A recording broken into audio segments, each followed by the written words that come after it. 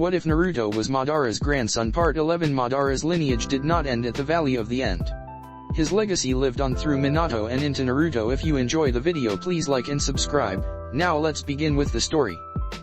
Come not between the dragon and his wrath. King Lear #previously you took my father from me, Shino said, dropping to his knees. But with you, I will rescue you, Shino replied, his eyes burning with fire, and the bugs seemed to feel his power and determination.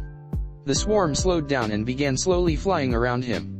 The bugs landed softly on him and started slithering their way into his skin. Shino dropped his black goggles to the ground and slowly stood up. His skin was now a deep purple and eyes shining a bright silver. Let's go hunting, #now #yes Shino-kun, his mother gasped when she took his appearance. He had dropped the gray hooded cloak and his traditional black goggles. His skin no longer had the traditional pinkish color, but it was now a dark purple, and his eyes, a shining silver. "What have you done?" she asked in complete disbelief. "Everything is alright, mother," Shino replied, easing his mother's worries. But his mother protested until she accepted it. A small smile made its way to her face when she realized that Shino had endangered his life by taking bugs that rejected so many of her clan before, and all for few. "You go get that girl," Shino's mom ordered, and he nodded with conviction. "You ready to go?" Shino asked, and Gaara nodded, pushing himself up. His chakra stores had been replenished and he felt like new. Gaara summoned 2 chunks of sand, and both he and Shino shot into the sky, chasing after the fleeing Akatsuki members.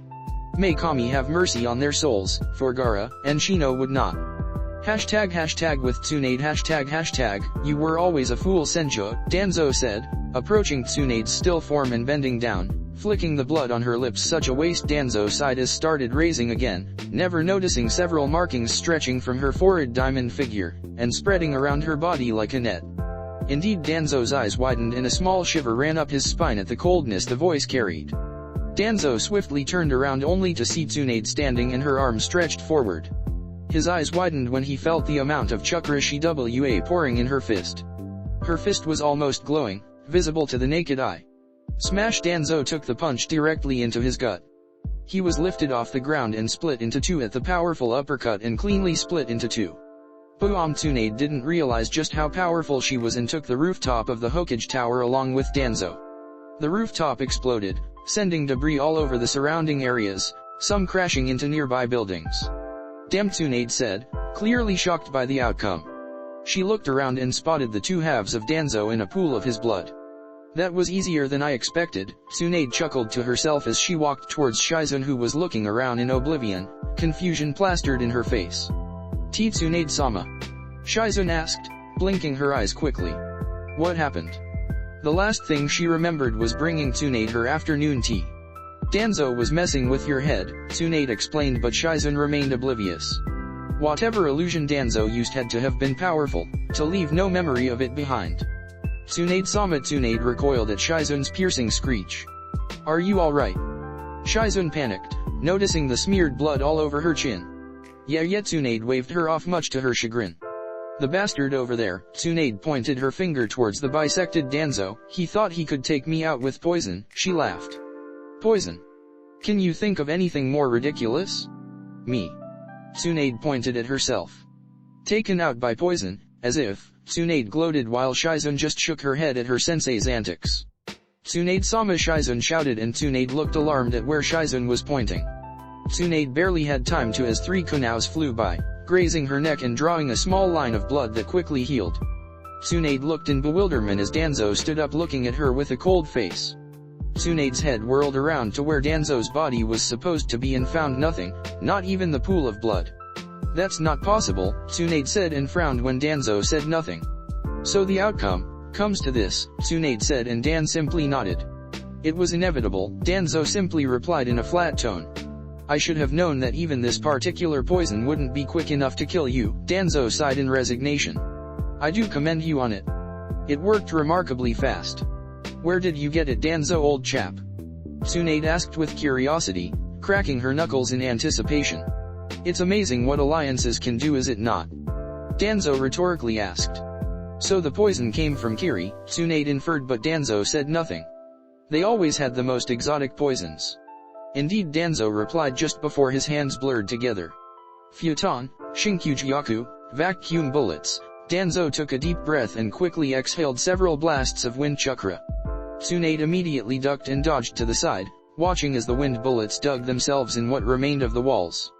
Tsunade ran forward, sidestepping another wind bullet and closing the distance between herself and Danzo. Danzo jumped backwards as Tsunade's fist crashed in the ground, making the earth rumble around them. Dakujiri, poison mist. Shizun exhaled a large cloud of purple mist, heading straight towards the now immobile Danzo. Futon, Daitapa, great breakthrough. Danzo countered with a strong gust of wind, sending the poison mist right back to Tsunade and Shizun. Tsunade rose a single leg and smashed it on the stone floor, making a heavy rock jump into the air.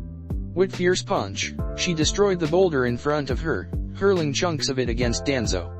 Danzo was caught completely unprepared for said attack.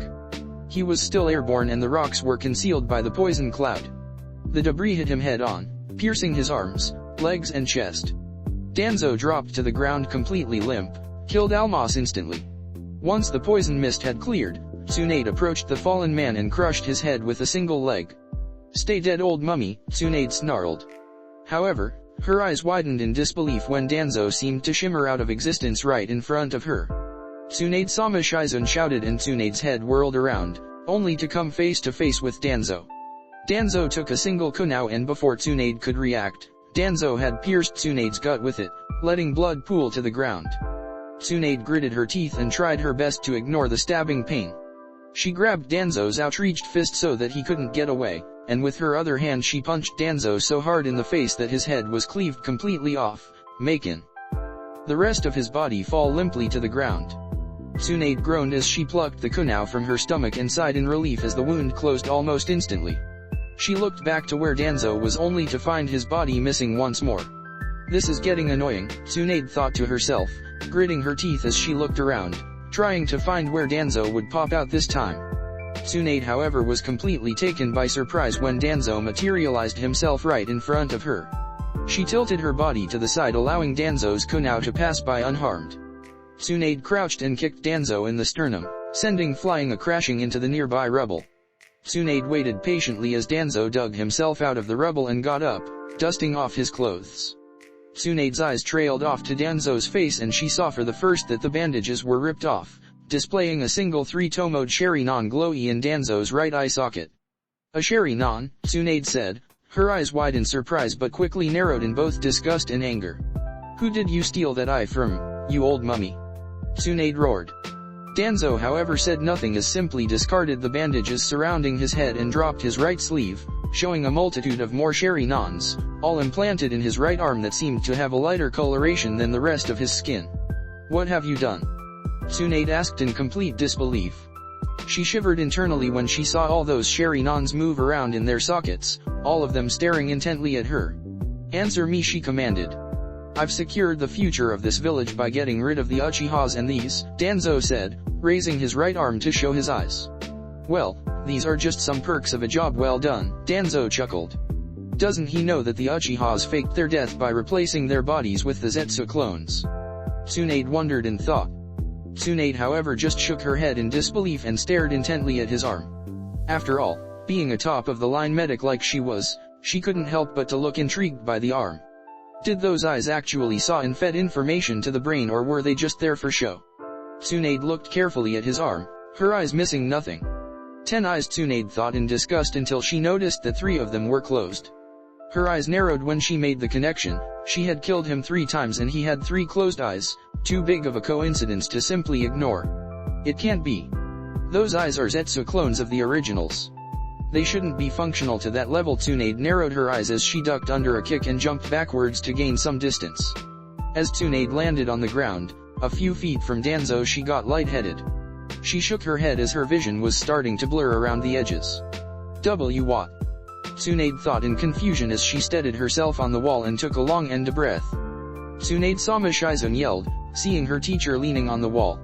She rushed towards her to immediately start a diagnostic jutsu. She didn't get far as Danzo intercepted her and delivered a solid blow to her stomach, following with a kick to her head. Shizun crashed against the wall and crumbled to the ground unconscious. About time, Danzo said, making Tsunade raise her head slightly from the wall to look at him in confusion and anger. Do you think I would came here unprepared? Danzo asked, raising a single eyebrow. No, my lady. Everything was prepared from the very beginning, Danzo began. Shizun administered you 2 poisons, thinking she was simply adding sugar to your tea. Danzo chuckled and Tsunade slid to the ground, leaning her back on the wall. The first poison did its job, forcing you to use your Byakugo no Jutsu, Strength of 100 technique. By using that ability, you fastened your metabolism, allowing the second, much slower acting poison to quickly become effective, but here is the trick. Danzo paused before continuing. The second poison will not kill you or cripple you permanently. It acts on the chakra network, not stopping its flow or anything but simply disrupting it. This is why you are lightheaded. This poison isn't actually harming anything in your body, and that is why your precious technique cannot do anything about it. Danzo finished, but Tsunade couldn't even reply. It was like she was staring at empty walls. This is the end for you, Hokage-sama, Danzo spat, channeling wind chakra through a kunao and raising it into the air. Chopping her head would most likely be the only way to kill her. After all, her healing technique was still going strong. Reikari, Danzo groaned, jumping backwards to avoid the lightning jutsu from Kakashi. Step away from Lady Tsunade, Kakashi warned, putting himself between Danzo and Tsunade. Kakashi turned his head slightly, only to catch a glimpse of Tsunade collapsed against the wall, in some sort of trance. Physically he could tell that she was unharmed. Shizun, however, was knocked out, lying on the ground near a pile of rocks. Kakashi turned his head backwards to one of the elders of the village, one of the advisors of the Hokage herself. Danzo, this is how far you have fallen? Kakashi asked, his voice taking a dangerous tone. His Sharingan instantly flared to life. He would take no chances against someone as seasoned as Danzo. In his prime he had been almost as strong as the third Hokage himself. This doesn't look good, Kakashi thought grimly. Danzo was a top-tier shinobi like him, but Kakashi had always been limited by his chakra levels. Taking into account he had just made 2 shadow clones to carry Yojao and Hayate to the hospital, things weren't looking too easy. Where is Minato-sensei and the rest of the Bat clan when we need them? Kakashi groaned and bent his knees when he saw Danzo dashing forward. I bet they could solo Danzo in under a second, Kakashi whined in thought, parrying a strike before lashing out a kick. Danzo jumped backwards to gain some distance and took a deep breath. Futon, Daitapa, great breakthrough, Kakashi channeled chakra to his feet, grounding himself against the powerful gust of air. The moment Kakashi felt the gust of air slowing down, he moved into action. His right sparkled with lightning chakra as he burst forward, leaving a trail of dust behind. Danzo scoffed at being underestimated like that. His Sharingan caught Kakashi's movements and he simply sidestepped Kakashi's attack. Danzo caught Kakashi's arm and flipped him above himself, smashing Kakashi into the ground. Kakashi groaned as he hit the ground hard and his Reikari dispelled from the impact. Danzo swiftly took a kunao and impaled Kakashi before he could even blink. However, to Danzo's surprise, Kakashi merely puffed in smoke to reveal a simple piece of rubble. Katon, Kukaku no Jutsu, great fireball technique, Danzo rolled to the side, avoiding the deadly fireball that flew just over himself. Before he could regain his bearings, Kakashi was already upon him, lashing out fast and brutal strikes. Kakashi threw a fast punch straight at Danzo, who merely parried his strike to the side. Kakashi's extended arm grabbed Danzo's head by the scruff of his hair and pulled him down, smashing his face right into one of Kakashi's knees. Danzo stumbled backwards, bringing his hands to stem the blood flow from his nose. Kakashi didn't relent and simply swung around, mashing his heel into Danzo's face and sending the old man crashing into a nearby wall. A split second later, Kakashi's hands were already blurring through hand seals. Katon, Ryukan no Jutsu, Fire Dragon Technique. A powerful dragon-shaped stream of fire erupted from Kakashi's mouth and engulfed Danzo. Kakashi took no chances and kept his attack up for nearly a minute. He felt his own breath getting short and stopped his jutsu. When his fire attack dwindled down and the smoke cleared, there was nothing but scorched rock. Kakashi rose an eyebrow at the lack of remains but didn't think much of it. Kakashi turned around and started walking back towards Tsunade to help her. Rookie mistake, Kakashi. Kakashi's head snapped to the left only to on the receiving end in a point-blank roundhouse kick. Kakashi groaned and spiraled through the air, crashing into the ground, hard. He shook his head, pushing the dizziness away and rose to his feet just in time to avoid a wind bullet. His eyes nearly popped open when he saw the wind bullet dig itself in rock a good 10 inches.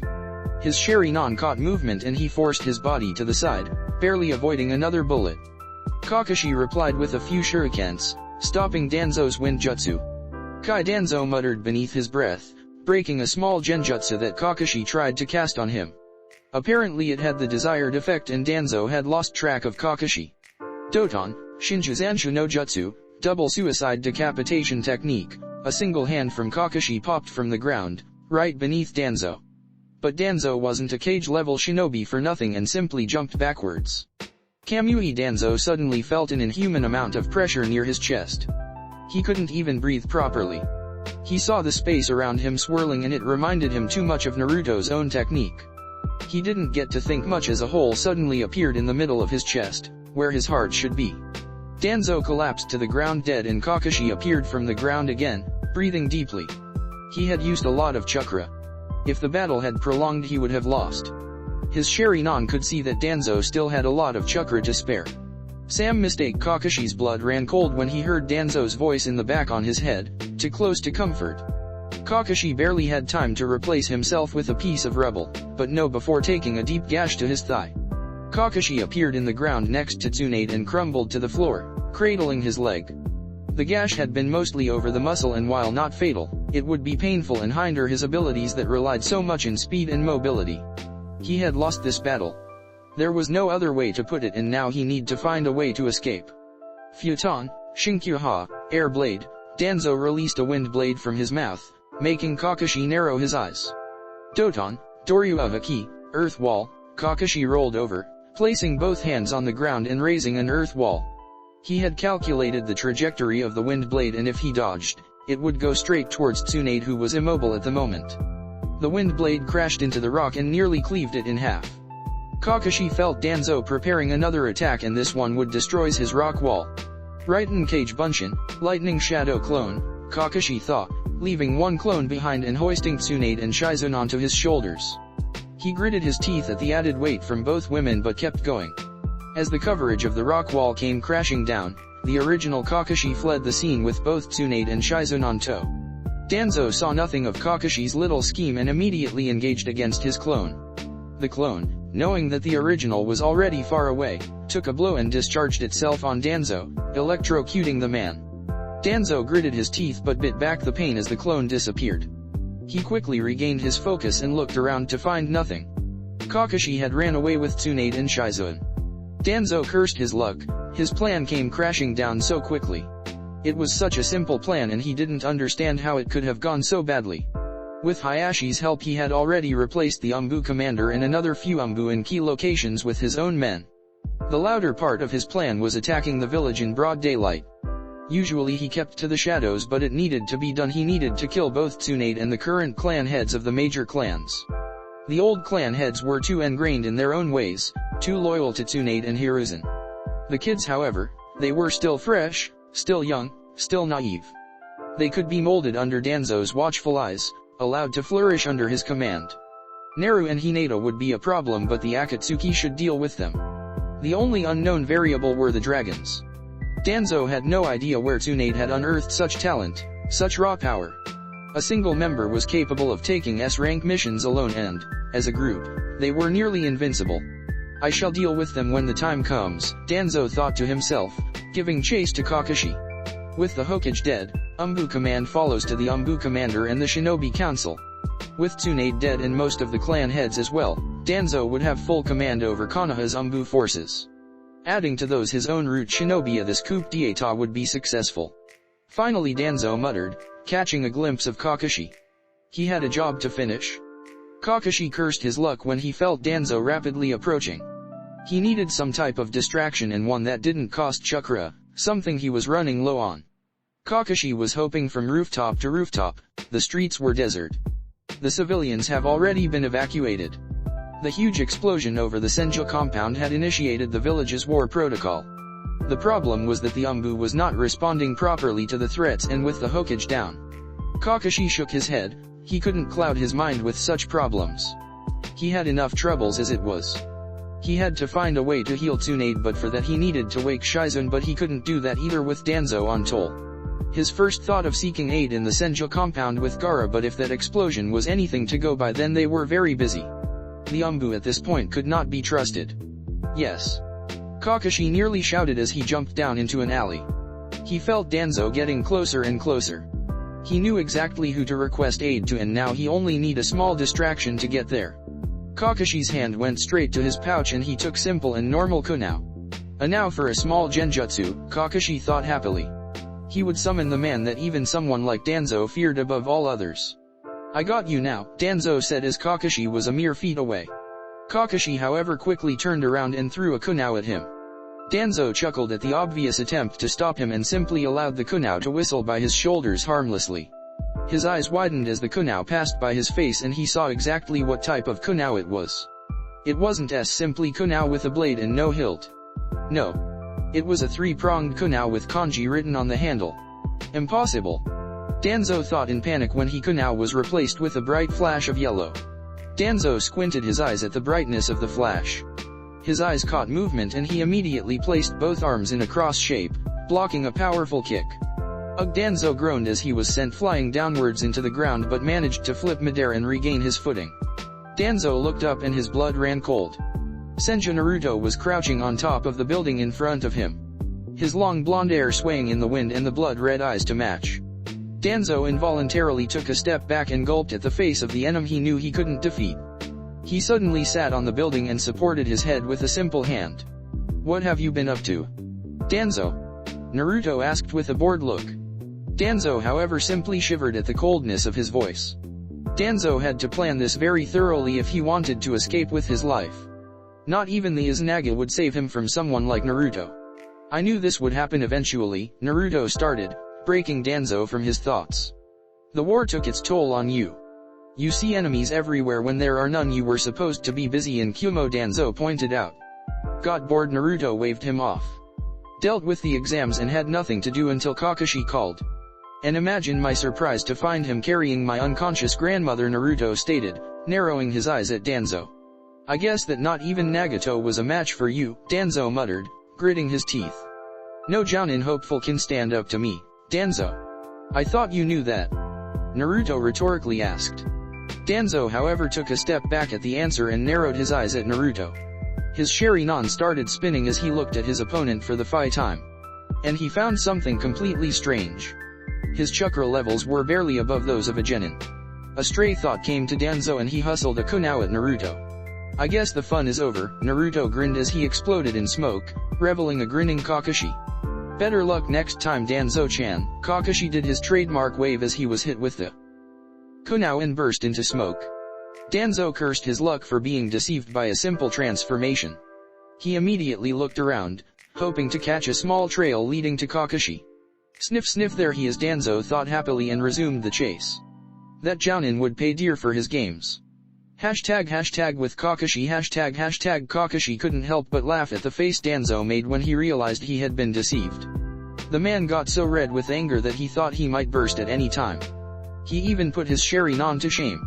Kakashi had arrived where he wanted and he released a sigh of relief when he saw the compound was undamaged. Hashtag Hyuga clan compound, at the same time hashtag so weak. So pathetic, Hayashi sneered, his lips curling in disgust as he looked down at the unconscious form of Hana, his ex-wife and current Hyuga clan leader. Hayashi looked around to see battles going around. He still had some loyal members of TH's previous main house. This clan has been reduced to nothingness. We used to be the strongest in Konoha and now look at us. Hayashi shook his head in shame.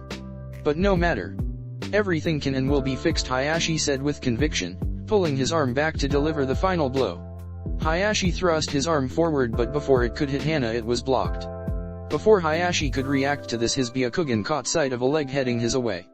Hayashi jumped backwards, avoiding the kick, and landed a few feet from Hana.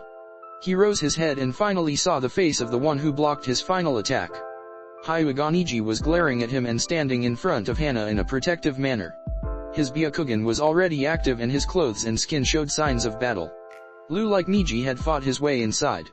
I can't allow you to harm Hana-sama, uncle, Niji said seriously, taking the standard Juken position.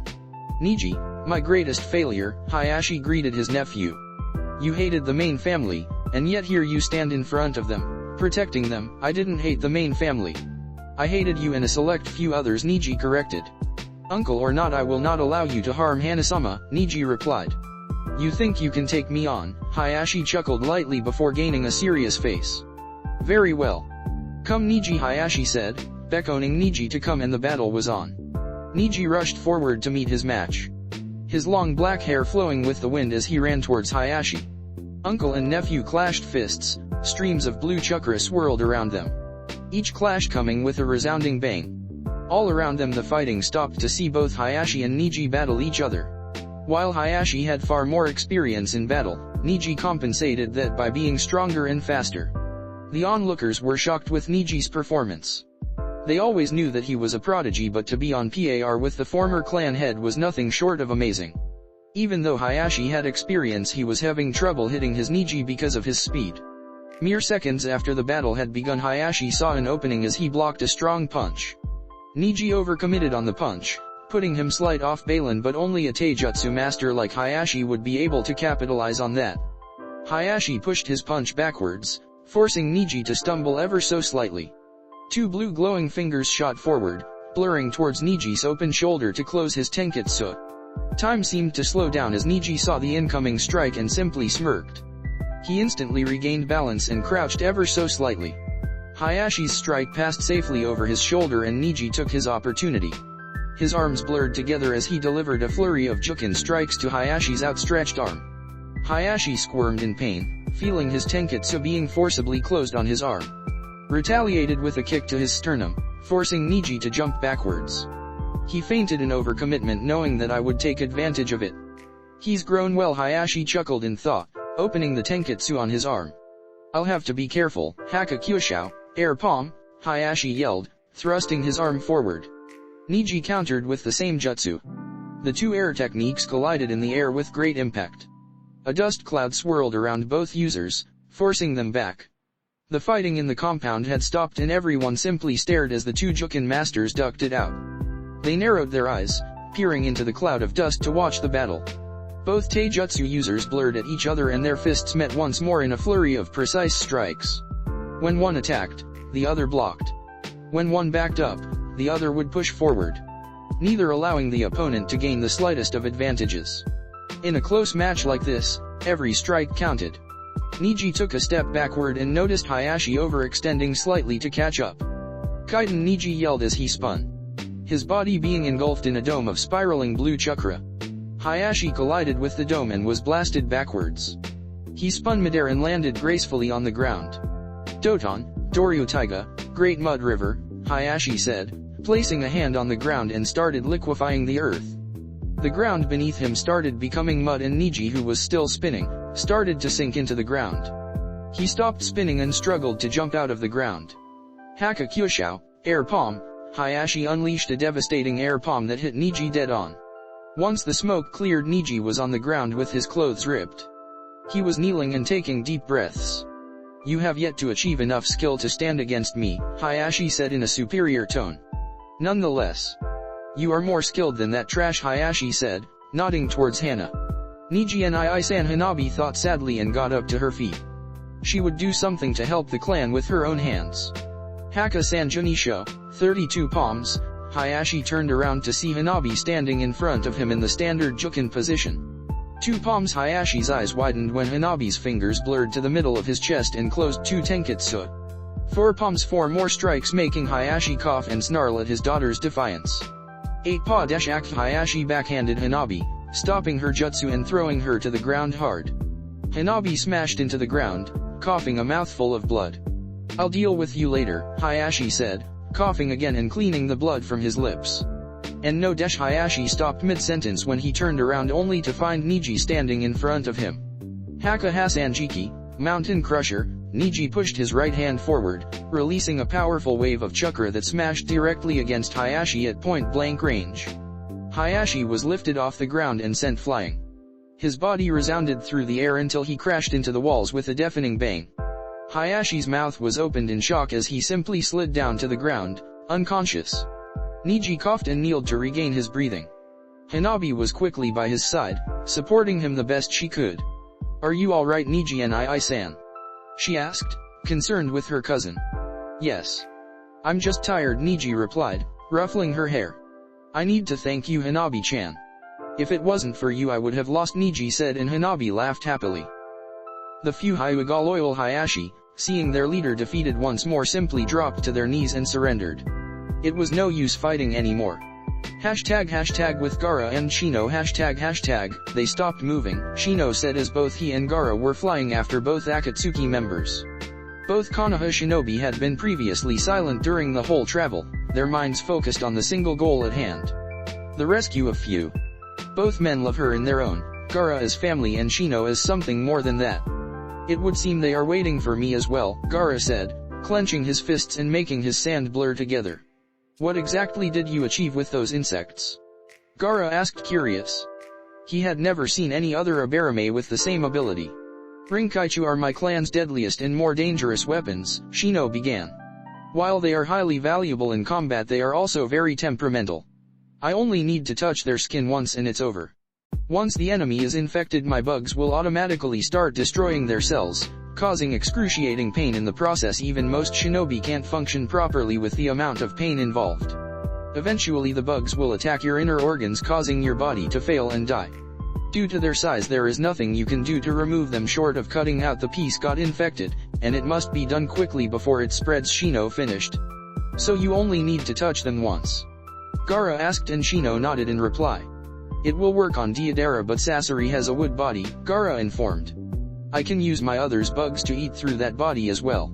Just get me close enough, Shino said, and Gaara nodded as they started lowering their altitude. About time, Sasori grumbled, seeing both Gaara and an unknown shinobi approach in the horizon. You're up, Deidara, High Master Sasori, Deidara grinned before throwing both arms into the air. True art is an explosion. Deidara yelled just before the sky lit up ablaze. What an idiot, Sasori felt like face palming.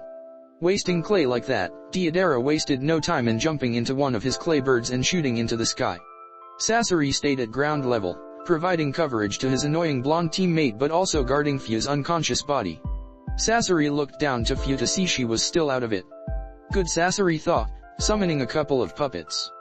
Back at the sky, Gaara was using his sand to shield Shino as he flew in a piece of sand as well. They were trying to close the distance between the bug user and Deidara, but his bird coupled with the explosions were making it difficult. Futon, Daitapa, great breakthrough, Gaara unleashed a powerful gust of wind, forcing Deidara to bank to the left to avoid it. As Deidara leveled up, Shino was there waiting for him. Shino leaped from his sand and landed rather harshly on one of Deidara's bird wings. The bird leaned to the side due to the added weight. Shino crouched, channeling chakra to his hands and feet to stick to the bird while Deidara tried to regain balance. The moment the bird became stable again, Shino jumped forward towards Deidara, who grinned and simply stepped of his bird. C2, Deidara said as he landed on a huge clay dragon that had been hovering beneath the bird. Katsu, Deidara yelled gleefully as the clay bird exploded with Shino still standing on it. Deidara flew around the area, waiting patiently for the smoke to dissipate. Whoa! Deidara plummeting to the ground with a blanket of sand after him. Master Sasori, Deidara screamed for help to his partner. The C2 dragon wasn't as mobile as his CLA birdie.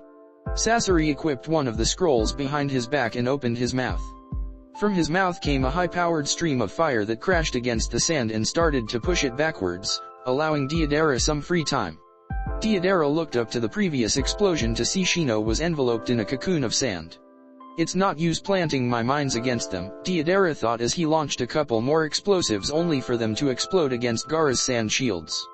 Deidara banked again to dodge a wave of bugs this time and shivered at the implications. Why did the Ichibai bring an Abarame? Deidara whined in thought. What are they doing? Deidara wondered in his mind. Suddenly all air combat had halted. The dragon flapped his powerful wings to remain stationary as Deidara looked quizzically at both Konoha shinobi. If you don't come I will, Deidara shouted, and the dragon roared before plummeting downwards to gain speed. Katsu, Deidara yelled as bombs exploded right behind Gaara and Shino. Hehehe, this is beautiful art, Deidara laughed gleefully when he saw chunks of both shinobi drop to the ground. His blood ran cold when a stray thought hit him. Did I kill the Ichibai Jinhiriki? Deidara thought fearfully at what he would suffer at Pain's hands if that happened. He was broken from his thought when he heard Sasori screaming for help. He looked backwards to see Sasori trying to fend both Gaara and Shino while protecting Fu's body from being snatched. Both Shino and Gaara did make an rather good combination. Shino would go in recklessly while Gaara shielded him from any attack.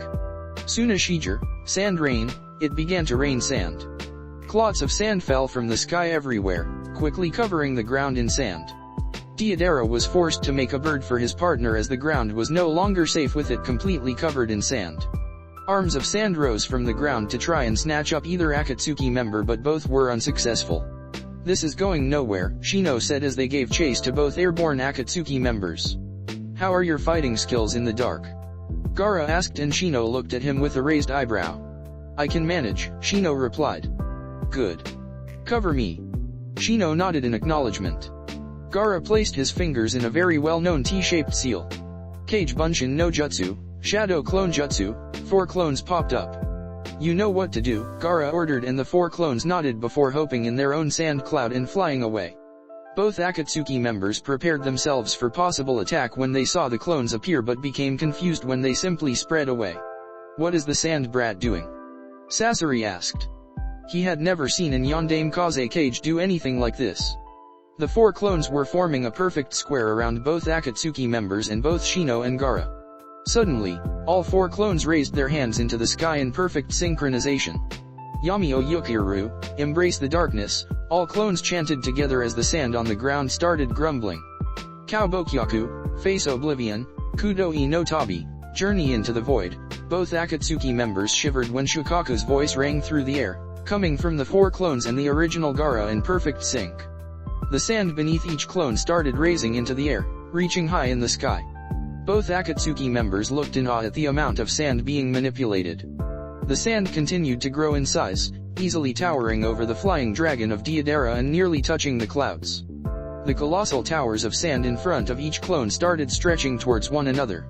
"They are locking us in," Sasori yelled, and Deidara's eyes widened at the implications. The clay dragon roared and flapped his wings wildly as they flew at high speed to the top of the sky. It was already too late to try escape the dome. His size was overpowering, so their only choice was at the top, which was still closing. Shino watched as both Akatsuki members flew off in a hurry. He looked towards Gaara to see that his eyes were different. The sclerae of his eyes was black, with yellow irises and pupils each taking the shape of a black 4-pointed star with 4 black dots around it. Gaara seemed to be in some trance and unaware of Deidara and Sasori's movements. "I guess that is why he asked for cover," Shino thought, extending both hands and letting bugs pour out of his sleeves. In the blink of an eye, the bugs had crossed the distance and started disrupting the Akatsuki members. "Katsu!" Deidara yelled, blasting those insects back and killing a bunch of them. "Shit. It's closing fast!" Deidara yelled and groaned when his dragon banked left, chunks of bugs clenching to his wings.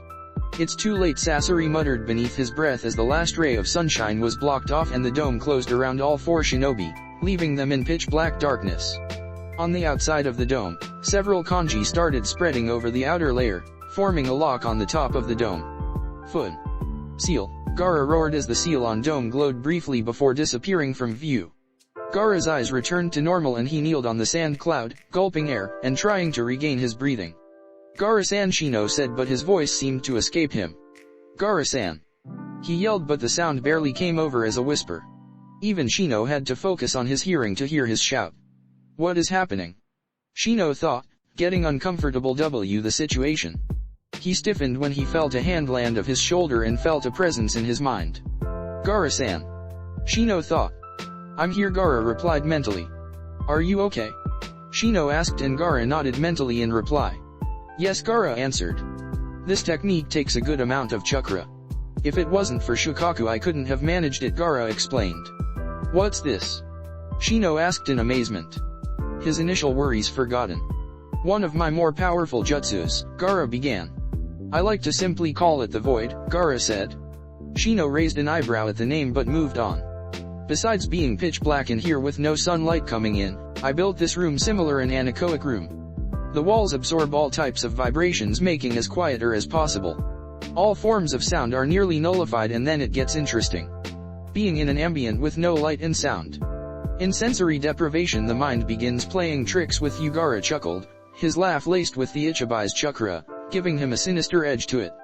"The max I managed to stay in here was a few hours, and that was without enemies inside, and the last ability is the sealing array on the outer shell that you can't see. To put it simply, We are all trapped here as long as I see fit. Should I ever fall in battle, the dome will start to shrink by itself, crushing anyone inside. The wall are reinforced with Shukaku's chakra and not even Deidara's bombs could bring this down. Their only way out is through space-time ninjutsu and I seriously doubt they possess such skill. We are affected as well, Shino countered. We are blind and deaf as well, you perhaps.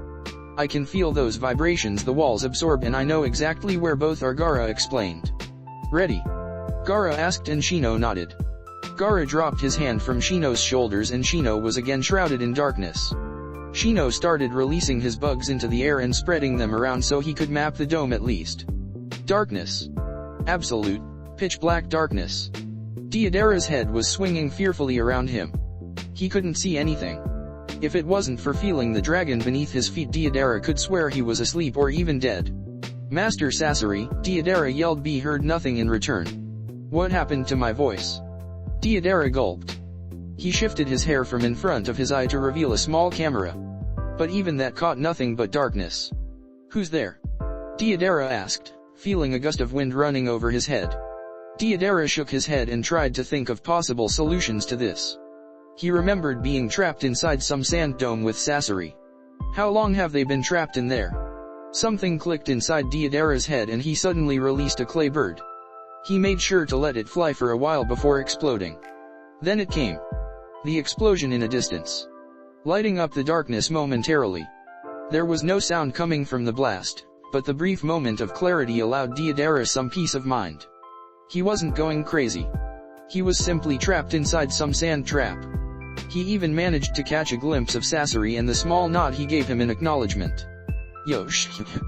Let's bring this place down, Deidara yelled to no one before launching his arms into the air and started pouring small clay birds. Art is an explosion, Deidara bellowed gleefully as the dome lit up ablaze. Hundreds of explosions could be seen in the distance, smashing against the hardened sand. Tisk, Deidara scoffed, seeing his bombs not even scratching the walls. And even if it did, the walls simply reformed instantly. You lose, Deidara shivered when a voice rang behind him. He immediately turned around, jumping backwards in the process.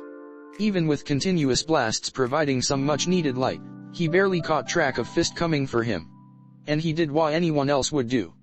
He brought his arms and blocked the strike. Deidara caught Shino's hand and replied with a kick with his sternum. Shino coughed and exploded into bugs. Weakling, Deidara replied before focusing on making more bombs. Arg. It came without warning. He collapsed to his knees as he felt the pain as strong as 100 daggers sinking into his stomach. Groaning and screaming with anguish, he writhed about on the dragon, clutching his arms. His eyes were watery with the sheer pain and his breathing came out in sharp, shallow rasps. Sweat dripped down the side of his face and covered his forehead in a thin sheen. Help, Deidara croaked. His desperate tone made his words almost inaudible. Losing control of his clay dragon as he plummeted to the ground, landing rather harshly. The dragon simply melted away into a white substance, quickly being absorbed by the moving sand on the ground. He trembled in the floor, looking hopelessly as his arms disintegrated in front of his own eyes. Eaten away by some purple substance as it made its way up his arm and onto his shoulders. To make matters worse, he could feel tendrils of sand wrapping themselves around his body. The first wrapped itself around his chest, binding him to the ground. The next came over his mouth, preventing him from screaming and muffling his moans of pain. Another one over his nose, preventing him from breathing as he was slowly dragged downwards into the depths of the earth. I didn't even manage to show my final art, was Deidara's last thought as his body crumbled to dust and was swallowed by Gaara's sand, buried deep on the ground, where no one would even find his remains. Only Sasori is left, Shino thought happily. Deidara had met his end and honestly, Shino felt no remorse. He had it coming. Gotcha. Shino's eyes widened when he felt arms of wood wrap themselves around his body, restraining any movement. How come Shino's bugs didn't feel Sasori coming and how did he even find him in this darkness? Gaara's sand came flying at top speeds and immediately crushed the wooden puppet.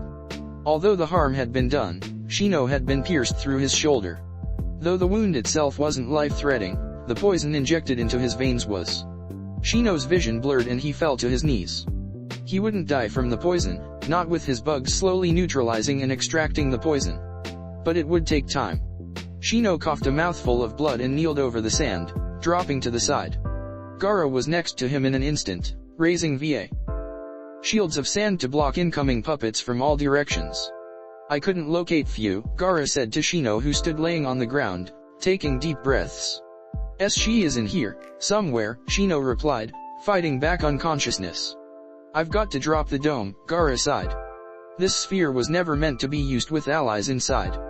Gaara thrived alone in here with only his opponents, where he could throw sand attacks at will and not worry about hitting a friendly.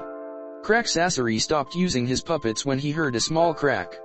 He heard for the first time since he was inside the bloody dome. He looked up to see light entering through the dome as it began cracking and falling apart. All around him the dome was collapsing and the world around started appearing. So Deidara is gone. Sasori sighed, unable to locate his partner. Sasori looked to one of his puppets holding Few. She was still unconscious, but that wouldn't last longer. They expected Gaara to come alone, but it appeared that Danzo's plan didn't create as much disruption as expected. It's just the two of us now, Gaara said, lowering Shino to the ground, away from the incurring battle. I can't use any jutsu with Few standing so close to him, Gaara thought. So it seems, Sasori replied, releasing Few more puppets. He had already lost his precious third Kaze cage. He was now using his own body with dozens of puppets simultaneously. Gaara raised his hands and immediately sand rose from the ground, chasing Sasori, who used his puppets to slice through the sand. A scroll glowed briefly on Sasori's back before he started releasing a stream of flames. Gaara immediately commanded H-sand around him, forming a solid wall against the incoming fire. Shinshin Happa, 8 waves of needles, a puppet flanked around Gaara's defensive walls and spat a rapid stream of countless senbon. Gaara immediately sent his left arm right, raising a shield of sand to lock the deadly weapons. Another puppet flanked him from the other side, forcing Gaara close himself completely in sand. Gaara was trapped inside a solid cocoon of sand, taking fire from the original Sasori and his puppets. Sabakaha, desert wave, the cocoon exploded in a wave of sand, engulfing the stream of fire and instantly crushing both puppets. Sasori jumped backwards, dodging the wall of sand that crashed in his location. Futon, Mugen Seijin de Tapa, Sandstorm Devastation, Gaara took a deep breath and unleashed a chakra-coated sand cloud, destroying every single puppet and pushing Sasori backwards.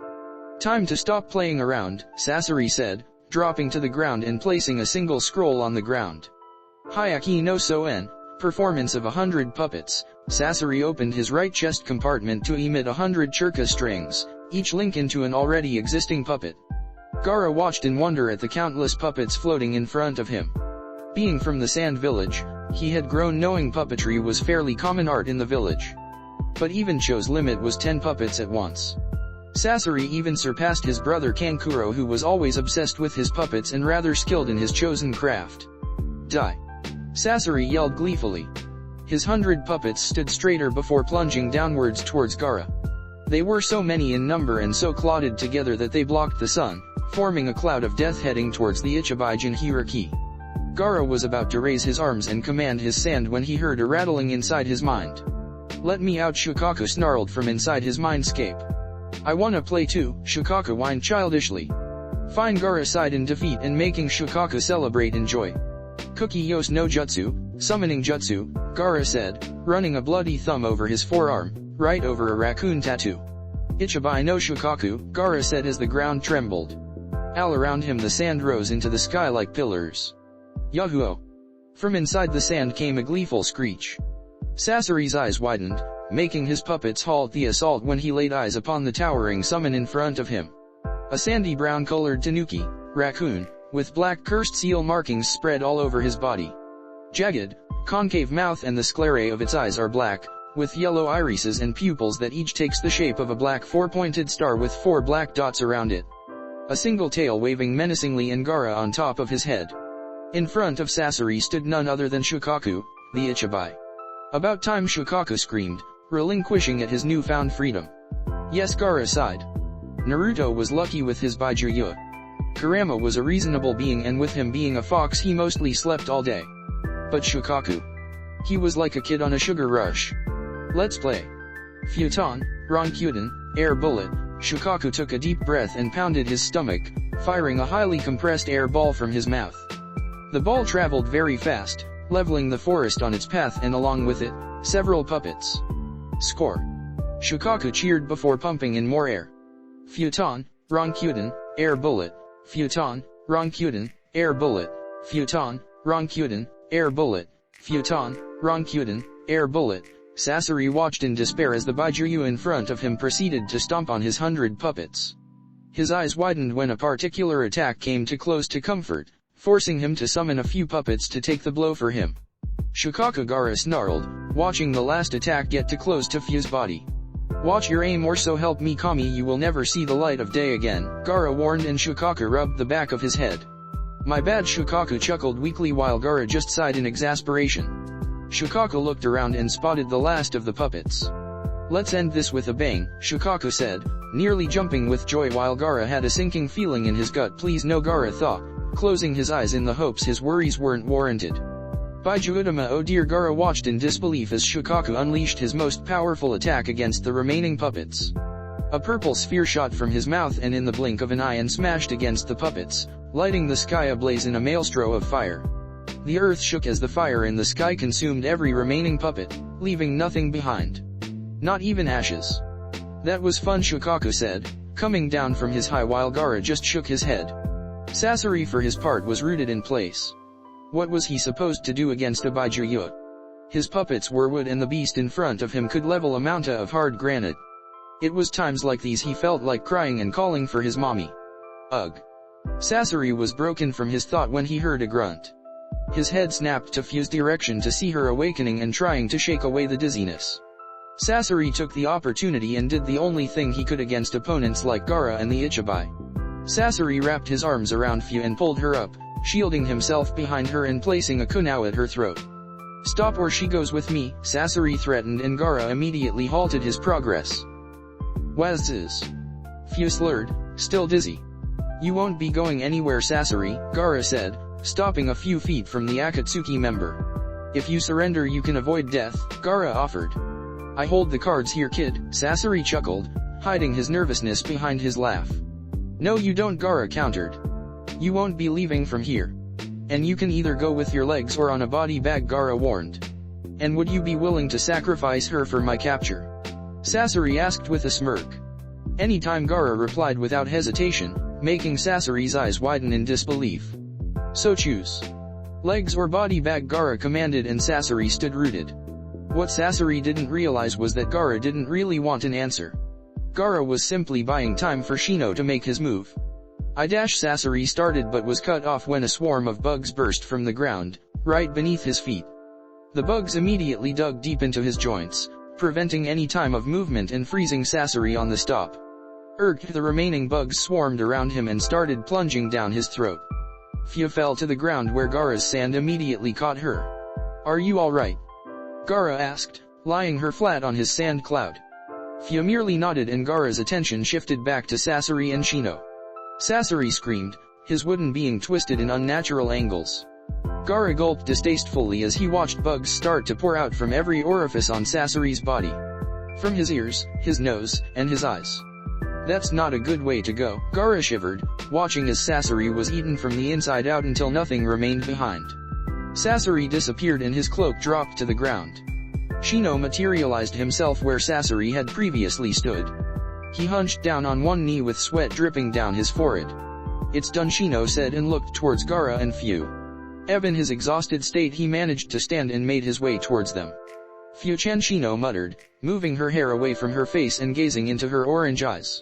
"Shino-kun," Fu muttered with a small smile. She knew he would come for her. She closed her eyes and leaned forward ever so slightly.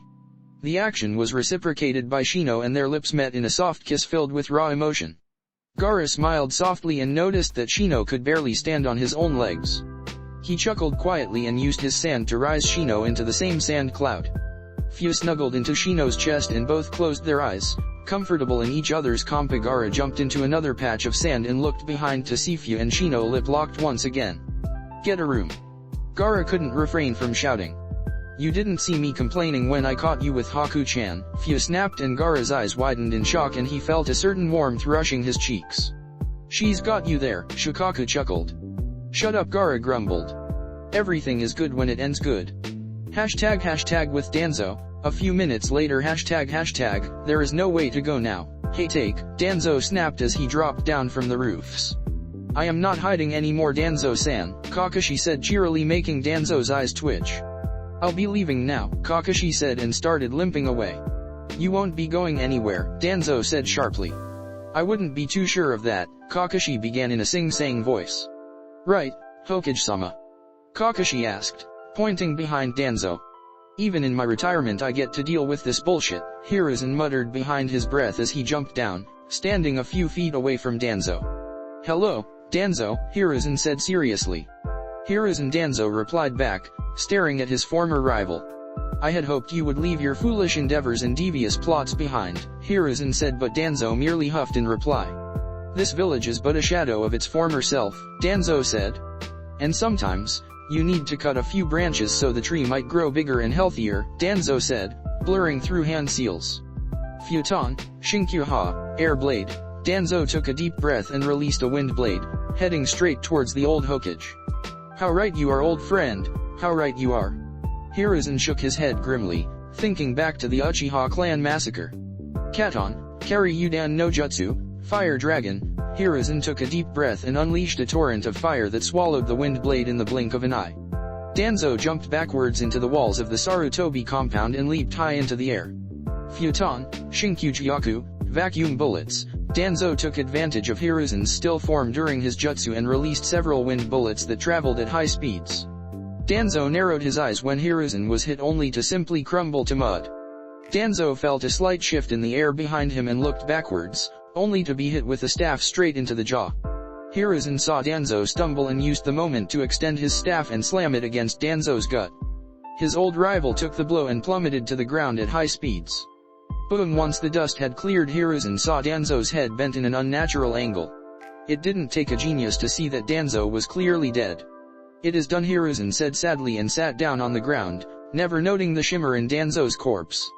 Squelch! Hiruzen's breathing hitched when he felt a kunai pierce through his chest. Such a rookie mistake, old friend, Danzo chuckled but was caught completely off guard when he saw Hiruzen chuckling as well. I'm not that old, Hiruzen replied before bursting into mud. Shuriken Kage Bunshin no Jutsu, Shuriken Shadow Clones. Danzo's head snapped towards the voice only to find a sea of shurikens coming against him. He couldn't do nothing but be hit again, and again until he dropped to the ground. His breathing hitched as he died again, the blood pooling on the ground at the rooftops. Hiruzen swung his staff and looked around, waiting for his old friend to pop up again. Hiruzen felt a presence and turned to that direction immediately.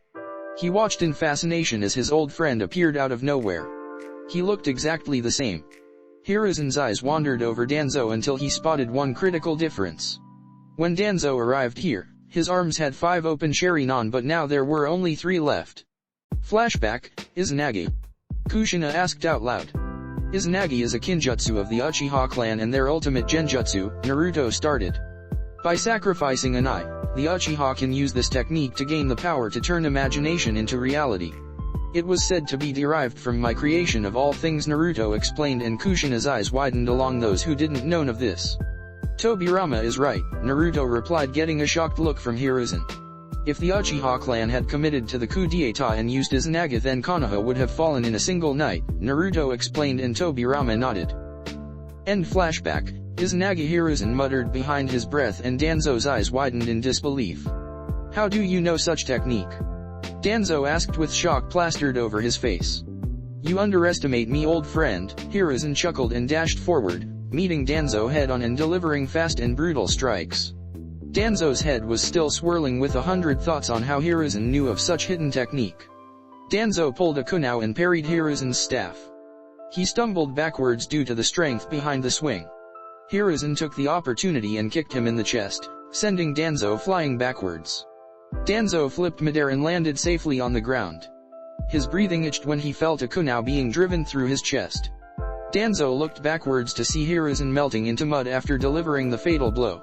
2 to go, Hiruzen thought, pulling a couple of kunai and hurling them all around him. Danzo shimmered into existence only to take the full blunt of a couple of kunais.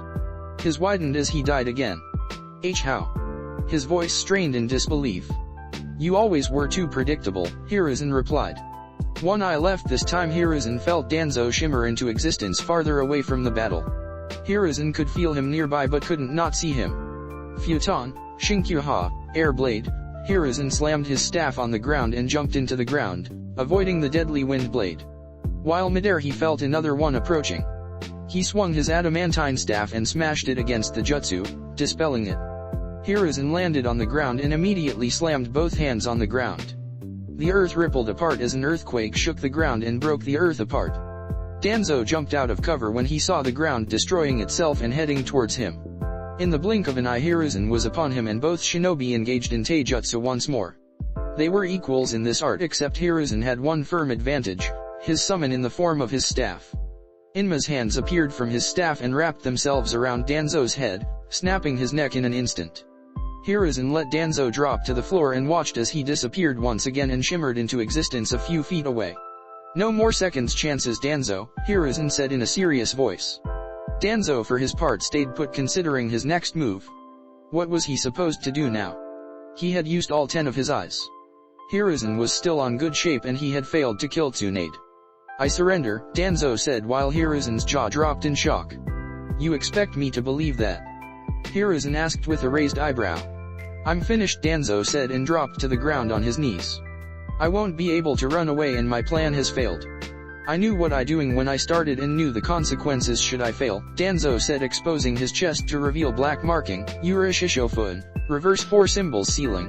Hiruzen noticing the seal activating jumped backwards to gain distance from Danzo.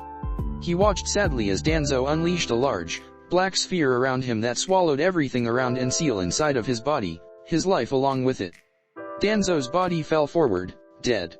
"I truly hope you find peace on the other side," Hiruzen muttered, hoisting Danzo's body and taking him away.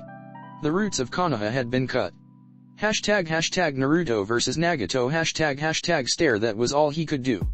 That was the only thing running through Nagato's mind at this point in time. His jaw was opened and his eyes widened in disbelief. He himself stood on top of the Gadamazo, the biggest of any summons he could manage, and yet, it barely reached the knees of the colossal beast standing in front of him. It was completely silver in color, neither too dark nor light, with the exception of completely pitch black eyes, so dark that they could be mistaken by hollow sockets instead of actual eyes. Long, shaggy white hair that reached its waist with sharp, jagged teeth and 2 massive red horns protruding from its forehead. A samurai-like armor, forming robes, pointed shoes and body armor on its shoulders and waist. Over the armor, a large white garment, and on his back, bony and featherless wings. Never forgetting the twin scythes strapped to his back. The Susanoo raised a single hand and placed it on top of the Crystal Peak Mountain, the biggest and tallest mountain in the elemental nations, and yet, it barely reached above the Susanoo's waist. Naruto's Susanoo stood proud and tall, in all its coloss size, looking down at Kumo like some demonic visage. Nagato flinched when the Susanoo moved his head ever so slowly, hearing what sounded almost like metallic gears, grinding themselves together. The Susanoo stopped its movement and all that Nagato could focus was those black eyes, peering into H-Soul, and that was until he noticed a diamond-shaped figure in the middle of its forehead. And inside of it, Naruto stood with his arms crossed and seemingly floating midair. Susanoo started moving again and Nagato watched as the figure bent and lowered itself until its black eyes were but a few feet away from the Gadamazo. "Tell me, Nagato," Naruto began, drawing Nagato's attention from the Susanoo's black eyes and unto himself. "Do you feel like a god?" Naruto asked with a smirk tugging his lips. "Or an ant, about to be squashed like the bug he is," Naruto said, his Sharingan glowing with so much unbridled power that its traditional black pattern was lost in a sea of red. Nagato's voice got caught in his throat. It was mind-boggling. There were no other words for it. He himself had battled against the Sharingan. Hell. He had fought against its true power, the main Jakyu Sharingan, and yet, all those times palled in comparison to now. He had fought Ataka to see if was worthy of joining the Akatsuki. But even Ataka couldn't do this. Sure, he had seen Ataka's Susanoo, but even that was a mere fraction compared to Naruto. The visage in front of him made everyone else's Sharinans feel like cheap knocks, with Naruto being its true heir. And yet, Nagato couldn't help but to ponder on this. The Sharingan was supposed to be descended from his own eyes, the Rinnegan, the first and strongest of all Jujutsu. If that was true, then how far was he from truly mastering his Rinnegan? Was there more power beyond his grasp and understanding of the 7 paths? Perfect Susanoo. Nagato, the man who considered himself a god, felt a very human chill running up his spine. Susanoo, the god of sea and storms. Nagato was brought from his thoughts when he felt the ground shake around him. His eyes widened when he saw the Susanoo pick the Gadamazo like some doll. Hold on tight Nagato, Naruto chuckled and Nagato panicked as he secured himself to the top of the statue. We are leaving the village, Naruto said as the Susanoo's wings opened and his knees bent. With a powerful flap of its wings, Naruto's Susanoo shot into the sky with the Gadamazo in hand, and a yelling Nagato on top of its head. It seemed more like a jump than a flight because they landed mere seconds later. Naruto simply threw the Gadamazo to the ground and raised a single leg. Insects know their place, right? Naruto asked and brought his foot down at blinding speeds. Boom! It felt like a meteorite had hit the ground. Nagato had barely been able to order the Gadamazo to roll on the ground, avoiding the Susanoo's foot by mere inches. Not that it mattered, the sheer force of the kick hurled the Gadamazo into the air and crashing into the ground. Roar! The Gadamazo quickly got up and roared, sending a shockwave, pushing and dislodging the earth apart. Cute Naruto said and watched as the Gadamazo's head started glowing a bright blue and shot several bolts of chakra against Naruto. Naruto's Susanoo simply stopped walking and watched as the chakra bolts crashed into the armor and dispelled in smoke, not even a scratch on his ultimate defense. Did you know that my Susanoo is very special? Naruto rhetorically asked and watched as the Gadamazo placed some distance between them. Nagato's eyes bulged out in shock when he saw Naruto's Susanoo make a single hand seal and rear its back slightly, as if taking a deep breath. Unfortunately his worries were confirmed very quickly. Katon, Goka Mekyaku, Great Fire Annihilation, from the Susanoo's mouth came an ocean of fire. Nagato did the only thing he could and raised his arms into the sky. Gakido, Preta Path, Nagato yelled as a silver sphere rose around him mere moments before he and the statue were engulfed in white-hot flames. Nagato had to shut his eyes due to the brightness of the fire surrounding him.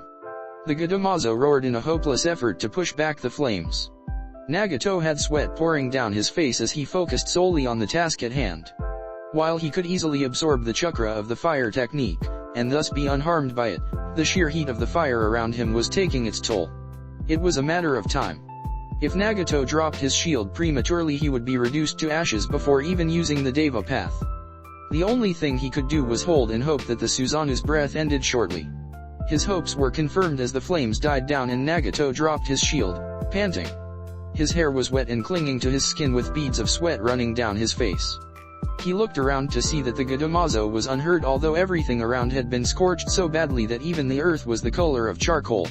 I have no choice, Nagato thought to himself grimly. Summoning the Gadamazo was dangerous as it was, but this would be suicidal. I have to try. If I can't win, no one can, Nagato thought to himself as he sat cross-legged on top of the Gadamazo, bending his legs with the help of his arms. Naruto stopped his advances and simply watched in curiosity as Nagato sat and took deep breath, closing his eyes in concentration. Now that's bold. Closing his eyes when I'm in front of him, Naruto chuckled to himself. The last fire technique didn't ta as much chakra as he expected. It would seem any jutsu would cost the same amount of chakra despite being used in its Susanoo form, and thus, being exponentially more powerful. Suddenly the ground grumbled as the Gadamazo's eyes opened themselves with the exception of 4 that remained with the eyes lids closed. Roar! The Gadamazo roared as he opened his mouth and started concentrating a mixture of blue and red chakra. Both chakras swirled around each other, forming a purple sphere. By Juudama, the Gadamazo reared his head before unleashing the tailed best ball against Naruto, sending it straight for the Susanoo's head. Before it could even get any close, Naruto brought a single hand and flicked the tailed beast bomb away, like some bug tha landed on its arm. Enough, Nagato snapped, seeing his latest attack deflected like nothing. His Rinnegan started glowing softly as he clasped both hands together. Shibaku Tensei, Nagato roared as he released a small black sphere high into the sky.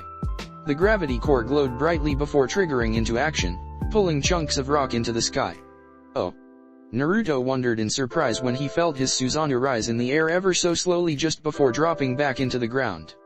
Nagato, seeing this, tightened both hands together, pushing his technique to the absolute limit. A small trail of blood ran down from his eyes and nose as he poured everything he had into this last technique. The sky glowed brighter and this time Naruto knew that even with his Susanoo, he would be pulled upwards.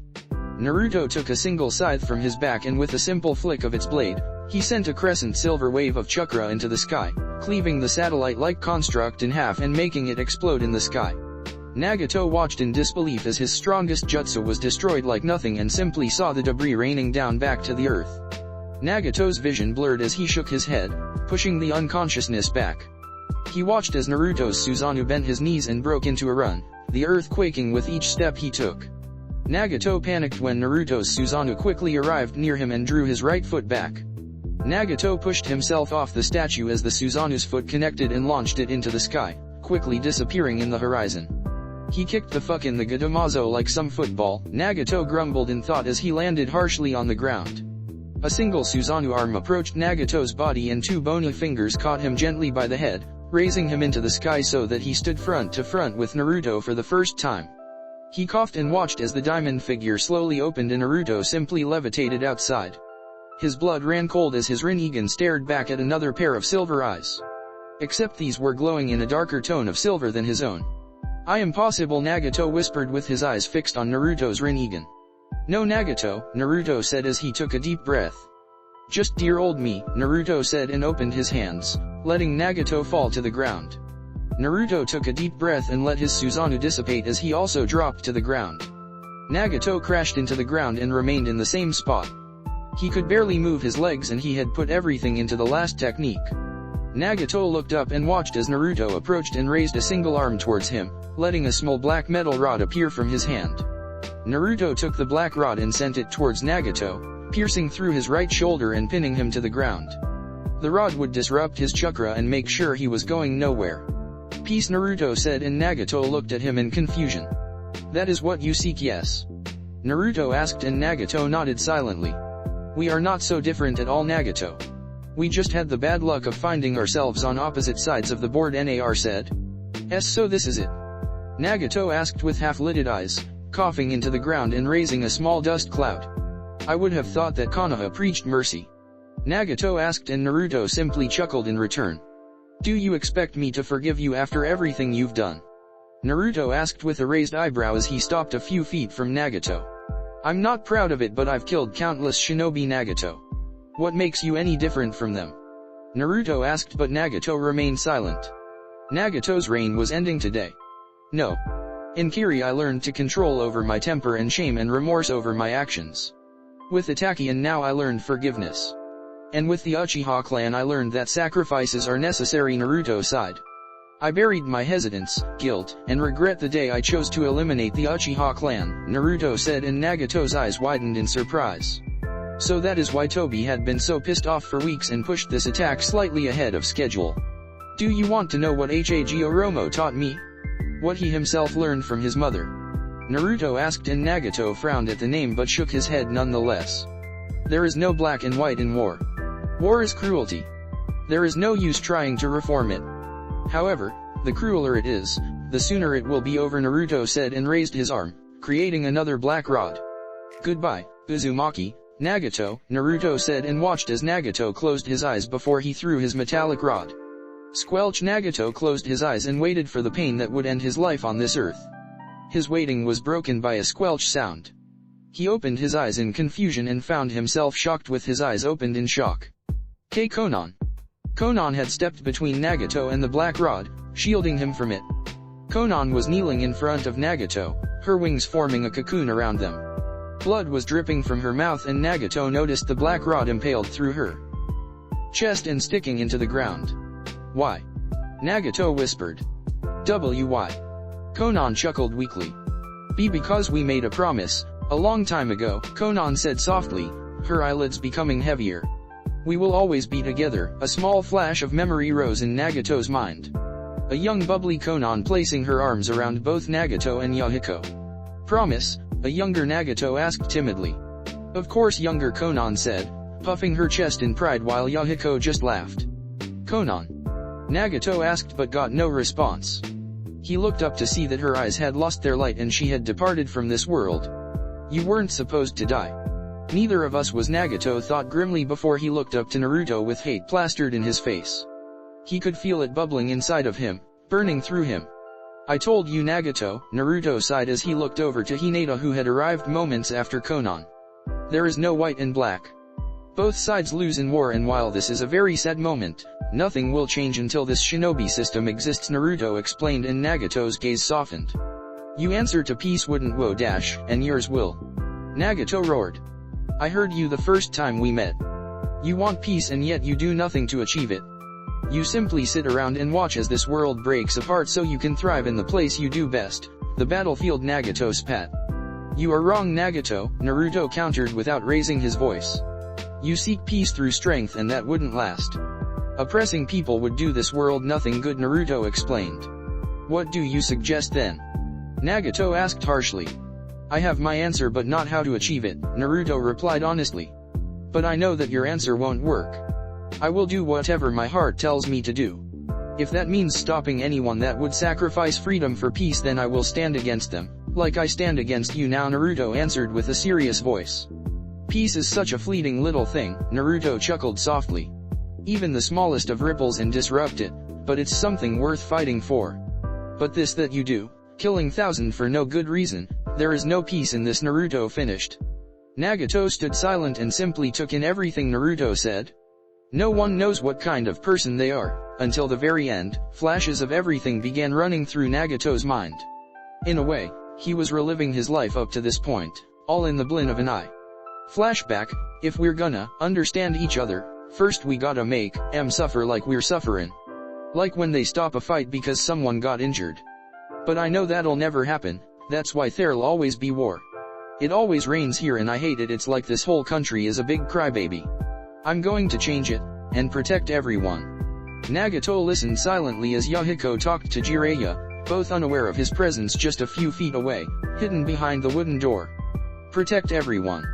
Nagato wondered, listening carefully. Scene break. You and Konan, you've gotta stay alive somehow. You're the savior of the world. You can bring real dash. Yahiko's head fell forward, his eyes closing as he died in the shoulders of his best friend. Scene break. If war is going to continue, I will become the god of the world. Scene break. Where there is light, there is also darkness. As long there are winners, there will also be losers as well. It is cause and effect, and one cannot be separated from the other. But imagine a world that knows only winners. A world that knows only peace. A world that knows only love. Worlds like these can be created. Help us and you will learn the way. Finally your dreams come to fruition, Toby said as he arrived via Kamui. It was worth all the sacrifices it took to get here, Toby said, looking at the 6 paths standing in front of the fallen Hanzo. It was a long journey, but this is the end of the internal warfare of the Hidden Rain. All there is left is to conquer the land and create the world we want, Toby explained. Now, I will need to ask you to help fulfill my dreams. I believe that was the promise, Toby said, looking intently towards Nagato. I understand, Nagato replied. So what do you specifically require? Nagato asked. First as members, Toby began. In order to move as the Akatsuki, I'd say we need to gather, let's say 10 members, not including me. In the Akatsuki we already have you and Konan, with Zetsu that makes 3. Go and gather 7 others, Toby finished. Why not count yourself among us? Nagato asked suspiciously. I need to take care of things behind the scenes, Toby replied. When the time comes, I will join the Akatsuki, but until then you will be the leader, understood? Originally, your plan was one of my goals.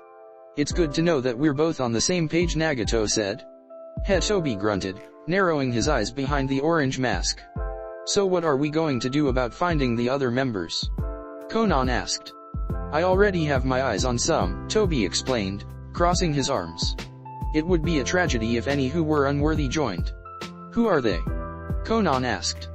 I have 3 in particular in mind, Toby said, raising 3 fingers. One stole the hidden waterfall's secret technique and is now an immortal, Kakuzu. Second, a rogue ninja of the sand, a puppeteering genius, Sasori. The third and final is someone no too distant from me, the one who slaughtered his own clan, Uchiha Itachi. I will bring him and myself. Zetsu here will be your guide. Contact each one of them and bring them in. Now go. Complete your assignment. For our ambitions. Toby replied, warping away. Scene break. How is everything so far? Toby asked, leaning back on his couch. Including Itachi, whom you brought into the Akatsuki yourself, our members are out collecting information on the Jinhira key and gathering funds. Conan explained. Good. Toby nodded, resting his head on his fist. And how about you? Pain asked, looking towards Toby.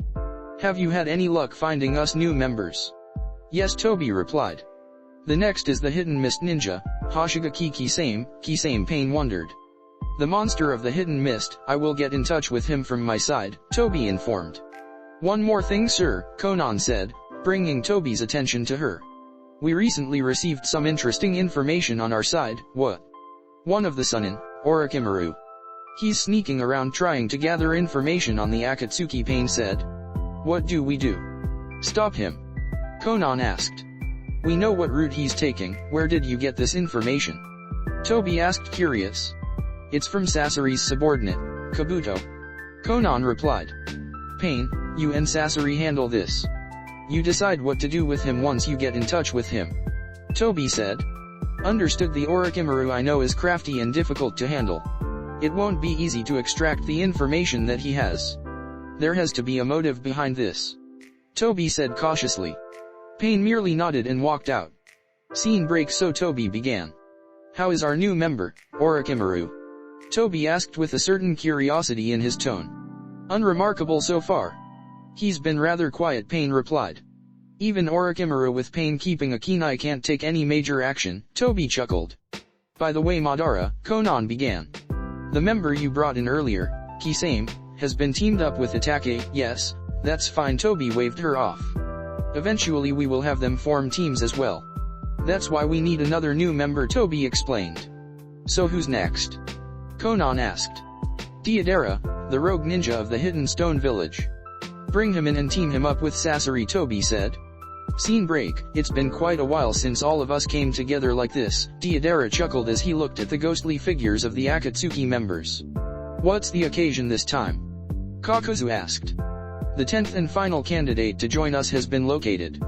Pain informed. Finally, and? Sasori asked. Orochimaru, Pain began, looking straight at Orochimaru. There's a new religious group calling themselves the Way of Jashin. Well, I guess you could call them a cult. I received information that recently the group succeeded in a certain experiment, P said.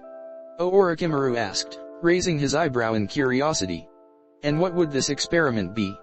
Immortality, Pain replied. Immortality? Kakuzu asked out loud. The one who became immortal is called Haiden. He used to be a ninja of the hidden steam village. We will bring Haiden as our newest member. Orochimaru, Kakuzu, and Zetsu, your task is to bring him in, Pain said. Understood, Zetsu drawled. The rest of them disappeared, leaving only Orochimaru, Kakuzu, and Zetsu behind. Be aware all of you, Pain said.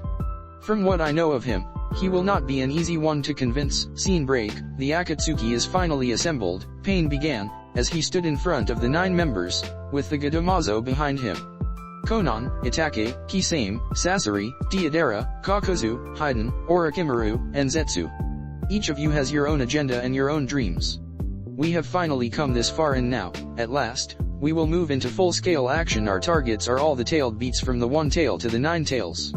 The opponents are strong, but we will gather all the 9 Baijuyu and bring the great ambition of the Akatsuki to fruition, Pain said, raising his fist into the air. We 10 shall accomplish this. And understand this, failure is not an option, Pain finished as the group walked out of the cave. The curtain opens on the Akatsuki, Toby whispered to himself, sitting on top of the Gadamazo, having watched the meeting without anyone realizing his presence. Now, Project Tsuki no Mi, Moon's Eye Plan, begins. Scene break. We have finally gathered 5 of the 9 Baijuyu, Toby began, looking at Pain. Hakusabi remains in Kumo while the Ichibai, Nanabi, and the Kyuubi are in the leaf. We have already lost Kakuzu and Haiden to the Kyuubi, Pain said. What do you suggest we do? I contacted Danzo in the leaf. It appears he's unhappy with the course his village is taking and has agreed to come to terms, Toby chuckled.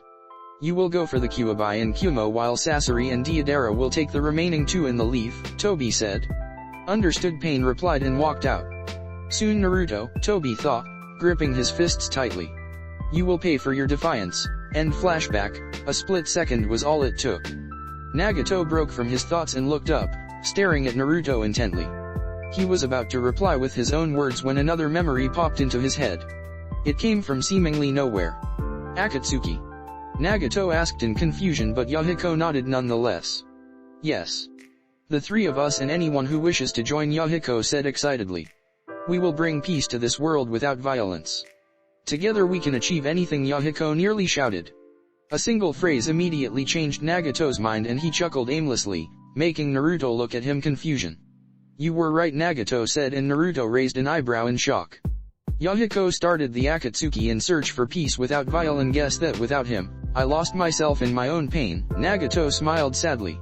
Could you take the rod out? I have one last thing to do, Nagato asked, and Naruto shrugged his shoulders. He was curious what Nagato would do. Naruto approached him and swiftly took the rod out. Nagato didn't even flinch as the metal bar left his flesh. I've damaged this world enough as it is. Maybe this heals some of that, Nagato said, shakily bringing both hands together. Godot, outer path, Nagato began, and Naruto's eyes widened at the seal sequence.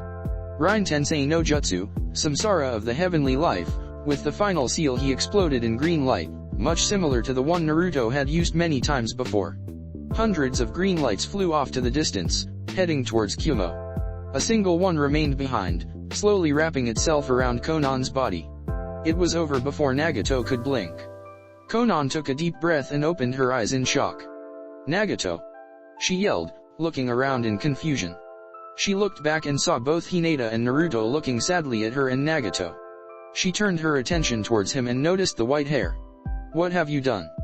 Konan asked in disbelief, cradling his head to his legs. Today, I have seen the path that will lead to peace, Nagato began, coughing harshly. And it is not through the suffering of the weak and powerless. It is through empathy, compassion, and it is through mercy that this peace will flourish. You have opened my eyes, Nagato said, looking at Naruto. And I have seen the path that will lead to peace. You could stand with us, Naruto offered. Nagato, however, was shocked by the offer. I told you, Nagato, Naruto chuckled. I offer forgiveness for those who leave their old path behind. Perhaps, Nagato chuckled weakly and looked up at the sky, feeling a single tear fall from Konan and slide over his cheek. But not me, Nagato sighed. I've done enough. My time is over. If anyone will find peace, it will be you, Nagato whispered, his VO getting duller as he let out his last breath, dying with a smile on his face for the first time in many years. War brings nothing but death, pain, and suffering to both sides. It's a never-ending cycle of hatred. Naruto remembered Higoromo's words as he walked forward, kneeling in front of Nagato. Konan had tears running down her face, ruining her purple eyeliner. She looked up and her eyes widened when she saw Naruto kneeling in front of Nagato and bending his head slowly as a sign of respect. Why? Konan sobbed. Because he was a shinobi that deserved respect, Naruto replied with a small smile. Hinata was also kneeling next to him. No matter what he did what his heart told him, Naruto explained and rose once more. His eyes shifted to the east, looking at the smoke rising from Kumo. I guess this is the end, Naruto sighed and looked back towards Konan. Where will you go now? Naruto asked. Back to the rain, she smiled. We fought hard for our village and I would hate it for that to go to ruin, Konan said and waved her hand, making several paper tags start to wrap themselves around Nagato. Wait, Naruto said, and Konan stopped abruptly, looking at him in confusion. Naruto walked up to Nagato and kneeled once more next to his head. Before Konan could protest, Naruto plucked Nagato's eyes and placed them in a vial filled with a greenish fluid just before warping it to his dimension. What are you doing? Konan snapped. You dare defile him after everything? Konan yelled, her bloodline already threatening to activate. Naruto rose a single hand and stopped any further action. He took a deep breath and opened his eyes, showing her his own Rinnegan. I didn't take his eyes for power since I have my own, Naruto replied, and Konan simply stared at him. The Rinnegan is a very powerful tool. I'm sorry, but I can't allow it to fall into the wrong hands, Naruto explained, and Konan smiled sadly. I guess he was right in the end, Konan said sadly, wrapping Nagato in paper tags. You will the one to bring peace to the world, Konan said, and she levitated Nagato's body. I will be returning to the rain to continue his work. Until then. Konan said. She dispersed in paper and left the area. Naruto took a deep breath and looked up to the blue sky. Naruto was surprised when he felt a hand land on his shoulders. He looked back to see Hinata smiling at him. Naruto took her hand and started walking back to Kumo with her. Naruto was calmly walking when his feet hit something. He stopped and looked down in confusion, trying to find what exactly made him trip. It was Nagato's Akatsuki cloak. It was nearly ripped to shreds and covered in dust. Naruto bent down and picked it up from the ground, shaking the dust off. With a single glow from his eyes, the cloak mended itself back to its original form, free of tears and holes. "What are you doing?" Hinata asked with surprise when she saw Naruto repairing the Akatsuki cloak and putting it on as if he owned it. "The Akatsuki was created to bring peace to the world," Naruto chuckled as he put on the cloak. "I see no better way to honor his memory than to bear his mark," Naruto said, and Hinata smiled in acknowledgement. The old Akatsuki may be gone, but a new one had risen in its place, a better one. Mount Mayaboku Mount Mayaboku, also known as the Mountain of Bewilderment, is the sacred place of the Land of Toads, the place where all the toads that Minato and Jiraiya have summoned live. It is home for huge and small toads alike. Mount Mayaboku is a rich and beautiful land, whose ultimate authority seems to be the great toad sage. Shima and Fyokazaku are both elders and sages, and they seem to have an even higher authority than Gamabunta himself. Gamamaru, more commonly known as the Great Toad Sage, is the oldest and most respected toad of all the inhabitants of Mount Mayaboku. It is said that he has watched over the home of toads since the very beginning. Because of his age, the other toads affectionately call him Great Honorable Geezer. "The prophecy is coming to pass," Gamamaru said out loud, startling Fyokazaku. "The prophecy?" Fyokazaku asked in confirmation, and Gamamaru nodded. "But we had no news about the child of the prophecy. Is it Minato-chan?" Fyokazaku asked. "A mischievous blue-eyed boy will unite the tailed beasts and change the world," Gamamaru recited. "I can sense it. Half of this prophecy has already been fulfilled. Now there is only the last piece missing." Gamamaru smiled. "But who? Who is the child of the prophecy?" Fyokazaku asked in exasperation. "The heir of my only summoner," Gamamaru replied with a crooked smile, taking pleasure in Fyokazaku's confused face. Konoha, few days before "this is bullshit," Naruto couldn't believe his eyes when he, Hinata, Shikamaru, Tenten, Lee and the dragons arrived at the gates of Konoha. What prompted such response out of him, you ask? Well, the simple fact that the village was smoking and there were repairs ongoing almost everywhere. "We leave the village for a couple of weeks and this happens." Naruto shook his head as everyone entered the gates and were greeted by Izumo and Kotetsu. "It's good to see you have arrived, Naruto," Izumo said, and couldn't but sigh in relief. "What happened here?" Hinata asked softly. The rest of the dragon was simply looking around in confusion and apprehension. "We don't know much, but the whole village is on edge," Izumo replied, stamping their documents. "Elder Danzo tried a coup d'etat," Izumo said, and everyone's eyes widened in shock. "You shouldn't waste time here," Kotetsu said, breaking Izumo's incoming explanation. "Dragons," Naruto called, making the masked people with them stand in attention. "Go unpack and meet at the Hokage Tower. We'll sort this mess out in there," Naruto ordered, and every masked man disappeared in the blink of an eye. "You should know, Naruto," Kotetsu said, gathering his attention. "Tsunade-sama was poisoned during the attempt and is in a coma right now," Kotetsu said sadly, shocking everyone. "See coma?" Tenten sputtered while Izumo nodded as well. "Hinata-chan, go take care of her." "I'll swing by later if necessary," Naruto said, and Hinata nodded in acknowledgement. She understood the underlying meaning of his words. Should she be unable to awaken Tsunade, then Naruto would step in. Hokage Tower Naruto quickly arrived at the Hokage Tower, or what was left of it. What the hell happened here? Naruto wondered out loud, looking at the missing roof. He made his inside the usual way and arrived at the Hokage's office, now sporting direct sunlight and natural breeze. He kicked a piece of rubble aside and made his way into the office. That was when he saw it. A single desk stood in the middle of the rubble, paperwork stacked on said desk and on the ground. And on the desk sat Hiruzen Sarutobi. Curse words leaving his lips as he struggled to both deal with the paperwork and stop it from flying away due the wind. Hiruzen felt a presence in his office and tiredly looked up to see Naruto where should have been a door. Hiruzen's eyes narrowed when he noticed Naruto's lip twitch ever so slightly. "Don't you dare!" Hiruzen threatened. "Congratulations on becoming Hokage for the third time," Naruto cheered and laughed openly at the old man's misfortune. "You are really setting a record here," Naruto commented while Hiruzen grumbled behind his breath. "Stay!" Hiruzen yelled, and Naruto flinched, seeing the old man stabbing a kunai through a piece of paper that threatened to fly off. Paperwork chases you, old man, Naruto chuckled softly. This is so much paperwork that I fear my paperwork has paperwork, Hiruzen muttered, picking his pipe and leaning back on his chair, taking a well-deserved break. He narrowed his eyes when he saw Naruto failing desperately to place a few papers on stack discreetly. And those are? Hiruzen asked.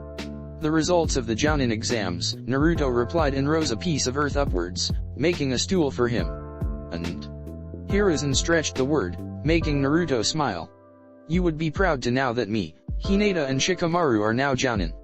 Tenten and Rock Lee were awarded with Tokubutsu Jounin, Special Jounin, status, Naruto replied. Good, Hiruzen replied happily. I heard you put on quite the show in the exams, Hiruzen said. Really? Naruto asked with a raised eyebrow. And what did you hear? Naruto asked. Besides the whole invasion thing. I heard they are calling you and Hinata the perfect storm of Konoha, Hiruzen chuckled. Konoha no Arashi, storm of Konoha, Naruto shook his head in amusement. Another name for our bingo book entries, I have to ask though, Hiruzen said and Naruto raised an eyebrow. What's up with the cloak? Hiruzen asked and Naruto chuckled sadly. Some kind of trophy? Hiruzen wondered but Naruto quickly shook his head in denial. After all, it wasn't too unusual for victors to collect the spoils of the fallen. It's a long story, old man, Naruto sighed making Hiruzen poof out a small ring of smoke. I've got time, Hiruzen said and got comfortable in his chair.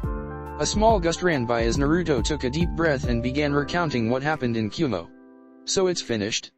Hiruzen asked and Naruto nodded. With Nagato dead and Tobi as well, Deidara and Sasori will most likely disperse. The Akatsuki is no more, Naruto said. The cloak is just a memento of Nagato. His methods may have been extreme, but he truly wished for peace, Naruto explained sadly. Then let me tell you of what happened here. Hiruzen began and explained everything that happened to Naruto. Danzo's attempt on Tsunade's life, attacking the clan heads, Sasori and Deidara kidnapping Fu, their battle against Gaara and Shino, and Hiruzen's final battle with Danzo. So everyone in the Akatsuki is dead, Naruto stated. Konan had already stated that she was done with it and would return to the reign to rule in peace, just like Nagato would want. What will you do now? Hiruzen asked with a curious glint in his eyes. Dedicate my life towards my goal, Naruto said and Hiruzen raised an eyebrow. To bring peace to our world, Naruto said and Hiruzen nodded in agreement. And maybe blow some stuff up along the way, Naruto chuckled. Say, Hiruzen began. It's getting a bit chilly in here. Why don't you patch this place up? Hiruzen asked and Naruto chuckled. It's not that cold. You just won't see my on my out in action, Naruto stated with a deadpan. You have me there, Hiruzen grinned back. Naruto closed his eyes and took a deep breath. His eyes snapped open and the Hokage tower immediately started vibrating slightly. Hiruzen stretched his arms around the desk, fighting to keep the paperwork in place. His pipe fell out of his mouth. He noticed Naruto's eyes starting to glow with a dark silver. The rubble on the ground started rattling even more as it began floating and heading towards the walls. Slower at first but quickly gaining speed, Hiruzen just watched in wonder as the walls reconstructed each other. The shattered glass in the floor joined together and instantly reformed the glass panes before floating to the walls and joining with the rock. The splintered wood in the floor joined together and formed the destroyed door. The bent metal corrected itself, forming the doorknob and lock. As the walls reached their height, Hiruzen watched in amazement as remaining debris outside the building started levitating as well and began forming the roof. As the roof of the Hokage tower finished reconstructing, Naruto began with the details of the office. Hiruzen instantly jumped from the desk when it started shaking a bit much for his tastes. The desk started stretching and rounding itself. The paintings the previous Hokage shimmered into existence in the walls. And to finalize it all, the symbol of Konoha burned itself on the wooden desk. All done, Naruto said, breaking Hiruzen's from his sputter. Remarkable, truly remarkable, Hiruzen muttered. And you don't even show signs of exhaustion. I have tons of chakra. Reconstructing a building is like making a normal clone, and I'm not talking about a shadow clone but the standard one, the one they teach at the academy. Naruto chuckled at Hiruzen's face. Even so, Hiruzen said, taking in every detail of the room. Everything is exactly the same. I know you have eidetic memory in regards to images when you have your Sharingan activated, but this is very good. I didn't just repair the Hokage tower by memory. I kinda reversed everything in the building until it seemed good enough, Naruto said, struggling to find the correct words to explain his technique. Hiruzen sighed and thought of the good old days. There weren't any Mangekyo Sharinans or Rinnegan around. Hiruzen stretched, sighing in relief when he heard a few faint popping sounds. He leaned forward and picked up the paper in front of him. Strange, Hiruzen thought, seeing the report in his hands without stamp when he remembered placing it. He didn't think much of it and simply reapplied the stamp and carried on. He was about to put it on the already done stack when he noticed the top paper also didn't have the stamp or was filled. I kinda reversed everything in the building until it seemed good enough, Hiruzen paled, remembering Naruto's words about his techniques. Naruto, Hiruzen said, making Naruto look at him funny. Please tell me you didn't also undo a week of paperwork, Hiruzen said calmly. Was Naruto's genius of an answer. He gulped and slowly backed up, seeing Hiruzen surrounded by a black aura. Naruto chuckled weakly and flashed to safety. Naruto hashtag with Hinata hashtag Hinata was like a purple blur through the streets of Konoha. She was making her way to hospital as quick as possible. She noticed a group of people clogging the street that would slow her down. She crouched and leaped into the rooftops, jumping from building to building until she arrived at her destination. She dropped down to the ground and made a quick turn right, arriving at the entrance of the hospital. The building itself didn't show any type of damage. She quickly stepped inside and went straight to the receptionist. Lady Hina in which room is Tsunade-sensei? Hinata asked quickly, stopping the receptionist's greeting. The receptionist was momentarily taken back by the question but quickly regained focus. Room 0, the receptionist said, looking at the computer. She looked up but Hinata was already gone. Poor girl, the receptionist sighed sadly, thinking how worried Tsunade's apprentice seemed. Room 0 was a special room at the hospital, reserved only for high-profile targets due to the security of its location. The general knowledge of the hospital in Konoha was that the entrance was the first floor, going up in height. What few people knew, that the hospital also had several floors deep underground, connected by a main elevator. These floors were top secret and dealt mostly with research, dealing primarily in discovering and improving healing techniques but also poisons and viral weaponry. Hinata made her way to the elevator. An Umbu stood by it, arms by the side of his body and straight posture. The Umbu gave Hinata a slight nod to which she replied in kind. Hinata entered the pin code and the doors opened with a swoosh sound. She quickly stepped inside and selected the lowest floor possible. The elevator arrived at the bottom and Hinata waited for the doors to open. The moment the darkness of the hallway greeted her, she ran full speed, taking quick turns. In the blink of an eye, Hinata arrived at the door of room 0. The door was closed and the entrance was barred by two Umbu who stood guard. Hinata gave a small nod and one of the Umbu opened the door, allowing her entrance. The first thing she noticed is the dimly lit room. No windows and lack of lighting, coupled with the smell of high-powered cleaners, gave the traditional smell of death a hospital. The second thing she noticed was the beeping sound of the machines connected to Tsunade, who was resting peacefully in the bed. Seating in a chair next to her was Shizune, failing desperately to keep her eyes open. Shizune's head slowly turned towards the door, dark circles under her eyes. Hinata-chan, Shizune said strenuously, her voice taking a harsher tone than usual.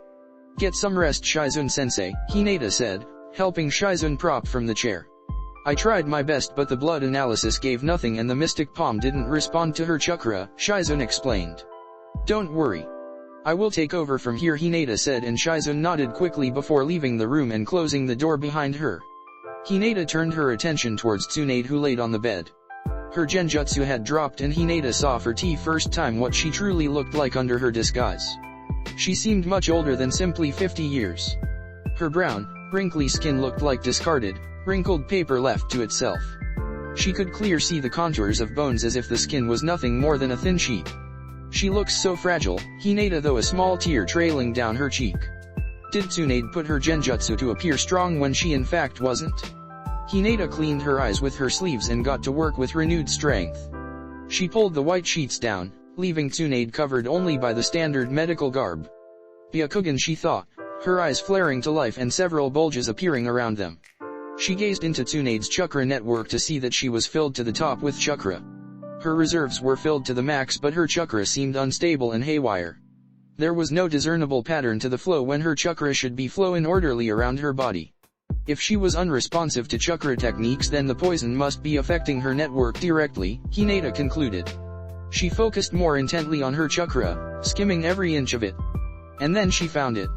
A small trail of chakra, similar to a baby corn snake, slithering around Tsunade's chakra network. This chakra had a very similar color to Tsunade's, so it had be harder to find. But now that she did, Hinata wouldn't lose it. She needed to find a way to extract this small chunk of chakra that was disrupting her network, almost like a genjutsu. If she wanted to extract all of the invading chakra, first she would need to trap it and stop its flow. And there was no one better at stopping chakra flow like a Hyuga. She started pulling her right arm back and forming a chakra needle at the tip of her fingers. She need to wait to the best place to trap it. The parasitic chakra was fast, but Hinata was faster. Her fingers blurred forward, striking Tsunade's neck with deadly precision. She will be sore for a week though, Hinata laughed softly. She had to use a bit more strength than the usual Jukin strikes to stop the poison from forcibly reopening the chakra point. 2 more strikes and Hinata had trapped the poison in the chest area, blocking its access to her head and both arms. Hinata pulled both arms and waited patiently for the next chance to strike. Here she thought, and pushed forward, both arms blurry towards Tsunade's body in a flurry of strikes. The poison was now restricted solely to the chest area. She watched as the poison picked up speed by being enclosed in a smaller area. Hinata began to systemically tighten the perimeter around the poison, all the while opening the chakra points she had closed before, leaving the poison contained by a single layer of closed points. It took nearly an hour of opening and closing nearly all the 361 points, taking special care around the 8 gates. But she had done it. She had the poison trapped in a single chakra point. Now she only needed to remove it. Hinata flexed her wrist and a single senbon needle popped out. She placed the needle vertically to the chakra point and slowly pushed in, twisting the needle as it sunk into her flesh. With her Byakugan, Hinata tracked the progress of the metallic needle as it sunk an inch into her skin. Just a little more, Hinata thought, as the needle breached deeper into Tsunade's flesh and broke the chakra point manually. Hinata began removing T-needle just as slowly as she entered it. Once the needle was out, Hinata watched as the poison leaked from the orifice, running down the skin and into the bed. Hinata took a sample of the poison and performed a small healing jutsu, pleased that Tsunade began reacting to chakra techniques once again. Hinata reopened every single chakra point and let out a sigh of relief, watching the chakra running around her body like it should be, forming a perfect loop. Hinata pulled the sheets back to cover Tsunade and dropped to the chair. She waited patiently for her to wake up. It would be any moment now. Tsunade's chakra network just needed to stabilize from the strain the poison had put on it. Tsunade let out a groan as her eyes opened briefly. Hinata was by her side in a flash. "Take it slow, Tsunade-sensei," Hinata said, helping Tsunade get up and lean against the bed. Tsunade's eyes opened again, slower this time, giving it time to adjust to the lighting of the room. Hinata, Tsunade said, her mouth dry. She looked at her apprentice and Hinata seemed relived about something when her memories about Danzo came like a torrent. "Danzo," she snarled. "Where is the bastard?" shouted Tsunade. "You've been in a coma for the last few days," Hinata said, and Tsunade sighed before calming down. She looked over herself and quickly applied her transformation, turning into her prime once again. "Why do I feel so stiff?" Tsunade asked, flexing her joints. Hinata chuckled weakly. "About that, ## next day, council room ##, it's good to see that you're back, Lady Tsunade," Koharu said, sitting down. "Shut it, your old fossil," Tsunade barked, making the old woman flinch in surprise. "I still want to know if you were involved in Danzo's schemes," Tsunade said, pointing her finger at her. "I would never," Koharu said in a raspy voice, insulted by such claim. Tsunade hummed in defiance but let it go. "That old fossil won't last much longer anyway," Tsunade thought, looking down the assembled council. The room was more packed than usual. Every clan head had their heir behind them. It was a rite of passage in a way, to teach the heirs how the proceedings worked. The only difference now was that Shino was the clan head of the Abarame clan. Everyone turned their heads when they heard a slurping sound and watched as Naruto strolled into the council room with a bowl of ramen in his left hand and a pair of chopsticks. "West?" Naruto asked, but everyone just stared at him. "I'm hungry and this is going to last a while," Naruto said, ignoring the stares, and walked down to the senju seat. "Naruto-san, if I may ask?" Inoichi said, and Naruto nodded to go forward. "About the cloak?" Inoichi trailed off, pointing at Naruto's black cloak with red clouds. "Oh, for the love of Kami," Naruto said, rolling his eyes and shaking his head. "It's just a cloak," Deal with it. I was nearly plummeted to the ground when Tsunade Baa-chan saw me yesterday, Naruto sighed. Stop it, father, Ino snapped at her father, smacking his head. You know nothing about fashion. I'll have you know that cloaks are the new vests, Ino lectured. Yes dear, Inoichi replied meekly, making Cheryl laugh at their antics. Tsunade cleared her throat looking intently at Ino. Sorry Hokage-sama, Ino replied embarrassed. Yes, Tsunade trailed off, setting silence in the room to begin the proceedings. We will beg may I, Lady Tsunade? Koharu asked, and Tsunade's head snapped to her direction, glaring at the old woman for interrupting her. Koharu took the glare head on, only gulping slightly at the killing intent she received. We received some interesting repo from Kumo I would like to revise first, Koharu said. And pray tell me what these reports have to say, Tsunade sighed. The meeting was already planned to be long, and with constant interruptions they would still be here tomorrow. They report seeing our beloved Yondaime and Nidaime Hokages wearing the dragon uniform and fighting in the Kumo invasion, Koharu said, and an intense silence descended on the room. Tsunade's head snapped towards Naruto, who seemed to be looking at the roof, avoiding Tsunade's gaze. Impossible, Tsunade replied after a few seconds. Naruto discreetly cleared his throat and looked at Tsunade, who was still glaring daggers at him. I think not, Koharu replied. I think I speak for all of us when I say you kept these so-called 10 dragons of the leaf hidden long enough, Koharu said, and few nodded their heads in agreement. Everyone in Konoha wanted to see what was behind the masks, but the shinobi respected their Hokage's decisions. Naruto, Tsunade said, turning to her grandson. What do you think? She asked, and Naruto sighed. Why are you asking him? Koharu asked harshly. You are the Hokage, she said. I really don't like you, Tsunade said, and everyone's sweat dropped. The feeling is mutual, Koharu huffed in reply. Tsunade said nothing more, and everyone turned to Naruto, who was spinning his chopsticks in his hands, deep in thought. You know that their identities would come out eventually, Kurama said, and Naruto let out a sigh. I know, Kurama, Naruto replied in thought. I just kept postponing.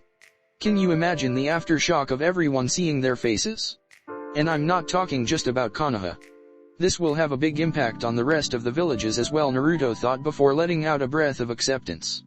At least I have the backstory ready, Naruto nodded and immediately slammed his hand on the table, making everyone flinch at the sudden action. They were broke from their stupor by 9 clouds of smokes, right in the middle of the council room. For the first time since their creation, 9 dragons stood before the council of Konoha. You already know the identities of the purple and brown dragons, Naruto said, and motioned for Hinata and Gaara to remove their masks. Everyone nodded in agreement. Hinata went to stand behind Tsunade, next to Shizune, while Gaara stood behind Naruto. Father, Naruto sighed, and the yellow dragon turned towards him.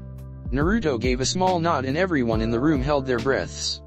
Time seemed to slow down as Yellow moved his hands slowly towards his light yellow-colored mask. With a small click sound, the mask detached from his face. The first thing that became apparent was his bright yellow, spiky hair. The mask dropped to the floor, and everyone just stared in shock at the man in front of them. Minato slowly opened his EY, revealing his ocean-colored blue eyes. Minato, Yondaime-sama, Hokage-sama. The whole room gasped, seeing the man that defeated the Kyuubi and lost his life 17 years ago, standing in the very same room with them. Is it really you, Minato? Inoichi asked, his face plastered with shock. Yes, Minato simply replied. How can we know for sure? Shukaku asked seriously. Both father and son were wide awake by now. I'm not exactly sure what to give as proof, Minato pondered. It's him, Hana replied from the Hyuga clan seat. Standing behind her was the chosen heir to the Hyuga clan, Hyuga Niji. Usually Niji would remain in control of his emotions like a Hyuga should, but this was too much. I would recognize his Chuck anywhere, Hana explained. No offense, but your daughter is married to Naruto. I'm afraid you are biased in this, Inoichi countered. None taken, Hana replied kindly. Perhaps showing your Hiraishin? How about your Sharingan? Shukaku offered, and he felt every eye on him. Troublesome. It's known that Minato has Uchiha blood, and Naruto himself said that his father possessed the Sharingan. Shukaku sighed, and everyone turned towards Minato and waited. Sure, Minato said, shrugging his shoulders. He chucked a kunao to the other side of the room and vanished in a flash of yellow. He quickly flashed back to the original position and turned to face the room, this time his eyes glowing red instead of the blue. The whole room felt a shiver crawl upon their spines. It was one thing seeing Minato with blue eyes and the other with one of the most powerful Jujutsu. Those red blood eyes gave a much more dangerous vibe. But how are you back? Koharu asked this time. Once again everyone's attention turned towards Naruto. Drop your masks, Naruto said, and every remaining masked dragon turned to Naruto, looking at him with apprehension. Do it, Naruto confirmed. One by one, every single dragon dropped their masks to the ground. Mito Samato Birama-sensei, both Koharu and Homura shouted in the mists of the yelling. Hashirama-sama Okami. It's the Red Death. Hide the ramen. Kushina snickered at that particular comment. Itaki, someone screeched, forcing everyone to stop the gawking and put them all on edge. Tsunade-sama, one of the member in the civilian council, said weakly, pointing his chubby finger at Uchiha Itaki, who remained impassive. Yes, let me introduce you to them by order. My father, Senju Hashirama, and my mother, Senju Mito. To the right is my uncle, Senju Tobirama.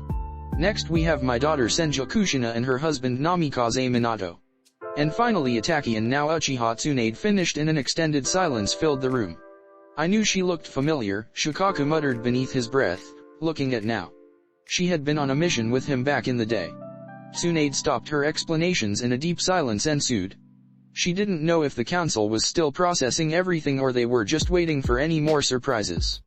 Well? She asked, snapping everyone from their shock. Ask away, Tsunade, and the council erupted in screams. One at the time, Tsunade groaned weakly. Everyone shut up almost instantly and looked between each other, silently choosing the first to ask any questions. If I may? Chauza asked, standing up. Everyone nodded for him to go on. I think the most obvious question is how they are here. Chauza asked, and everyone turned to Tsunade, who in turn turned towards Naruto. Naruto was happily slurping on his noodles when he felt the attention of the whole room. What was the question? Naruto asked, rubbing the back of his head in embarrassment. Everyone's sweat dropped and Chauza repeated the question. Naruto sighed, taking a deep breath. I want to see you digging yourself out of this hole, Tsunade, though, resting her head on her interlocked hands. I guess I should start at the beginning, Naruto began, and everyone leaned into his words.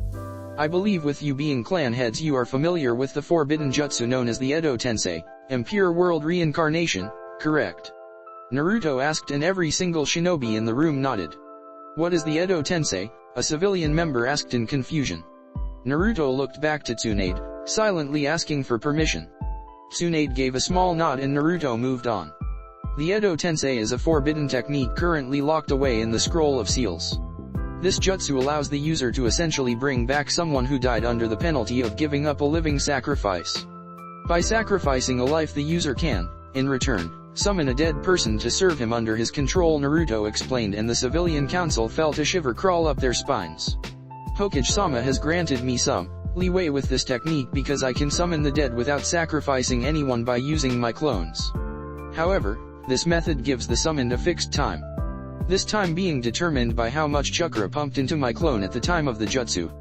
Basically, all those who were supposed to be dead and are here now, are the ones I summoned through the Edo Tensei during my 3-year training trip. I summoned them to train and spar with me. I guess, since my method isn't exactly a kinjutsu, I kept summoning them over and over again. Eventually, when I came back to Konoha, my grandmother decided to create the group. The 10 Dragons of the Leaf, who were originally only 8, are the people who built Konoha and who chose to defend it even when death has taken them from this realm. Naruto finished and everyone stood silent, taking it all in. But Shukaku suddenly said before stopping. Naruto gave a nod in reply. They aren't exactly Edo Tenseis, are they? Shukaku asked suspiciously. The shinobi who knew the technique immediately understood his meaning. Edo Tenseis were technically dead while these people looked very much alive. No, they are not, Naruto replied with a smile. Trust in Naruto to want everything explained, even if it was too troublesome. I'm confused, Mabuki said. They are not Edo Tenseis, but you used the Edo Tensei to bring them back. Mabuki explained. Her memory going back to her goodbye with Sakura. This is where it gets tricky. I believe you all heard of the Kumo invasion a few days ago. Naruto asked and everyone nodded. This attack, as you all know, was orchestrated by Pain, the leader of the Akatsuki. Pain, otherwise known as Uzumaki Nagato, the invasion force into Kumo, in a desperate effort to capture both the Hakubi and the Kuwabai. I went up against him and managed to defeat him in single combat. However, Uzumaki Nagato was by no means a normal shinobi. He possessed a very special jujutsu. He had the fabled Rinnegan, the eyes of Rakuta Sennin, Naruto said, and the crowd gasped. As you can most likely tell, it was gruesome fight. I barely managed to defeat the man, Naruto explained dramatically, placing a hand over his heart. Everyone leaning into his words, waiting for the outcome. He's enjoying this a bit too much, Hinata giggled to herself. Naruto was spinning a remarkable web of lies that surprisingly enough went together and made sense. What you need to understand about Nagato was that he truly wanted to bring peace to our world. He was born in the Hidden Rain village at the time of the Shinobi World War. During the war he was orphaned by two of our own shinobi, Naruto said regretfully. Eventually he met two other kids, Konan and Yahiko, who became his best friends. Jiraiya-sensei even trained the trio of a couple of years, Naruto chuckled softly. The trio grew stronger and vowed to change the Hidden Rain village and the world. They created an organization called Akatsuki, whose sole goal was to bring peace to our world. This was their symbol, a black cloak with red clouds. This was Nagato's cloak, Naruto said, pointing to his cloak. And for the first time, everyone understood why he had kept the cloak for himself. However, Danzo and Hanzo plotted together a way to bring that organization down. In the process, Yahiko was killed and pain was born. He lost himself in his grief, his pain. After I defeated him, we kinda talked. I managed to persuade him to change his beliefs. His last action on this world was to bring back everyone that had been killed in the invasion. He used up the remaining of his chakra to revive everyone in Kumo. The time, I had summoned the dragons to help defend Kumo. I theorized that this release of life energy brought them back permanently. Naruto finished. The amount of bullshit he's giving out is remarkable, Tsunade thought, shaking her head in disbelief. Naruto had just blatantly lied to the governing room of Konoha. And the worst part was that he mixed truths and lies so well that if she didn't know better, she would have believed him without question. That's some story, Inoichi muttered, taking everything in. And quite the remarkable coincidence, Shikaka thought to himself, but discarded the situation. What happened to this Uzumaki Nagato? Homura asked. Konan took his body back to the rain. They fought hard to free Rain from Hanzo's tyranny. I see no other resting place for him, Naruto explained. And the Rinnegan? Koharu added. Destroyed, Naruto simply replied. Those eyes are too dangerous should they fall into the wrong's hands. Are we implying we are the wrong hands? Koharu asked, narrowing her eyes at the Senjuer. Do you wish to play God? Naruto asked, chuckling. Not at all, Koharu replied. But even you can't discard that those eyes would be a powerful weapon for our village, Koharu stressed. And we got our prizes. Thanks to Nagato's sacrifice we have all the Hokage alive, not to mention 2S rank Kunoichi. This world doesn't need a Rinnegan anymore, Naruto explained. He had thought this very thoroughly. With the Akatsuki finished, he would use the Rinnegan solely in his quest for peace. A Rinnegan? Why not the Rinnegan? Shikaka wondered, scratching his goatee. I wonder what you are hiding behind all of this, Shikaka chuckled to himself, but it was too troublesome to ask. Fine, Koharu reluctantly agreed. But what is he doing here after what he did? Koharu said, pointing towards Itaki, who remained impassive. Before Tsunade could answer, Naruto beat her to it. I'm sure you know very well why he's here, Naruto said, a smile tugging his lips. After all, you had a hand in the massacre along your buddies, Danzo, Homura, and Hiruzen, Naruto said, and heavy silence filled the room. You could feel the tension in the air. I think it's time to come clean about every dark secret this village has, Naruto said and looked to Tsunade for confirmation. Tsunade just shook head in exasperation and nodded in confirmation. This would shake the village, but it needed to be done. It were all these secrets that lead Danzo's attempt to take over in the first place. The truth is that the Uchiha clan massacre was a sanctioned mission from this very council, and Itaka carried on the orders as a loyal shinobi of the village, Naruto said, and the clan heads rose in protest and glaring at the advisors. Lord Third would never allow such thing, some snarled. It's the truth, Hiruzen whispered loud enough for everyone to hear. Sam's jaw dropped. But, why? She asked in disbelief.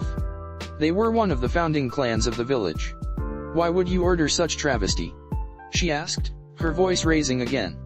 Peace, Naruto instantly replied and received a furious gaze from Tsum. He was about to explain when Hiruzen raised his hand and Naruto nodded.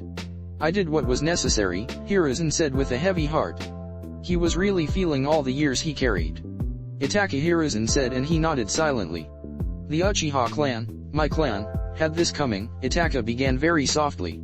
Now walked up and stood next to him, grabbing his hand and interlocking fingers.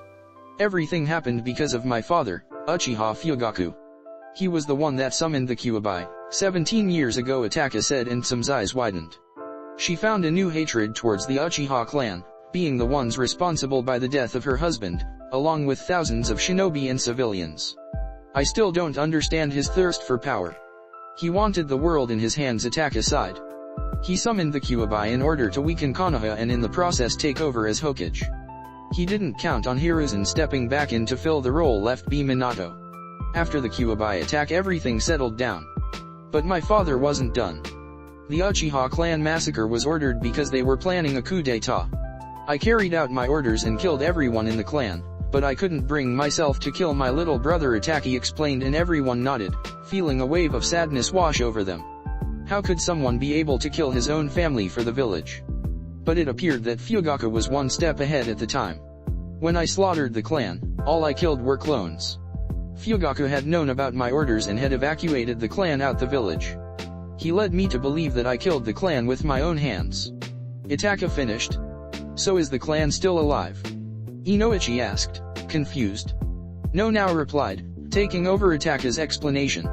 Fugaku evacuated me and the clan to Kiri, where he had taken control over Yagura, the Yondaime Mizukage. And so we hid in that village, waiting the day we would make our move, now explained. Not everything works the way we wanted it to, now said, and looked towards Naruto. Now defected to our side, and with her help we tracked down the Uchiha clan, and slaughtered them, permanently, Naruto said in a harsh voice. Everyone stared at Naruto, the man who had just preached peace. They had it coming. I may want peace, but I'm not foolish enough to forgive everybody, Naruto said, and everyone had finally learned what type of man Naruto was. Ino had been particularly surprised at his tone, nearly flinching in the process. I guess I'm still naive about how the world works, Ino thought to herself. You would make a fine Hokage someday, Shikaku laughed. Shikaku understood the world better than he let on. And he understood what Naruto had done and why he had done it. I know that there were a lot of surprises today and it will take a while to get used to all of this, Tsunade said, standing up and pointing to the dragons. The dragons are gone. Naruto stood up as well and everyone turned to him. The dragons did their job, protecting Konoha. The world is nothing but a child, still in its infancy. We will bring order to this cursed world, we will bring peace to the shinobi land. We 10 of us shall accomplish this. After all, we are the new Akatsuki, #next day #, it's time, Naruto said as he, Fu and Gaara arrived at one of the training grounds. I'll go get B and be back in flash, Naruto said and vanished in a flash of yellow. That line is getting old, Gaara sighed while Fu laughed. It was always be back in a flash with Naruto and Minato. Not even 1 minute later, Naruto was back in the training ground with a disoriented B in tow. That was the Hiraishin fool, B rapped, dropping to his knees on the ground. I'm not feeling good, he finished and emptied his stomach on said ground. Everyone ready? Naruto asked and every single Jinhiriki nodded. Kuki Yos no Jutsu, summoning Jutsu, Kuki Yos no Jutsu, summoning Jutsu, Kuki Yos no Jutsu, summoning Jutsu, Kuki Yos no Jutsu, summoning Jutsu. 4 cries of the summoning Jutsu and the 4-tailed beasts were brought into the outside world. Kurama from Naruto, Jayaki from Killer Bee, Komei from Fu and Shukaku from Gaara. Yosh, Shukaku yelled, pumping his arms into the air. Let's do this. Naruto looked at the 4-tailed beasts and saw each one giving him a nod. He closed his eyes and concentrated. Kuki Yos no Jutsu, summoning Jutsu, Gadamazo, Naruto shouted, his Rinnegan flaring to life as he slammed a hand on the ground. Roar! The Gadamazo burst from the ground and roared into the sky. Naruto jumped on top of its head and synchronized with him. An instant later, the statue opened his mouth as a multicolored chakra started pouring outside. As the chakra left the statue and dropped to the ground, it started taking form. The first form was completely engulfed in blue flames. She also had a right yellow eye and a left green eye, similar to an odd-eyed cat without pupils. The second form resembled a large turtle, but with a crab-like shell, spikes all over its body, and 3 shrimp-like tails. Under his shell, it had red, muscle-like tissue. He had a pair of human-like arms and hands, but no hind legs. His lower jaw is wrath big and has teeth like horns, Together with his big forehead, which also has horns, it somewhat resembles a mouth with big teeth, making it look like the rest of the face is inside the mouth. His eyes are red and have crimson pupils. The third form was a red-furred and green-skinned monkey, with a body build of a gorilla. He had eyes with yellow irises and white pupils, spike-like protrusions along the length of its tails, elongated blunt fangs, and two long horns curving upwards on forehead like a crown. In his mouth, Sun had a big, round opening, from where he spits lava, and it doesn't seem to have a tongue. The fourth form primarily resembled a white horse, but with a dolphin's head. He had two pointed long horns and three shorter horns in front. The ends of his horns, hooves, and tails are light brown, with some of the same colored spots before the brow areas of his horns and hooves. He also has red markings under its dark blue-green eyes. The fifth and final form resembled a large white, with a slight light bluish tint, bipedal slug with stubby arms and feet. He has two prominent optical tentacles and hole-like openings as a mouth. His entire body is covered in a slimy substance. "We are free," Madatabi said in astonishment. The last thing she remembered was being sealed in that dim statue after being ripped from Mujito. "So it seems," Son Goku replied, looking around. "Jayaki, Shikaku, Komei, and even Kurama. We are all here," Son Goku said with glee. "How is this possible?" Madatabi asked in confusion. "I think I have an idea about that," Isabir replied, nodding his vast head towards the four humans standing on top of the Gadamazo. "You're welcome," Naruto chuckled. Naruto, B, Fu, and Gaara were all on top of the Gadamazo, with all of the 9 Baijuyu surrounding them. "I remember you from the Chunin exams. You are the fox boy," Madatabi said, stretching her legs and laying down on the ground. "So you are him?" Son Goku asked, stepping forward and sniffing the blonde. "You smell like father," he said, and Naruto's sweat dropped. "Thank you," Naruto asked, confused. "What happened to our Jinhiriki?" Saiken asked with a sad voice.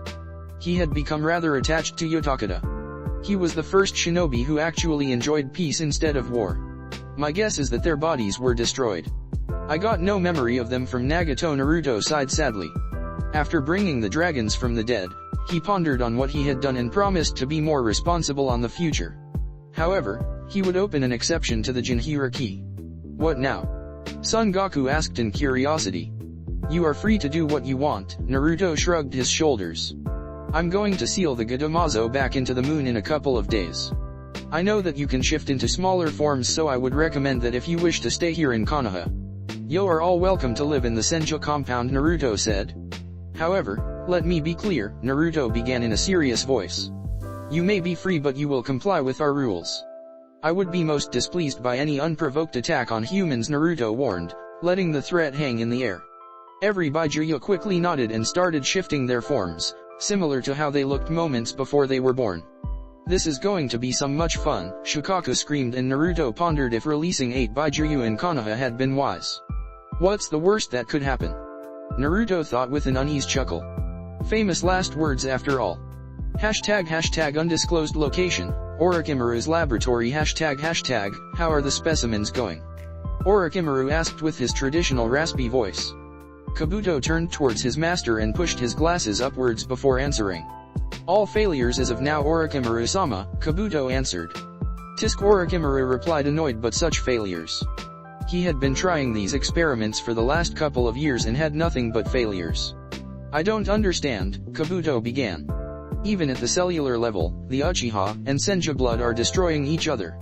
I fear it may be impossible to combine both bloodlines into a viable vessel," Kabuto explained. "We both know that isn't true, Kabuto," Orochimaru replied in defiance. "Naruto is the prime example of that. He carries both bloodlines in perfect harmony. You have seen firsthand the strength of his body and the power of his eyes. I for one do not think that Naruto was the firstborn from both clans. The shinobi world has existed for millennia.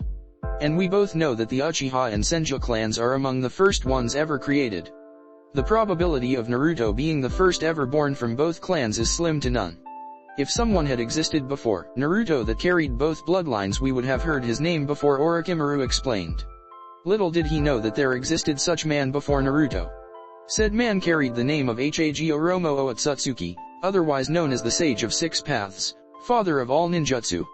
"We just have to keep trying," Orochimaru replied through gritted teeth. Even his immortal quest hadn't been such a pain. Perhaps using Uchiha Sasuke's genetic material is at fault. Kabuto offered. They had limited access to genetic material since both clans were nearly extinct. Orochimaru replied and immediately stiffened, feeling another presence in the room. Show yourself, he ordered. Orochimaru watched as a figure rose from the ground. Tobi, Orochimaru said, the name leaving a foul name in his mouth. How did you find me?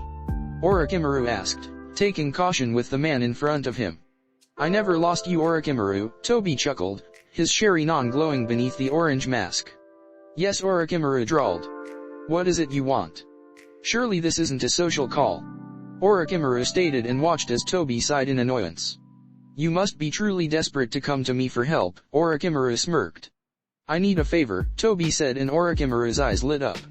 A favor, you say? Orochimaru replied, licking his lips in amusement. And what can dear old me do for you? Orochimaru asked, a dark smile in his lips. I need a technique of yours, Tobi began, and Orochimaru raised an eyebrow. I would go to the Leaf for it, but their defenses are too tight since the Kumo invasion and I can't afford to wait. Get on with it, Orochimaru said, losing his patience. I need the scroll for the Edo Tensei, Impure World Reincarnation, Tobi simply stated. My Orochimaru chuckled evilly. That isn't a small favor to ask. You understand I must ask something in return, Orochimaru grinned while Tobi sighed. He should have known Orochimaru better than this. I can offer you Sharinans, Tobi offered, and Orochimaru just laughed. Sharinans are one of the simplest things for me to grow, Orochimaru said, licking his lips in anticipation. I want a white Zetsu, Orochimaru said, his eyes glistening with the prospect of possessing such creature. Tobi's eyes widened in disbelief at the request. That is no small thing, Tobi said while Orochimaru just laughed in reply. The Edo Tensei is no small technique, Orochimaru smirked. He knew he had Tobi in his hands. Tobi pondered momentarily before finally agreeing to the terms. A single Zetsu rose from the ground. We have a deal then? Tobi asked, ordering the clone to go towards Orochimaru. Indeed, Orochimaru replied, coughing out a scroll and throwing it at Tobi, who caught it midair. Tobi sunk to the ground and disappeared. If I may ask, Orochimaru-sama, Kabuto said, and Orochimaru nodded in acceptance. Why did you accept to give him such valuable technique? Kabuto asked, curious. Because now we can create our own army, ##with Tobi, ##. Tobi rose from the ground inside a small cave. Once he was fully out of the ground, his body started shifting. The black cloak turned completely white and his Sharingan eyes turned to yellow. Did you get it? Black Zetsu asked. Of course, White Zetsu replied cheerily. Like stealing candy from a baby, White Zetsu chuckled. Orochimaru didn't even suspect of him being a simple transformation of Tobi, also known as Fugaku. Let us begin then, Black Zetsu said and moved to the center of the room. White Zetsu quickly schemed through the scroll to read the hand seals and proceedings. Tiger rightward arrow, snake rightward arrow, dog rightward arrow, dragon. White Zetsu ran through the hand seals and watched as kanji poured into the ground, creating a hollow circle around Black Zetsu. Kukiyos, Edo Tensei, summoning, Impure World Reincarnation, White Zetsu shout, clasping both hands together. Black Zetsu was instantly swarmed with leaves, easily covering his form. Black Zetsu didn't even scream in pain as his body was consumed for both the source of the genetic material and the sacrifice necessary. So it finally happened, a deep voice rose from the pile of leaves. The man was light-skinned with waist-length, spiky, black hair with shoulder-length bangs framing the sides of his face, covering most of his right eye. He wore crimson armor with numerous metal plates, forming protective guards along his chest, waist, shoulders and thighs. The man slowly opened his eyes to show blood-red color with 3 black tomos spinning. This isn't exactly the form I planned to return to, he commented. How long has it been? The man asked. Around 20 years, Madara-sama, Zetsu replied. And why have you summoned me in such state? Madara asked in a flat tone. There have been complications to the original plan, Zetsu explained, and Madara raised a single eyebrow. Where is Fugaku? Madara asked. This way, Zetsu replied, leading Madara towards another room. Once they entered the room, they were greeted by a grotesque sight. Fugaku laid in a single table in the middle of the room. His body was completely torn to shreds. His skull was broken half, displaying the brain for all to see. His head connected to the remaining of his chest by Zetsu material. His chest completely opened, the ribcage visible to the naked eye. the remaining limbs were non-existent. Who left him in such state? Madara asked with surprise. Fugaku may not have been strong, but the man had unusual skill at avoiding damage.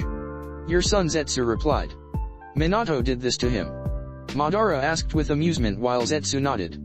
He has grown strong, stronger than you think, Zetsu replied.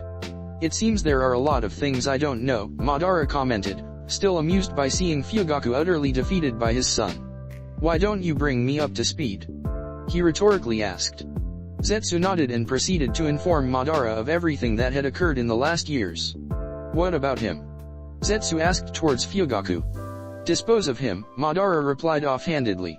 Sir? Zetsu asked in confirmation. Did you really think I would share my goals with him? Madara asked with amusement. He was just cannon fodder. A means to an end, Madara said, and Zetsu shrugged before heading towards Fugaku and proceeded to eat him, leaving nothing behind. I look forward to dancing with you, Madara started, looking at the darkening sky. His eyes shifting into a silver color and a sinister smile tugging his lips. Senja Naruto, my grandson, hashtag Konoha hashtag the entire village was in a state of bliss and excitement. The reason behind all of this? The news that the previous Hokages had been brought to life had spread through the village like a wildfire. Mere hours after the council meeting had finished, and already all of Konoha knew about the return of the fallen heroes. And everyone in the village, be it civilian or shinobi, always tried their best to walk by the Senja compound, in a desperate attempt to even catch a small glimpse of the Hokages. Every Hokage had been a friend, a leader, an icon to the people. And for those who didn't have the pleasure of knowing the legends in person, they did their best to at least see them. Tsunade had confined everyone to the compound during the last few days, waiting for the dust to settle, so to speak. It wasn't every day that the 5th Hokage barged into the roof of the newly reconstructed Hokage Tower and shouted that the previous Hokages had been resurrected to the whole village. There was no finesse in her speech. It was a single shout that left most of the people rooted in place with their jaws on the ground. Then again, finesse wasn't exactly a typical trait of the Senja clan. They tended to be louder and somewhat reckless to a fault, not to mention the unhealthy addiction to ramen. Not that Tuka was complaining, of course. The additional costumers all looking to catch a glimpse of Naruto helped a lot. But anyway, I'm digressing here. Let us focus of Naruto, who was currently laying down on his bed with Hinata sleeping next to him. It was still early in the day, so it was no surprise. What am I going to do now? Naruto thought to himself, playing with strand of Hinata's silky hair. He had been so focused on the last 3 years of his life to train and train. His sole focus had been to become as strong as possible to take down the Akatsuki. But now that he did that, he felt disappointed? No, that wasn't it. Sad? No, that wasn't it. He felt bored. With the Akatsuki alive, there was always that threat of something sparking and throwing him into combat. Now? He spent his days dealing with the paperwork that came with the position of clan head. Maybe he wasn't cut out to become Hokage, not if he had to deal with paperwork 8 hours a day. He had to find something productive to do or he would go crazy. He still didn't know how to approach the whole bring peace to the world mission. Naruto was broken when he heard a particularly loud crash coming from the kitchen. The sound of dishes breaking and smashing to the floor came followed by a horrified screech of fear. Naruto raised an eyebrow when everything became quiet once again. Too quiet for his taste. That was why Naruto didn't even flinch in bed when the door to his room opened loudly and Kurama came running inside still in his chibi form. Naruto raised an eyebrow at the look of sheer desperation the fox had. Naruto, you've got to help me. Hide me, summon me back to the seal, anything, Kurama said quickly, his voice filled with complete despair. What did you do? Naruto asked in amusement. He looked over to see Hinata stir slowly and rub her eyes, pushing the sleep away. Morning, Hinata mumbled, watching Kurama bounce frantically on Naruto's chest.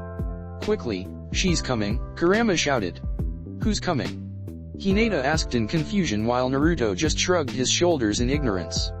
Hide me, Kurama pleaded. Kurama Yaeku in a husky, soft voice cooed from the entrance of the room. From the sound of it was definitely female. Naruto looked over Kurama and spotted Madatabi strolling in calmly. Naruto looked back to Kurama and noticed his eyes widened with fear. Here you are, Madatabi cooed, jumping on the bed and landing on top of Hinata. Come here. Tabi-chan will take good care of you, she purred while Kurama backed away slowly. Naruto watched in amusement as Kurama turned to him with pleading eyes. What is wrong? Naruto asked with a raised eyebrow. Already tired of your family after only 1 week? Naruto taunted jokingly. Save me. She craves my body, Kurama said, and both Naruto and Hinata looked at each other in surprise. I didn't know you were into incest, Naruto chuckled while Kurama glared at him. So soft, Madatabi purred, rubbing herself in the sheets on top of Hinata. These sheets are so soft, what has she been drinking? Hinata asked, looking at the cat Baijuyo. She's starting to freak me out, is there catnip in Konoha? Naruto asked, trying to account for Madatabi's attitude. I know that the Yamanaka and Nara clans supply the hospital with many herbs, catnip included, but I don't know if there is any in the wild, Hinata replied. You smell like the fox boy, Madatabi purred and tried to lick Hinata in the face but was pushed backwards. So she's high on that stuff, Kurama sighed in relief. She's a Baijuyo though. That stuff shouldn't affect her, Hinata pondered while Naruto just chuckled. The best way to picture Madatabi is like a cat infused with senjutsu. Even though she was created, she shares many traits with cats in general, Naruto explained and watched as Madatabi's pupil dilated and she started rolling on the bed, wrapping hers in the blankets. Madatabi meowed happily and dropped her head, falling asleep. Safe at last, Kurama sighed in relief and dropped to the bed while Naruto just laughed. That wasn't funny, Kurama snapped. I was nearly raped by my sister, Kurama whined, putting a paw over his eyes. Knock knock, it's 6 a.m., Naruto grumbled, hiding beneath the sheets while Hinata giggled in reply, hiding as well. However, as much as Naruto wanted whoever was knocking to go away, it didn't. The knocking started becoming more and more frantic as time went by, as in mere moments the wooden door was already shaking from the poundings. Oh, for the loco in, he snapped.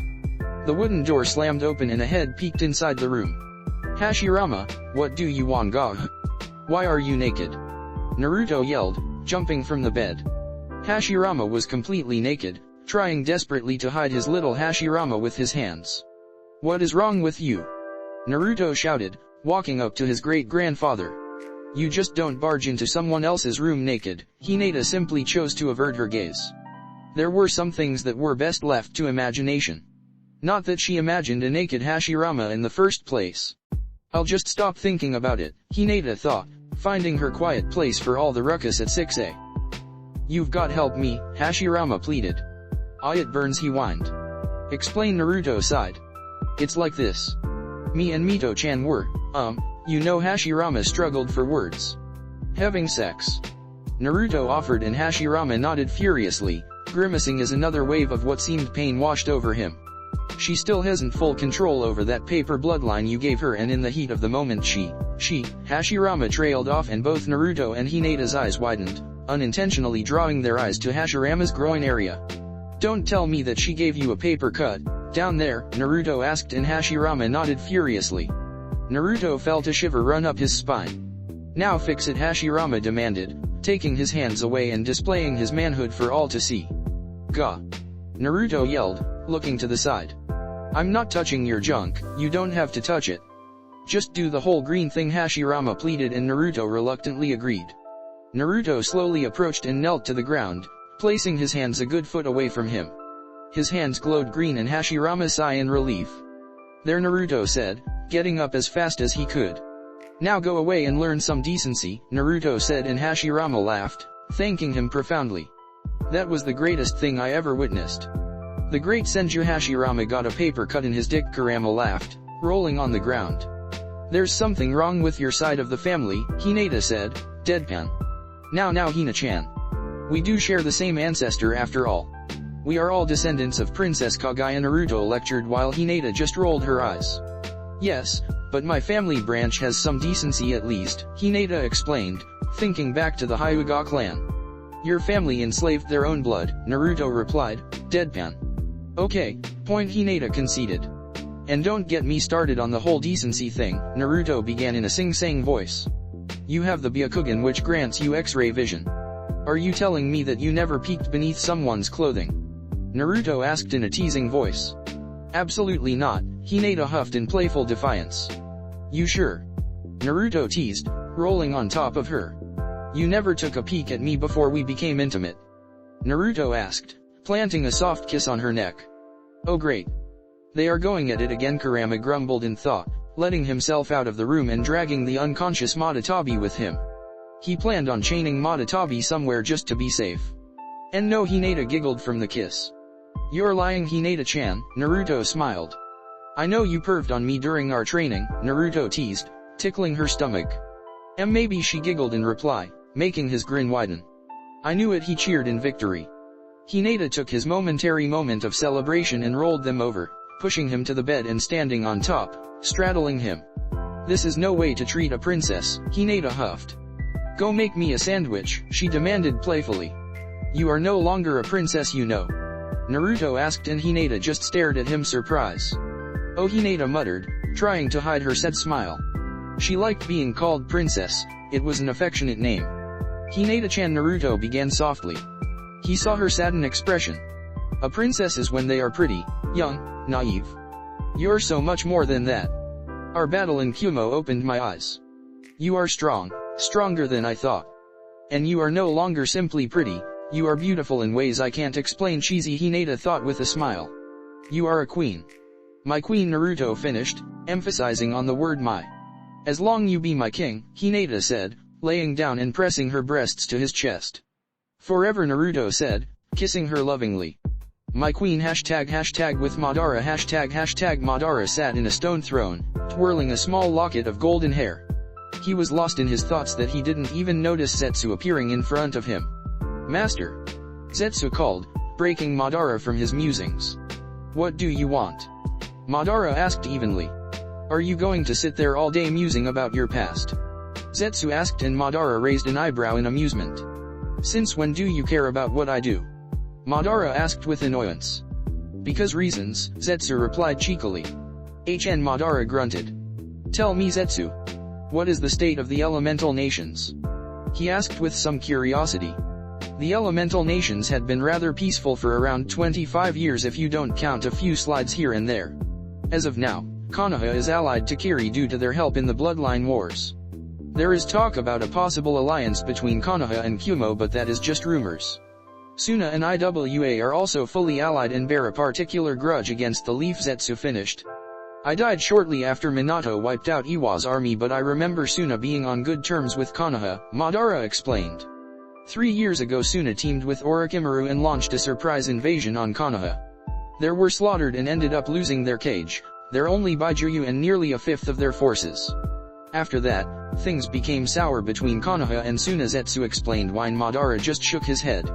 Amateurs, Madara chuckled. And Iwa? He asked. They have done a few tries over the years but nothing significant, Zetsu answered, and Madara pondered on his next move. What will you do? Zetsu asked. I guess I'll pay a visit to dear old Oniki, Madara replied, getting up. But first, I need to check on something, Madara said and slammed his hand on the ground. Kuki Yos no Jutsu, summoning jutsu, Madara said, and with a mighty roar the Gadamazo burst from the ground. Madara looked at the statue and focused on linking up with it. 1. Tell me, Zetsu, Madara began with a normal tone. What is wrong with this picture?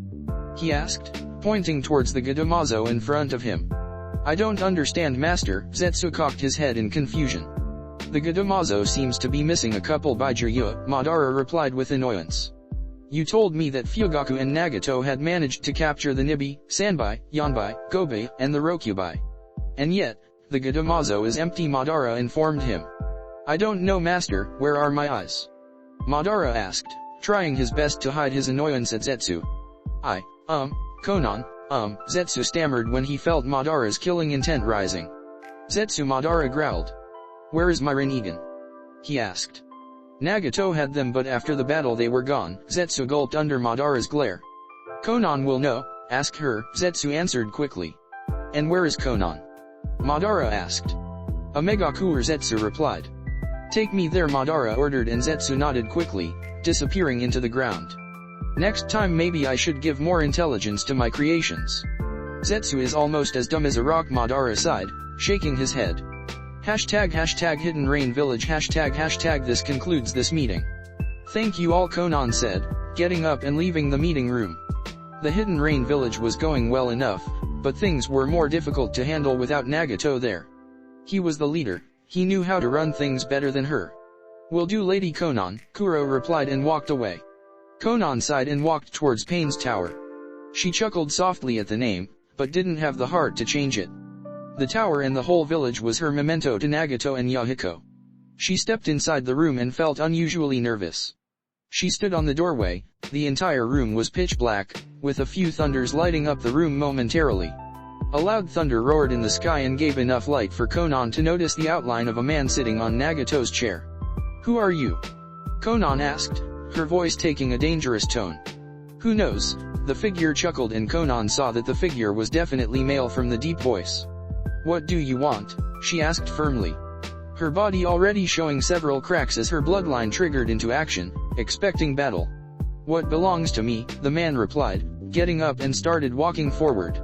Konan took a step back and prepared herself for battle as the man walked forward, still shrouded in darkness. Step. Another thunder lit the room, enough to show the man's feet and upper legs. He was clad in samurai-like red armor. Step. Konan looked up as the man approached, one step at the time. Her eyes widened when another thunder lit the room and showed the man's face. Blood-red eyes with long, black, spiky hair. "Uchiha Madara," Konan whispered, finally noticing the white Zetsu in the corner, watching everything. "So that Toby fellow worked for you?" Konan asked while Madara chuckled. "Worked?" Madara asked with amusement. "You seem to be mistaken. He was my pawn, it's as simple as that." "Yes," Konan drawled. She didn't exactly have much love for Toby either. "What do you want?" she asked. "What belongs to me," Madara replied once more. Konan just stared blankly at him. "My eyes. I want my Rinnegan back," Madara said, and Konan's eyes widened. "Don't be so surprised. I gave him the Rinnegan to begin with. He was supposed to bring M back with it, but alas, not everything worked out as I planned." Madara chuckled. "I don't know," Konan said neutrally. "Let's us agree to not lie to each other, okay?" Madara asked and Konan didn't reply. "I will ask again. Where is my Rinnegan?" Madara stressed. "I don't." Konan didn't even see it coming. One moment Madara was a few feet away, the other he was standing in front of her, his right arm extended. Konan received a strong punch to the stomach. It felt like being hit by a train. She felt blood vessels burst, her diaphragm collapse from the pressure. Her knees buckled from the force of the blow, and as she went down, she swore she heard a cracking noise ricochet between her ribs. She landed on her knees, spewing out blood from her mouth like a fountain. "What did we agree on?" Madara asked, gently rising Konan's chin upwards. He noticed the pained and bloodied expression on her face. "Now, where are my eyes?" Madara asked calmly. Where why you?" Konan coughed. Will never get them." Konan chuckled weakly and Madara dropped her to the floor. "Why can't people just answer truthfully?" Madara sighed. "You could have lived, you know. I only wanted the Rinnegan, but now I guess I'll keep the Rain Village as well," Madara said with a dark smile. Konan rose as fast as she could to protest, but Madara slammed his hand over her chest. Ningendo, human path. Madara ripped Konan's soul out of her body, reading her mind in the process. Konan's body toppled to the floor, her eyes open wide and staring blankly into nowhere. "Naruto," Madara sighed. "You are getting on my nerves and I didn't even met you. Hashtag with Naruto. Hashtag Naruto, what are you doing here?" Tsunade asked, seeing Naruto strolling inside her office carelessly and plopping down to the couch. "Stuff," Naruto replied tiredly and leaned back on couch, releasing a sigh of bliss. Tsunade left him be and focused back on the paperwork reproducing on the desk. Naruto groaned and Tsunade looked up, but he still had his eyes closed. 5 minutes later Naruto groaned again and Tsunade's eyes twitched. Naruto groaned again and Tsunade jumped to her feet. "Naruto," she snapped. "What are you doing here?" she snarled. "Protecting you from assassins," Naruto replied offhandedly, looking at the ceiling. "Doesn't anyone ever attack you?" Naruto asked, and he could feel the hidden Umbu shake their heads in disbelief. "Danzo tried it 2 weeks ago," Tsunade informed him and sat back down, having taken out her frustrations with the previous shout. Naruto was about to groan again and most likely be punched out of the room by Tsunade, when there was a soft knock on the door. "Come in," Tsunade replied, welcoming any type of break that didn't originate from Naruto. Shizun's head peeked inside the room. "There is a team from IWA wishing to speak to you. They say it's urgent," Shizun informed, and both Naruto and Tsunade raised an eyebrow. Send them in, Tsunade replied, and Shizune opened the door fully. A team of 3 stepped inside the room, flanked by 2 Umbu. Naruto looked up from the couch and spotted familiar faces in all 3 of them, some friendlier than others. Hokage-sama, all 3 shinobi bowed slightly as a sign of respect, even if a particular brash male in the team didn't have any. Lord Senju, Kurotsuka said, turning towards Naruto and bowing once more. Naruto raised an eyebrow at the greeting but moved on. Kurotsuka, Naruto replied, and she nodded once. Taisuke, Naruto said, and the man huffed. Ren-chan, Naruto said happily, and the girl waved shyly. Congratulations on making Jounin. I knew you had it in you, Naruto said, and Ren nodded quickly, trying desperately to cool down her cheeks. Naruto, Tsunade said, breaking the conversation. Stop hitting on the girl. You are married, man, for Kami's sake, Tsunade laughed while Naruto just shook his head in amusement. Anyway, Tsunade began. What's the urgency in speaking to me? Tsunade asked. Our mission was to deliver this to you, Kurotsuka informed the Hokage, stepping forward and placing a single scroll on the desk. What is this about? Tsunade asked with curiosity, picking the scroll. Lord Tsuchikage is calling for a meeting between all 5 cages, Kurotsuka replied, and Tsunade's head snapped up from the scroll. The 5-cage summit was extremely rare, usually only occurring in times of war or peace talks. Akatsuki, Tsunade thought, her eyes quickly reading through the contents of the scroll. She looked sideways to Naruto, who was entertained by talking to Ren and completely oblivious to what Kurotsuka had said. I see, Tsunade simply replied. Time and location? Tsunade asked formally. 5 days from now. Lord Tsuchikage chose Land of Iron due to its security and neutrality, Kurotsuka explained, and Tsunade nodded. I'll be there, Tsunade replied, stamping the documents and handing them over to Kurotsuka. Thank you for your time, Hokage-sama, Kurotsuka bowed as she and her team left the room. I'm taking you with me, Tsunade said towards Naruto, who nodded in acknowledgement. I never met Inaki personally, Naruto muttered, dropping his head back to the couch.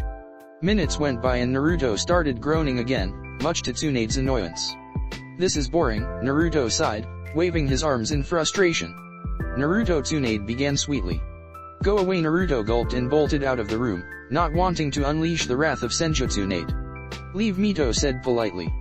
Naruto gulped and ran away from the village's walls, where Mito was looking at the perimeter seals. Go away, Minato said, pushing Naruto out of the compound. The boy was getting on his nerves. Out, Tobirama shouted, kicking Naruto out of the Umbu division on the other side of the village. This sucks, Naruto thought to himself, walking aimlessly. Everyone was busy and now Naruto had nothing to do but to stroll around Konoha.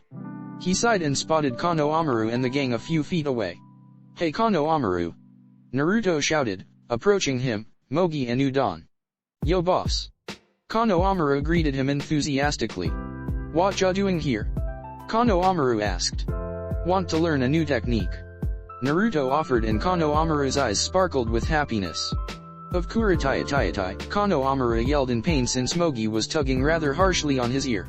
He won't be learning anything today. We have a mission, Mogi huffed, keeping Kano Amaru in line before he and Naruto bolted to some training ground. I guess, Kano Amaru muttered, nursing his swollen ear.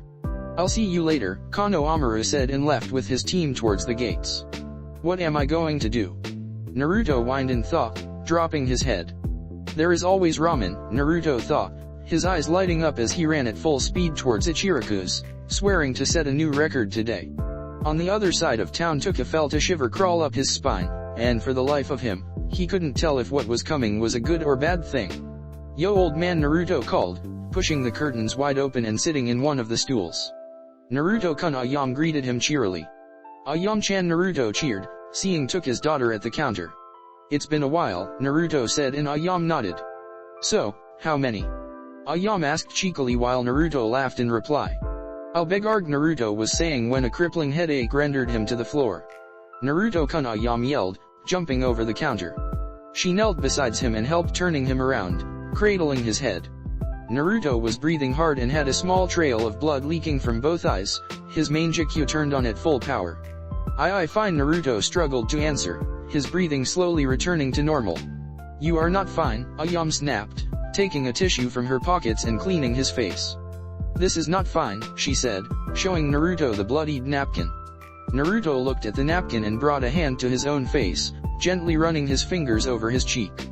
He looked at his hand and grimaced when he spotted the blood smeared over the skin. I'm good, Ayam, Naruto said, dropping the affectionate name and getting up. I've got to go, Naruto said and rushed away. What happened? Kurama asked with apprehension. I felt a massive chakra surge from your eyes. Someone ripped the Gadamazo out of my Kamui dimension, Naruto replied, rushing to the hospital. It's not possible, Kurama said in disbelief. You better believe it because it's not there anymore, Naruto replied. Hashtag with Hinata hashtag Hinata was having a rather peaceful day at the hospital. She had completed her daily clinic hours and was now in her own private laboratory, workings on her research. She let out a small shriek of surprise when the door burst open and Naruto rushed inside. Where's the Rinnegan? Naruto asked immediately. Wadash, the Rinnegan, Naruto asked once more. Why is there dried blood on your face? Hinata asked, concerned. Hinata-chan, I'm fine, Naruto reassured her, placing a single hand on her shoulder. He took a deep breath to calm down. Where is the Rinnegan? Naruto asked and Hinata motioned for him to follow. Hinata went to a fridge that stood nearby and opened the door. She took out a single vial and Naruto could see two floating eyeballs in the mist of the greenish liquid. That's not possible, Naruto said, looking in shock at the Rinnegan from Nagato. He had given it to Hinata so she could run a few tests and perhaps find out who it belonged to. After all, you need both Uchiha and Senju blood to achieve the Rinnegan. Both clans were from the leaf. What's not possible, Naruto-kun?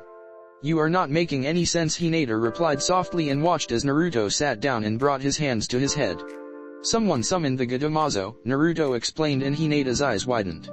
Someone ripped it out of my Kamui dimension. That alone takes a powerful chakra or someone with a lot to use, and I mean a lot, high cage at least. Naruto explained. What are you going to do? Hinata asked softly. We can't wait any longer.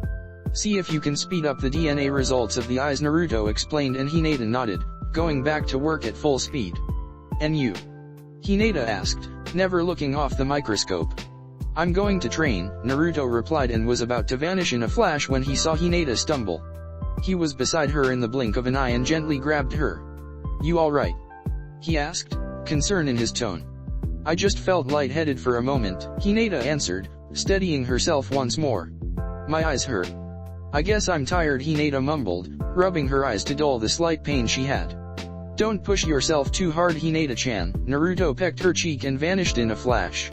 Hinata rubbed her eyes once more before going back to work. Hashtag later that day, Senju compound hashtag there was a somber mood at the Senju compound. Especially around the Baijuyu since they heard from Naruto the possible existence of another Rinnegan somewhere out there. They thought they were free at last, free of human control. But fate, it seemed, had another plans for them. The only safe place now was in Konoha. Naruto knew that the Gadamazo was far away and that was enough for him, for now. It was a good thing he hadn't sealed it back to the moon, otherwise he would never have known if someone else had summoned it back here, to the earth. Every dragon, including Tsunade, and the pervert were gathered in the kitchen. They waited in silence for Hinata to arrive with the DNA results. Enough of this, Tsunade said sharply, snapping everyone from their thoughts. It's not like the statue had Baijuyu in them. They only have a hollow husk, she said. It's not about the Baijuyu. It's about existing another pair of eyes somewhere out there, Naruto stated. It's just a Rinnegan, Tsunade said, crossing his arms while Naruto shook his head. You have no idea the full power of the Rinnegan, Naruto let out a hollow chuckle. It's not just another pair of eyes like the Sharingan or a Byakugan. Sure, you can access some nifty jutsus with him, but that is not that I'm talking about. They aren't called the eyes of God for no good reason. Bringing back the dead, it's just a parlor trick with barely a year of experience in using the Rinnegan. I already have enough skill with it to destroy the moon and create another just like it, Naruto said, and everyone's jaw dropped. The human body peaks at around 25 years old, which means I only get stronger until then. And as I age, so will my skill and control over the Rinnegan. Eventually, there will be nothing stopping me from destroying this universe and simply creating one at my own image, Naruto said, and everyone just stared at him. The Rinnegan offers me absolute control over life, death, time, space, destruction, and creation itself. I can already destroy and create many things. In time, dimension hopping will become as easy as breathing. The next step would be perfect control over the yin-yang released itself, allowing me to use every single jutsu in the world, be it bloodline or not. So you see? The Rinnegan isn't just some Naruto finished and everyone was slack-jawed at the explanation. But, you aren't going to, are you? Tsunade asked wearily, seeing Naruto frown his eyebrows in confusion. Destroy the world and create another in your image. Tsunade gulped and everyone stared at Naruto, who held a smirk. Maybe Naruto replied mysteriously while Tsunade just stared at him blankly. Just joking. But you know the stories of the Rinnegan very well. It is said that in times when the world is in disorder, a person is sent down from the heavens to become either god of creation who will calm the world, or a destroyer who will reduce everything into nothingness. Naruto finished. Some jewel we got from heaven, now muttered and smirked towards Naruto. Hey, he snapped. I take offense to that. I'm very, Hinata. Naruto stopped mid-sentence when everyone heard Hinata enter the room. I've got some good and bad news, Hinata said, sitting down and placing a small folder with documents on the table. Which ones you want first? She asked. Let's start with the bad ones so that the good news can cheer us up, Naruto said, and Hinata nodded. The bad news is that I couldn't find an exact match on the database, Hinata informed, and Naruto shrugged his shoulders. It was to be expected. And the good news? He asked. I managed to find an exact match on the database, Hinata giggled, and Naruto stared at her blankly. I'm confused, he simply said.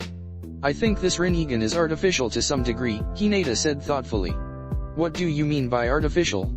Tobirama asked, leaning into the conversation. Take Naruto-kun for example, Hinata began, pointing towards the blonde. He has a Rinnegan due to the Uchiha and Senju blood. However, he only has one DNA, like everyone else. He has a DNA signature, and on that, we can trace several Uchiha and Senju markers, Hinata explained, and everyone nodded in acknowledgement. This Rinnegan, however, has two different strands of DNA, Hinata said, and Tsunade's eyes widened. It would seem someone mixed Uchiha and Senju blood together and hoped for the best. The good news is that I don't think this Rinnegan is fully functional, since both bloodlines aren't properly merged like Naruto's. In this Rinnegan both bloodlines are always fighting each other for dominance. Hinata finished and waited for everyone to process the information. And how does it not being fully functional translate into its abilities? Naruto asked. He needed to know that information desperately. I can only speculate about that, Naruto-kun.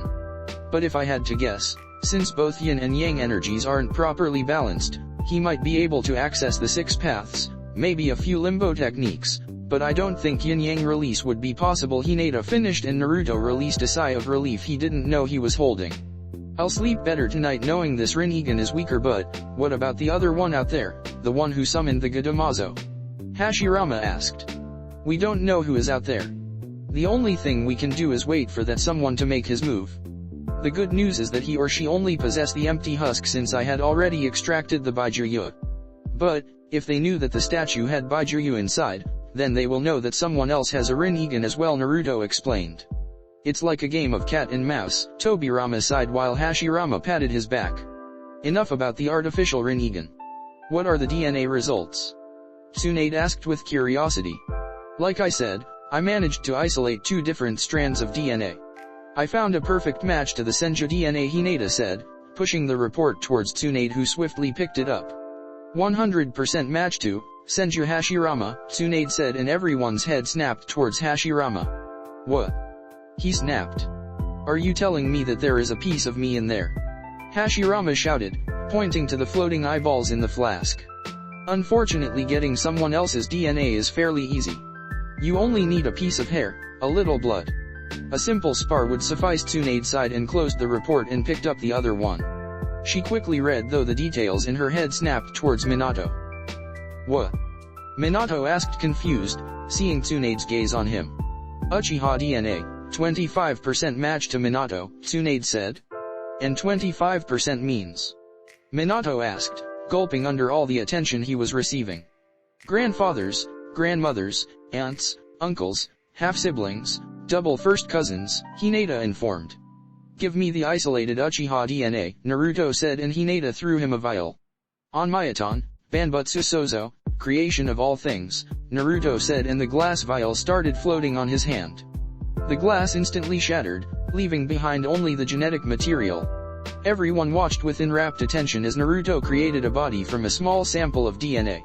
As the body started forming and growing, anyone could clearly see he was male, with long black hair, with a slight tinge of blue. His bangs parted down the center of his face to frame both sides of it. "Shit," Tobirama said, jumping to his feet instinctively. "He looks familiar," Now muttered. "Who is that?" Tsunade asked towards Tobirama and Hashirama. Judging from their expressions, they knew very well who laid on the ground, breathing evenly. Groaned. The person on the ground groaned just before opening his eyes, and almost immediately, a familiar red color swarmed his eyes. "Uchiha, Izuna, hashtag previously hashtag shit," Tobirama said, jumping to his feet instinctively. "He looks familiar," Now muttered. "Who is that?" Tsunade asked towards Tobirama and Hashirama. Judging from their expressions, they knew very well who laid on the ground, breathing evenly. Groaned. The person on the ground groaned just before opening his eyes, and almost immediately, a familiar red color swarmed his eyes. "Uchiha, Izuna, hashtag now hashtag where am I?" Izuna wondered. He remembered dying. Correction, he remembered he was going to die. He knew that once he fell asleep he wouldn't awake again. And yet, he felt awake. He could hear a multitude of people around him. Talking. Wrath loudly, he might add. "Shit," Izuna heard a shout, and he felt he knew that voice. He was familiar with another one. His body felt weird. It was like every sense was different from what he remembered, but in a good way. He no longer had that constant little pain in his hands from the multiple fractures he had during his life. "Who is that?" A female voice this time. Unknown to him as well. Izuna thought he had observed long enough and decided to open his eyes. He involuntarily let out a groan as he tried to at least sit up. He opened his eyes, squinting at the brightness of the room. His eyes hurt slightly, as if they had never experienced light at all.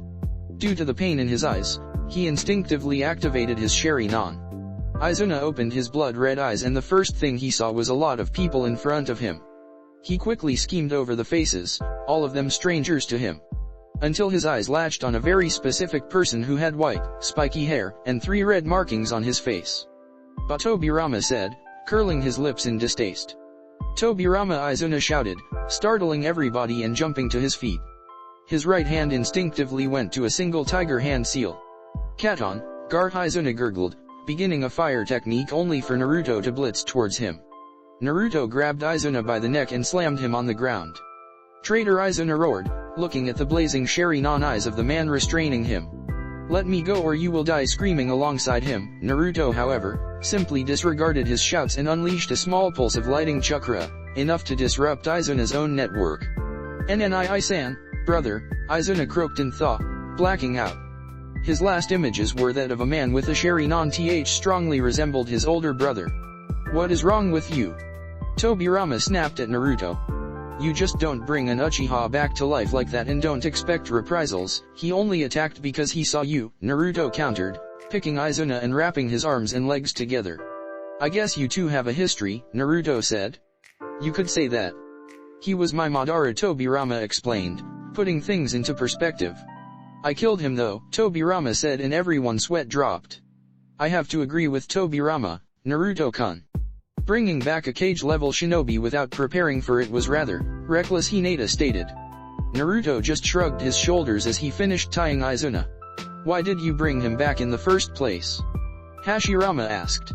"Answers," Naruto replied. "I want to know what happened to his eyes and how they turned into a Rinnegan." "Well, now began. We know that Madara stole his eyes and that's a lie," Izuna snarled, awake once again. Everyone turned towards the tied Uchiha. "That is a lie.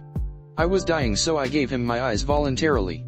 He was my brother, we would never harm one another," Izuna said, spatting his answer at the female Uchiha. "Well, that answers that," Itaka said thoughtfully. "Is that true?" Naruto asked, and Izuna nodded firmly. "Interesting," Naruto muttered, bringing his hand to his chin. "Why did you give him the eyes in the first place?" "We come from the pure bloodline. We don't get blind from using the Mangekyou," Naru asked. "Pure blood? Blind?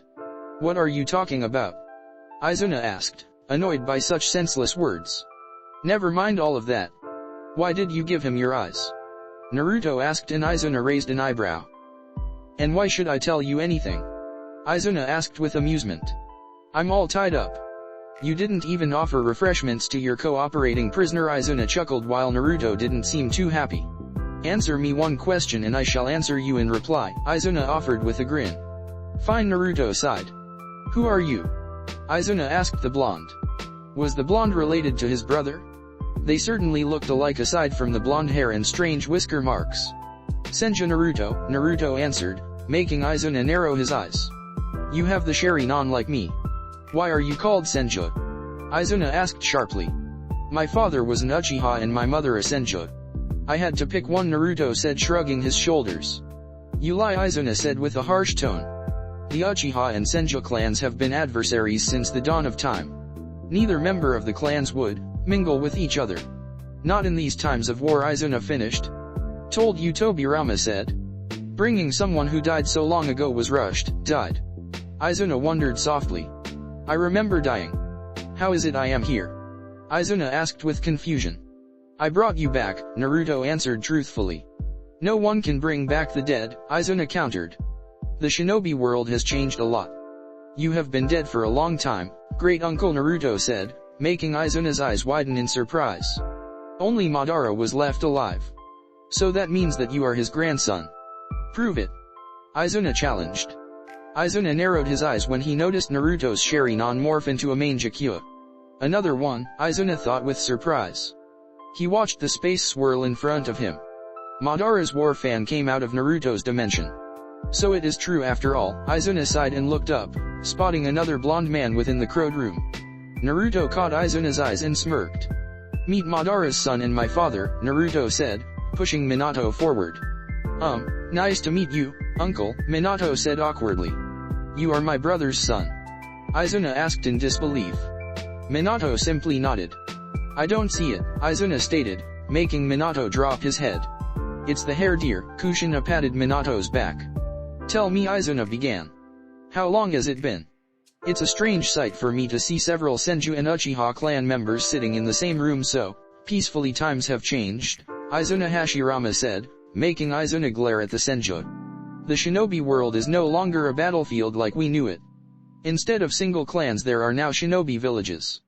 Me and Madara brought our clans together and founded the first of many villages. As of now there are 5 great nations.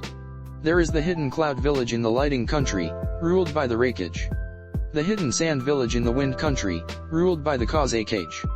The Hidden Mist village in Water Country, ruled by Mizukage. The Hidden Rock village in the Earth Country, ruled by the Tsuchikage. I think you may have heard of him. The current Tsuchikage is Unaki. Hashirama said, and Izuna nodded. He had heard the name of that talented brat before. And finally, the Hidden Leaf village in the Fire Country, ruled by the 5th Hokage, Senjutsunade, my daughter, Hashirama said, pointing towards the busty blonde. I seriously doubt Madara and I ever agreed to team up with you after everything, Izuna said softly. About the eyes, Naruto trailed off. I suppose you answered enough of my questions, Izuna said thoughtfully. It's simple really. I was dying so I gave them to Madara and but why give them? We don't get blind from overusing the Mangekyo, Naruto stated, making Izuna's eyes twitch in annoyance.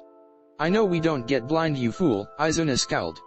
Madara was injured in the battlefield. He was slowly losing his sight, and the more he pushed his Sharingan and Mangekyo, the more he aggravated his condition.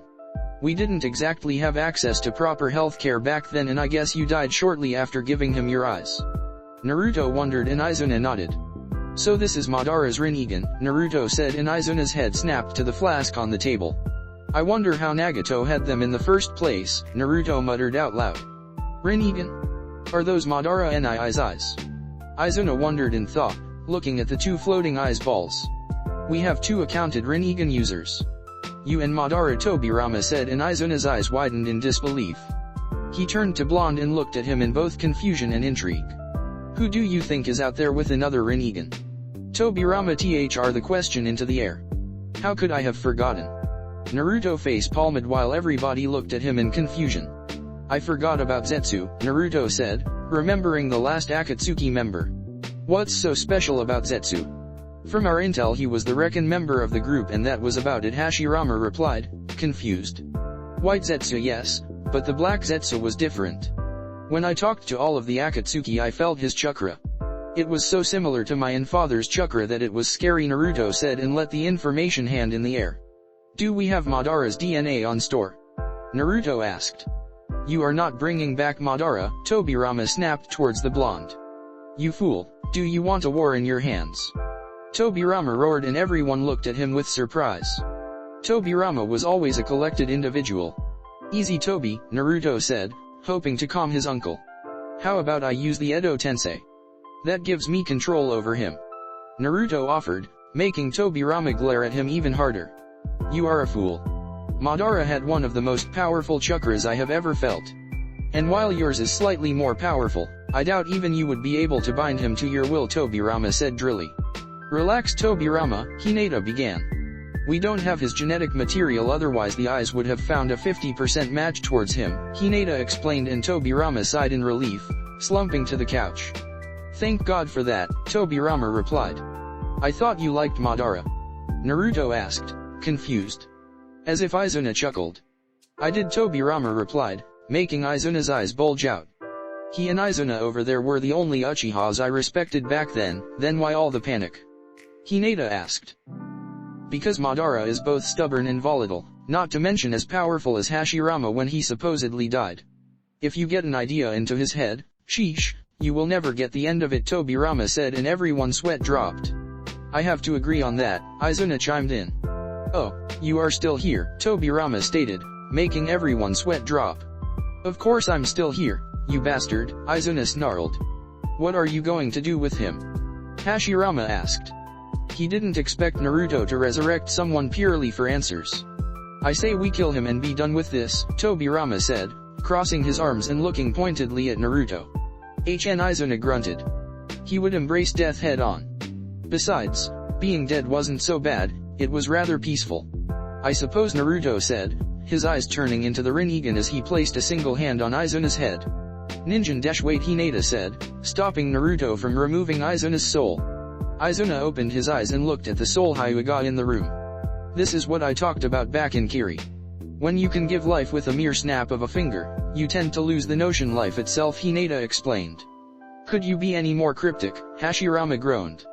What I'm trying to say is that all life is important, Hinata began softly. It doesn't matter if it came from Naruto-kun or Kami herself. Every life is important and to be protected, Hinata finished, and Naruto sighed, stepping back. You owe your life to my wife. Be thankful she has a kind heart, Naruto said. Izuna grunted. Please, the Uchiha in him had pride. He would never thank an enemy for sparing his life. That still doesn't resolve his fate, Minato said. Just to be clear, Tsunade began sharply. I don't want a rogue Uchiha running rampart in my village, Naruto hummed, bringing a hand to his chin. Tell me, Izuna. You still don't think that Hashirama and Madara teamed up for the greater good? Naruto asked, and Hinata smiled, knowing where Naruto was taking this. Naruto was giving Izuna something that all Uchihas treasured above all else. Family. Come, Naruto said, releasing Izuna from his binds and motioning him to follow him. Let me show you what Madara and Hashirama built together, Naruto smiled, leading Izuna outside of the compound and into the village that his brother had built. Hashtag outside of Senju compound, Konoha hashtag hang on tight, Naruto said, placing a hand on Izuna's shoulder and flashing both of them towards the Hokage mountain. What was that? Izuna groaned, feeling the world dancing around him. It was that blasted technique from Tobirama, Izuna snarled. Relax, Izuna, Naruto said, calming the Uchiha. You are among family. There are no enemies here, Naruto said. Izuna grumbled at being ordered around by some brat but reluctantly followed. This, Naruto said, stepping to the ledge of the Hokage mountain and gazing into the village. Wow, Izuna breathed out, looking at all the light in the village. This is the Hidden Leaf Village, founded by Senju Hashirama and Uchiha Madara, Naruto said, and Izuna just looked in amazement. During the night, Konoha was truly an amazing sight to behold. Hidden Leaf Village? Izuna asked, confused. Don't blame me or Hashirama for the name. It was Madara that came up with it, Naruto chuckled while Izuna looked at Naruto in disbelief. He grunted. Naruto smiled and placed a hand on his shoulder. Moving on, Naruto said, and flashed them both to the streets of Konoha. Even at nightfall the village was bustling with activity. How many clans live here? Izuna asked, walking down the streets and looking around. Hyuga, Akimichi, Nara, Yamanaka, Abarame, Senju, Inyazuka, Kurama and several smaller ones, Naruto explained. No Uchiha clan? Izuna asked confused and saw Naruto flinch. Yes, Naruto began slowly. The Uchiha clan lived here until a few years ago, Naruto said, hoping to not lose Izuna after this. What happened? Izuna asked, his voice taking a dangerous tone. Greed, Naruto replied, and Izuna stopping walking, looking at him in disbelief. The only Uchihas alive now are me, Itachi, now, my father and you, Naruto said. What happened? Izuna asked sadly. I killed them, Naruto said bluntly, and Izuna's jaw dropped. You did what? Izuna asked coldly. His Sharingan was turned on and glaring at Naruto. The clan leader at the time was a fool with delusions of grandeur. He wanted the world in his pocket. He wanted power, and save for a few people, all of the clan supported him. He even unleashed the Kyuubi in this village, killing thousands of innocent just to try and become Hokage. So I took steps and killed them all, Naruto said without remorse. How could you just kill them like that? Izuna snarled, his fists shaking from anger. They were family, you can hate me all you want, but it was necessary. They wanted to destroy the very thing Hashirama and Madara built. Even Madara left the village shortly after its creation because he got fed up with his clan, Naruto explained, but Izuna showed no intention of calming down. Izuna clenched his fists so hard that the knuckles were becoming white. He looked towards the blonde and lashed out. Naruto saw it coming, he figured Izuna would come at him. Naruto took the punch head on, staggering backwards slightly. Feeling better? Naruto asked, licking the blood from his lips. Izuna scoffed and punched him once more. Go ahead. If it makes you feel better, Naruto said plainly. Izuna went for a third punch but stopped midway and took a step back. I'm good, Izuna said, sighing. Let's go eat something, Naruto said, placing a hand on Izuna's shoulder and leading him away. Izuna looked up and saw his busted lip had already healed. Your lip? How? Izuna asked in disbelief. Let's just say I have an advanced healing factor, Naruto explained. Izuna just looked at him in slight suspicion, but if he could bring back the dead, then a healing factor wasn't that surprising. Izuna ended up shrugging his shoulders and tagging along with Naruto in silence. Here we are, Naruto said, stopping in front a small restaurant with several stools. A ramen bar, Izuna curled his lips in disgust. Why did it have to be ramen? Gross stuff. Izuna said, and Naruto's eyes widened. Ramen is food of the gods, Naruto said, feeling like Izuna had just insulted a higher deity. Naruto pushed Izuna inside, who reluctantly sat on one of the stools. 2 bowls of ramen, old man, Naruto called out. Tuki nodded and went to work. A few minutes later both Naruto and Izuna were served with a steaming bowl of hot ramen. Wait!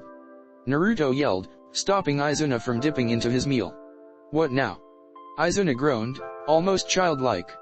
First, you inhale this godly scent, Naruto said as he lowered his head and inhaled the steam rising from the bowl.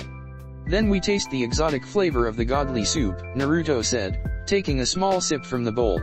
Izuna's sweat dropped at his behavior, but Naruto wasn't finished. And finally, you eat the noodles, relinquishing on the softness and flavor they carry. Only when you have finished these important 3 steps you may feast on your meal like a hungry bear. Naruto finished and Izuna was looking at him like he was growing a second head. Tuki was just nodding in acknowledgement. Whatever, Izuna said and picked the bowl, nearly swallowing his meal in an instant. "No," Naruto whined, seeing his teachings gone to waste. It wasn't half bad, Izuna said, placing the bowl down. He looked over to see Naruto mopping over his own bowl. "Say, Tuki-san," Izuna began, drawing the attention of the ramen chef. "Who founded Konoha?" Izuna asked. "Really?" Naruto thought, nearly face-palming. He's asking Tuki of all people. Tuki was taken back from the question. He had been asked a lot of stuff, but this was a first. Tuki stammered, looking over to Naruto, who was eating his ramen like nothing had happened. "Senju Hashirama and Uchiha Madara," Tuki replied. It was basic knowledge after all. Izuna said nothing more and waited for Naruto to finish in silence. "Ready to go home?" Naruto asked. "Your home isn't my home," Izuna said defiantly. "It will be. Give it time," Naruto sighed, flashing both Uchihas to the Senju compound. Next day #morning, Hinata-chan, Naruto said, kissing her head as he sat down at the table for breakfast. He yawned and rubbed his eyes, pushing the lack of sleep away. Last night's tour around the village had taken longer than he anticipated. "He's gone," Tobirama shouted as he rushed into the kitchen, slamming the doors open. "Who's gone?" Hinata asked, munching on some toast. "Izuna," Naruto answered, eating his cereal peacefully. "You knew?" Tobirama seethed. "Of course I knew. I'm not naive enough to just drop Izuna into one of the rooms and hope he doesn't kill us in our sleep." Naruto chuckled and looked towards Itaki, who didn't seem to like the joke. "I let him leave," Naruto said, and Tobirama sputtered in reply. "Why?" Tobirama in disbelief. "Because we want his loyalty," Hinata began just as Naruto opened his mouth to reply. "We want him to choose to live with us by his own free will. He was born in a different time than ours and never got to experience this village system like you and Hashirama. Telling him that Konoha was built by Madara and trapping him here would more harm than good. He needs to choose by himself where he stands in this new world," Hinata explained, and Naruto nodded. "You took the words from my mouth." Naruto nodded until a thought crossed his mind. "That's rather creepy. How you said exactly what I wanted to say. Maybe I should stop feasting on your brains at night," Hinata said thoughtfully, sticking her tongue out. "The brains from which head?" Naruto whispered huskily into her ear. "That's lame," she groaned in reply while Naruto laughed. "You are a pervert. No matter how much you deny it," Kurama muttered from his mind. "So you let him go just like that?" Tobirama asked, shaking his head disappointment. Naruto and him did agreed in a lot of stuff, but Naruto had more trust in other people than him. "Did you even tag him with the Hiraishin seal?" Tobirama asked, hoping for a yes. "No," Naruto replied, and Tobirama hanged his head. "He battled you extensively throughout his life. He would recognize that seal in a heartbeat, so you just let him go, just like that?" Tobirama asked. "Yes, you are too trusting. Let's hope it doesn't come back and bite you in the ass," Tobirama warned and sat down to eat as well. "If my ass hurts, you will be the first to know," Naruto replied, making Tobirama look dangerously at him. Hashtag few days later hashtag all ready to go. Tsunade asked, looking at both Naruto and Hinata, her chosen bodyguards, to the 5-cage summit that would take place in the Land of Iron in a few hours. Tobirama was also tagging along, but for others' reasons, primarily one Mizukage. "Leave the cloak, Naruto," Tsunade warned. "I don't want the others' cages thinking you are the new ringleader for the Akatsuki," she said. "In a way, I am the new leader," Naruto replied. "Do you want to be jumped by the other cages?" Tsunade asked in disbelief. "It might be fun fighting 3 or 4 cages at once," Naruto pondered while Tsunade just looked at him blankly. "I never had the chance to go all out. It's like my eyes are itching for relief," Naruto explained, and Tsunade sighed dramatically. "Anyways, are you both ready?" Naruto asked, placing a hand on her shoulder and the other on Hinata. "We are going now. We will see you in a few hours," Naruto said to the rest of the compound as he teleported away, towards Land of Iron with both Tsunade and Hinata. They arrived at their destination in the blink of an eye. It was snowing in the Land of Iron as they walked towards the gates leading inside the small castle where the meeting was to be held. They approached the big, wooden double doors and were greeted by samurais. "Welcome, Lady Hokage," Mifune said, bowing in respect. "Good to see you as well, General Mifune," Tsunade replied back, bowing as well to the leader of the samurai. "Lord Tobirama. It seems the news were true." "It's a pleasure to meet you," Mifune said, and Tobirama nodded in reply. "Lady Hinata, it's good to see as well," Mifune said, and Hinata nodded. Mifune turned towards the last element, a particular blonde we all know and love. "Naruto," Mifune said with a chuckle. "Old man," Naruto smirked back. "Naruto," Tsunade shouted, grabbing him by the scruff of his hair and forcing him to bow. "Show some respect to your betters." "It's fine, Lady Tsunade," Mifune replied kindly. "We have met almost a year ago during his training trip, and you let him call you old man?" Tsunade asked in disbelief. "I'm not getting any younger," Mifune laughed heartedly. "Besides, we both know that he has respect for us, even if doesn't show it in his words, I guess." Mifune smiled. "The others' cages have yet to arrive," Mifune said, leading Tsunade inside. Naruto was about to follow when Hinata tripped. Naruto's lighting reflexes came in handy as he gripped her by the arm and stopped her from hitting the ground. "Did you seriously trip?" Naruto asked in disbelief. "How would a shinobi even trip? Much less a shinobi of Hinata's caliber." "I just zoned out for a little," Hinata chuckled weakly, blinking her eyes quickly like they were burning. She felt like she was awakened for days. What's wrong? Naruto asked. The last couple days have been weird. I get these random waves of pain to my forehead. Sometimes the pain just lingers around, not that painful, just an annoying drone during the day, Hinata said. Why didn't you say anything? Naruto asked softly. I didn't want you to worry, Hinata mumbled, and Naruto smiled. I want to worry. It's my job to take care of you, Naruto said firmly, placing both hands on her shoulders. Let me see, Naruto said, activating his Rinnegan and poking her forehead with 2 fingers. A soft green glow enveloped his fingers and started sinking into her head, spreading around her forehead seal. What is that? Naruto wondered, feeling that something strange was happening to her body. It can't be. Naruto's eyes widened in disbelief and he jumped backwards from surprise. Hinata opened her eyes when she felt Naruto's hand leaving her forehead. What's wrong, Naruto-kun? Hinata asked, worried by his reaction. Naruto only smiled in reply and approached her. Something amazing is coming to his world, Naruto said, resting his forehead on hers. His Rinnegan staring into her Byakugan. What's coming? Hinata asked with hope. Naruto was happy, so it must be something good, right? Yes, Naruto. Hinata, come inside, Tsunade shouted from the entrance, breaking Naruto's explanation. We'll take later, Naruto said, and Hinata nodded, walking next to him. She was happy that these erratic waves of pain was nothing to worry about. Few hours later, meeting ##. Now that the Mizukage has arrived, we can finally be in this meeting. I am Mifune, General of the Samurai in Iron Country, and it's my pleasure to host the 5-Kage meeting. Please introduce yourselves, Mifune said, folding his hands and resting his elbows on the table. Mei Terumi, Godame Mizukage, Mei said, placing her dark blue hat on the table. Yondame Raikage, said, throwing his yellow hat to the table. Baki, Godame Kaze Kage, Baki answered, placing down his green hat. Onaki, Sandame Tsuchikage, Onaki replied, placing down his brown hat. Senju Tsunade, Godame Hokage, Tsunade finished, placing down her hat as well. Good, Mifune said with a smile. Acting as mediator for powerful figures as cages when there is so much history between their villages wasn't easy.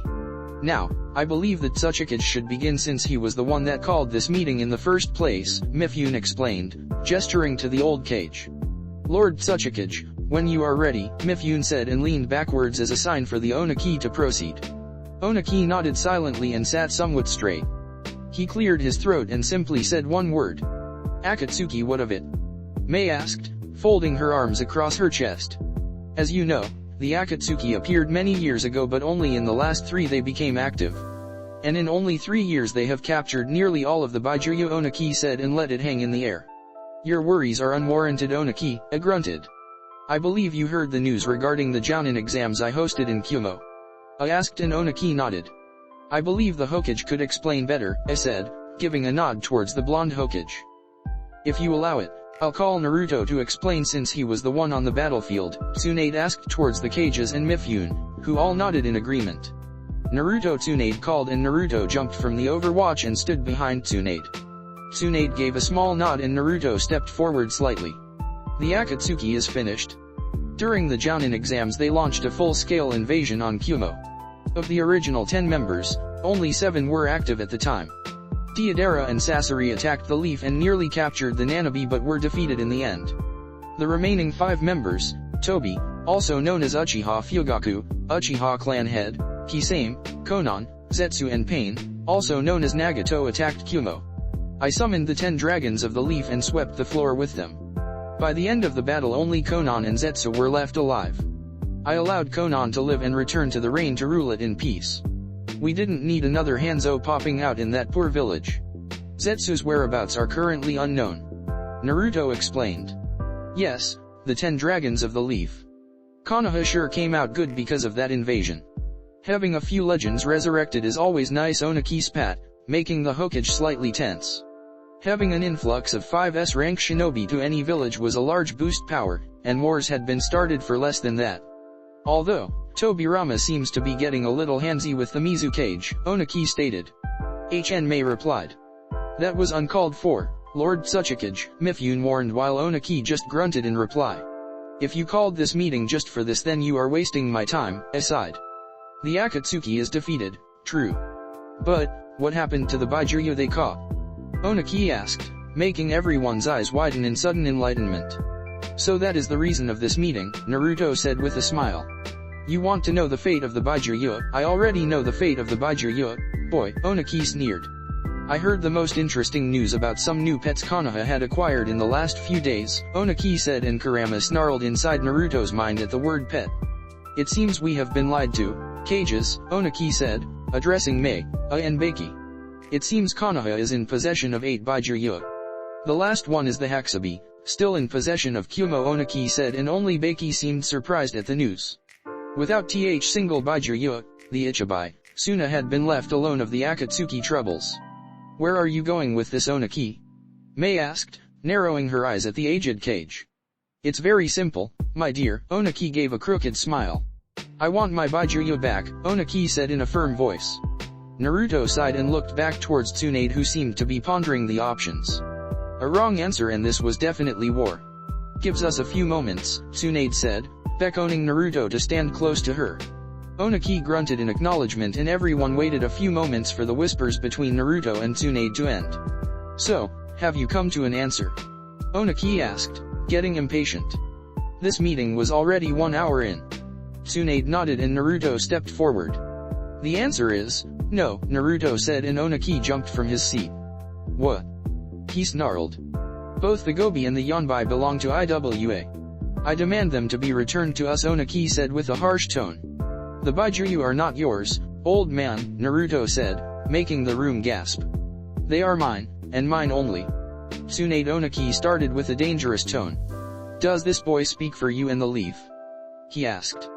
Yes, Tsunade replied with a little hesitation. I see, Onaki replied, sitting back down and turning towards Naruto. You are walking a dangerous path, boy. Onaki said, and Naruto just laughed in reply, making everyone look at him in confusion. It seems old age has gotten to you, Naruto said, and Onaki merely sneered in reply. The Baijiryu belong to me, not the leaf. Don't get other ideas in your head. And when the time comes, despite my respect for A and Kyumo, I will come for the Hakusabi. In the meantime, if you want a war, then I will give you one, Naruto said in a cold tone. I don't need a village to support me, I don't need a village to stand behind me. I will personally walk through the front gates of IWA with 8 Baijiryu behind me, and lay waste to your village, Naruto said coldly. Tsunade was sitting a bit uncomfortable on her seat. Naruto was coming a bit strong. The other cages just watched the events unfold and witnessed the start of the 4th Great Shinobi War. Such arrogance. You are just like him, Onaki sneered. At least you father had some decency. I'm not my father, Naruto replied. No, you are not. At least we agree on that, Onaki grunted. Is that your final answer? Onaki asked, and Naruto nodded. Let the world know who was responsible for this, Onaki said with a tone of finality, making everyone wonder what the old cage W up to. The Tsuchikage slowly moved out of his seat, hands behind his back, as he calmly strolled to the center of the room. Then, to everyone's surprise, he began to levitate above the ground, standing a few feet from ground level. The old cage closed his eye and stood there, floating and seemingly meditating in the middle of the room. Have you gone insane in your old age, Onaki? Aside. IWA shall never bow to Konoha or its allies, Onaki roared, extending both arms forward, a jutsu leaving his lips with a harsh tone. Jinten, Genkai Hakuri no Jutsu, dust release, detachment of the primitive world, as the Tsuchikage called his technique. A large transparent cube appeared with a pure white sphere located inside. The sphere suddenly expanded into a cone-shaped structure. Onaki pointed his technique towards Tsunade, Naruto, Mei, and A. The technique glowed white and enveloped the 3 cages alongside Naruto. Then suddenly imploded, destroying everything inside and around. When the dust cleared, all 3 cages and Naruto were gone, along with the table and a chunk of the wall at least. That was what the Tsuchikage intended to do, but he never counted on Naruto being unpredictable as he was. The moment that Tsuchikage extended his arms for his jutsu, Naruto activated his Sharingan. His eyes started swirling as Onaki's juts formed into the white sphere. Then, to Naruto's surprise, his own arms moved almost unconsciously. He could see it. He understood how it worked. Time seemed to slow down as he watched Onaki pouring earth chakra and forming the outer, translucent shell of his jutsu. Then, Each arm added the next components. His left arm added a small flame of fire chakra, and his right arm added a burst of wind chakra. The wind chakra enveloped the fire chakra, creating a small vortex of fire inside the sphere. As both elements empowered each other, the sphere started glowing almost a pure white. What Naruto didn't know was that he was performing the exactly SA steps as he watched Oniki. Then, a mere fraction before it all began, time seemed to resume. Jinten, both Naruto and Oniki said simultaneously. Genkai Hakuri no Jutsu, both techniques clashed in the middle of the room. The point of impact glowed white, covering the room in a blinding light. Where Oniki had the experience and skill with his technique, Naruto had his powerful chakra and vast reserves to compensate for that. The room rumbled from the power of both techniques. From the point of impact, a small sphere started forming and growing in size, destroying the ground and quickly increasing in size. The cages and their bodyguards seemed to snap from their shock and all jumped away to safety. Suddenly, just like it began, the jutsu imploded and the piercing light died down. Everyone was staring at Naruto and Oniki. Even they seemed to be in shock, Oniki for seeing Naruto copy his jutsu, and Naruto himself for being able to copy said jutsu. Oniki snarled, being the first to break from the shock. He bent down and jumped towards the levitating Oniki, tackling the old man to the floor. Naruto was shaken from his shock, noticing the entire room about to explode in war. He took a deep breath and sent his golden chains to immobilize everyone in the room, most already running through hand seals. Everyone calm the fuck down, Naruto roared, releasing a wave of chakra that made the room shake slightly. Naruto released his chains, leaving them only around Oniki and his bodyguards, Kuratsuke and Akatsuki. Good, Naruto said in his normal voice. He rose a single hand and tried the jutsu once again. He was once again shocked to see a small white spark at the tip of his fingers, forming the perfect sphere he had used. Oniki Mifune said harshly, forgetting all niceties. What is the meaning of this? You dare attack foreign cages on neutral ground? He asked, his voice taking a deeper tone. It would seem that Uegakuer will go to war over the Baijuya, and not against Konoha alone, Tsunade explained, looking at the chained cage on the floor. Yes, I drawled. It would seem our alliance agreement got public. What's your take on this, Kazekage-sama? Mei asked towards Beiki. You are, after all, allied with Uegakuer, are you not? Mei asked sweetly, making Beiki take a step back and gulp in fear. I assure you, Beiki tried to reason. I knew nothing of his plans for this meeting. Prove it, Naruto challenged, extending his arm for Beiki to take. The Kazekage, however, didn't even hesitate and placed his hand on Naruto's. Ningendo, human path, Naruto thought, taking particular care to keep his eyes closed. He scanned through his memories and found nothing. He's clear, Naruto said, and Beiki released a breath of relief he didn't know he was holding. What are we going to do with you, Oniki? Tsunade sighed, leaning back on what remained of the wooden desk they had been sitting on. Lord Mifune, a single samurai, burst into the room, urgency in his voice. Uegakuer is marching towards us, the samurai explained, and everyone looked back to Oniki, who had a crooked smile. How many? Mifune asked quickly. A full battalion of approximately 1,000 men crossed our borders and are taking position around the castle's main entrance as we speak, the samurai explained. We have closed the gates and barricaded the entrance. It would seem Oniki wasn't as insane as we thought, Naruto said. This meeting wasn't about the Akatsuki or the Baijuya. They were just an excuse for him to try and get rid of the Konohakiri Kumo alliance. If no one survived, there would be no report of what happened here and a small lie would be sufficient, Naruto explained. You pretty sharp, Oniki commended the boy. But, not even all of you can stand against 1,000 shinobi, all around Jounin level, Oniki said, pleased with the strength of his forces. Do not worry, this castle was created to withstand heavy siege, Mifune explained. That won't work against IWA shinobi, Tsunade sighed. They are highly skilled in earth ninjutsu and will bring down these walls in minutes. Then I suggest we man the walls, Mifune offered, and everyone nodded. And him? I asked, nodding towards Oniki and his bodyguards. I'll bring him along. So he can see what his decisions brought, Naruto said, and everyone left the room. Hashtag with Iwa's battalion, hashtag, get ready men, Kitsuke shouted to the shinobi standing behind him. Are you sure about this? Ren asked with doubt. We are going to attack the cages, she muttered. Are you loyal to IWA or that Naruto fellow? Taisuke asked with a sneer, and Ren stayed silent.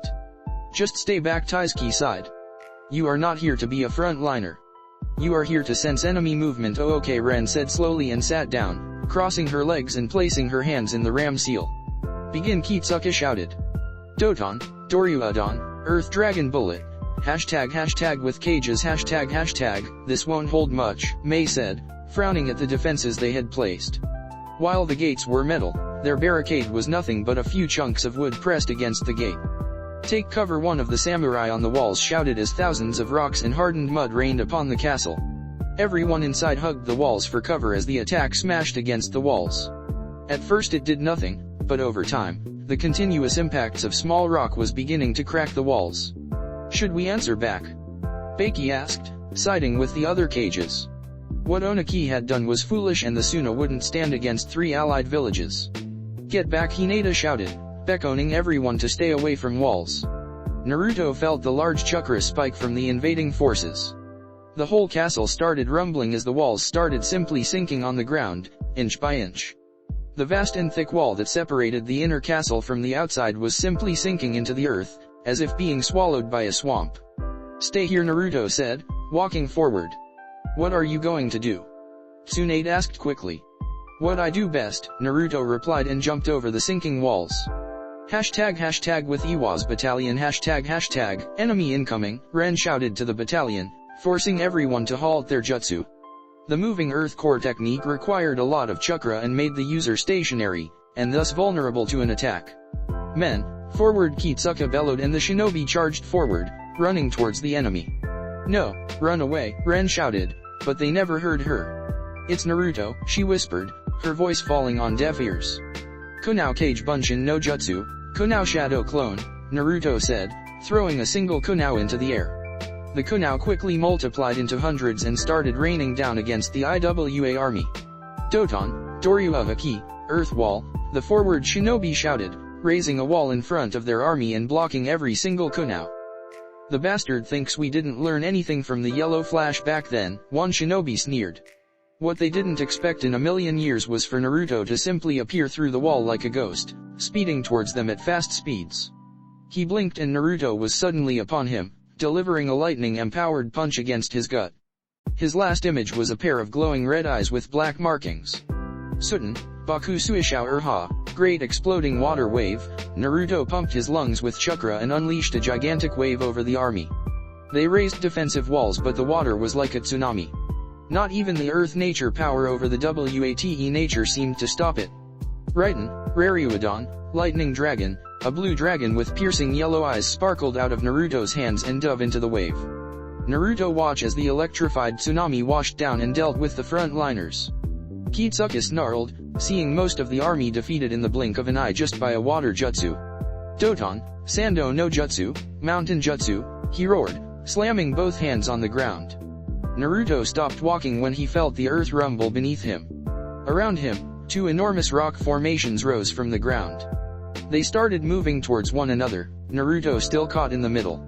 Let's try this, Naruto wondered, raising his hands forward. Jinten, Genkai Hakuri no Jutsu, detachment of the primitive world, the same white sphere he had used before appeared in his hands. The sphere expanded and completely leveled the ground around him, destroying the towering slabs of earth. Not possible, Kitsuka muttered, seeing his strongest attack neutralized with the Tsuchikage's dust style. Bastard, he snarled, running towards Naruto. Doton, Kengan no Jutsu, Stone Fist, Kitsuka charged forward, sending his stone-covered fist crashing against the blonde. Naruto simply raised a hand and blocked the strike with an open palm, much to Kitsuka's shock. Chidori, Naruto said, unleashing lightning chakra from the same hand he used to defend. The lightning completely destroyed the rock shell and electrocut Kitsuka, who fell to his knees, twitching all over. Be bastard, Kitsuka said, before blacking out. Naruto stepped over Kitsuka and continued with his onslaught until he reached the last person on the army. Ren, Naruto said, but she stayed silent. She looked up but only caught a glimpse of yellow hair before she saw nothing more. It was done. Hashtag with cages hashtag Onaki smiled when he heard his army yell and charge forward. He could feel the ground trembling, this caused by his army running forward. His grin quickly fell out of his face when the scream of charge were replaced with screams of fright. Onaki's eye widened when he saw his own technique shine in the distance. Then silence. His heart was hammering in his chest as Onaki waited for a sound, anything. The silence was leaving a sinking feeling in his gut. Then he saw it, a glimpse of red hair, approaching the castle through the mist of the dust. Naruto walked inside, his face covered with dirt and his hair stained red. He had so much blood on him that his hair seemed red instead of yellow. "It's done," Naruto simply said. "What have you done?" Onaki yelled in despair, fighting against the restraints. "What was necessary," Naruto replied with a heavy heart. "This will happen to your village if you continue to pursue your goals. Forget the Baijuyo. They aren't meant to be used as weapons, and as long as I live, they will never be again," Naruto explained, and Onaki dropped his head. Naruto could see tears running down the man's cheeks. He had just brought 1,000 of his men to die. Clap, clap, clap. Everyone looked towards the origin of the clapping sound. Their eyes widened in shock, fear, and disbelief when they saw Uchiha Madara sitting on one of the rocks, slowly clapping. "Looks like Zetsu wasn't lying about you, Naruto. You do dance rather well," Madara said with amusement. Madara Tsunade said with astonishment. "He's an Edo Tensei," Naruto said, looking at the fracture marks all over his skin. Now Madara began, rising from the stone. "That is no way to greet family. How about giving your old man a hug?" he asked with amusement.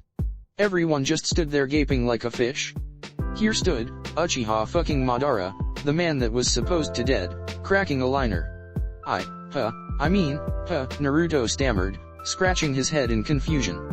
He didn't know how to handle this. "Why are you here, Madara?" Tsunade snarled. "Easy, Senju," Madara replied calmly. "I came to offer all of you a choice. Either give me the Baijuyo," Madara said, looking pointedly at Naruto. "Or you will have war," Madara warned, his tone getting lower. "The Baijuyo are mine," Naruto replied. "And not even you will get them. You are the other Rinnegan, aren't you? You were the one that summoned the Godamazo," Naruto stated. His initial suspicions had been confirmed. "Guilty as charged," Madara said, raising his arms in defeat.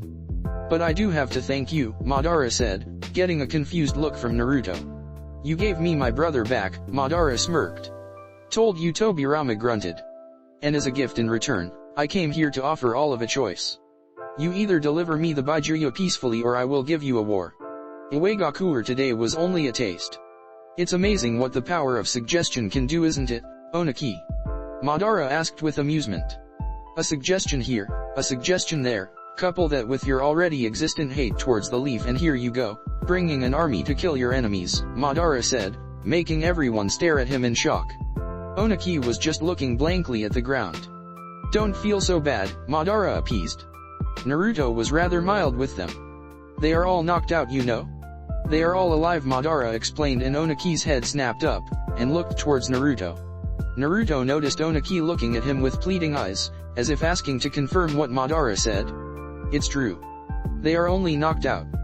The blood on me was only a simple genjutsu," Naruto confirmed, and Onaki could sigh in relief. "Anyway, he may be mild, but I'm not," Madara smirked and nodded towards the outside of the castle. The night sky was immediately lit ablaze. "No!" Naruto yelled, flashing towards the battlefield. He saw a clone of Madara do a single hand seal and spew an ocean of fire against the unconscious shinobi lying on the ground. Sudden, Baku Suishao Urha, great exploding water wave, Naruto did the same jutsu yet again. This time twice as more powerful as before. The gigantic wave swallowed Madara's jutsu, immediately putting out the fire all over and saving the Iwa shinobi from being burned up. He watched the clone of Madara smirk and dispel in smoke. Naruto flashed back to the cages and every single one was on the ground in pain, their bodyguards completely out. What happened? Naruto thought. He had only been gone for a minute at the most. Hinata. Naruto wondered, looking around but didn't spot her. Where's Hinata? Naruto asked, rushing to Tsunade's side. She looked up and groggily extended her arm. Naruto opened his hands and watched as Tsunade dropped something on it. Naruto looked at the item and it was Hinata's wedding ring. I'm sorry Naruto. We tried, Tsunade coughed. No, Naruto thought, backing away. Madara couldn't have taken her. Hinata hashtag previously hashtag Hinata. Naruto wondered, looking around but didn't spot her. Where's Hinata? Naruto asked, rushing to Tsunade's side. She looked up and groggily extended her arm. Naruto opened his hands and watched as Tsunade dropped something on it. Naruto looked at the item and it was Hinata's wedding ring. I'm sorry Naruto. We tried Tsunade coughed. No, Naruto thought, backing away. Madara couldn't have taken her. Hinata hashtag few days later, Konoha hashtag the Senju compound was in a somber mood. And Naruto was even worse. His Uchiha side was coming out and he was moping around in the corners and mostly snapping at anyone around. Everyone was in the living room waiting for Jiraiya. Well, everyone was waiting. Naruto was just pacing around in the middle of the room, hands behind his back and a scowl on his face. Where the hell is he? Naruto asked loudly, waving his arms for good measure, but no one replied to him. They knew he would snap at anyone who said anything, regardless of the answer. His waiting was cut short when the door opened and Jiraiya strolled inside with a disappointed look. Naruto rushed towards the man and quickly asked, "Where is she?" Jiraiya looked at him sadly. Naruto was looking at him with eyes filled with hope, and it broke his heart to answer. "I'm sorry, Naruto," Jiraiya said, dropping his eyes. "I couldn't find her." "Why you couldn't?" Naruto whispered. The words from Jiraiya finally settled in and he felt his stomach drop. All this waiting he had done, waiting for Jiraiya to return with her whereabouts, all this time, wasted. "What do you mean you couldn't find her?" Naruto asked, his voice just above a whisper. His head snapped upwards with a furious gaze. "You have a spy network that stretches halfway through the fucking globe and you can't find a woman," Naruto snarled, gripping Jiraiya by his clothes and bringing him the man to his eye level. Naruto was about to use his human path and scan through Jiraiya's memories when he felt a hand land of his shoulders. He turned his head ever so slightly, his hair parting away and revealing but a fraction of his silver eyes to the man behind him. "That is enough," Minato said sternly, but Naruto only chuckled. It wasn't a warm chuckle filled with happiness, but a cold and hollow one. Minato himself felt a small shiver crawling up his spine at hearing such sound from his son's voice. The laugh seemed so cold, so cruel, so empty. "Tendo, Shinra Tensei," Naruto intoned with a smirk. Minato only had time to stare at his son in shock until he felt an invisible mountain crash against him.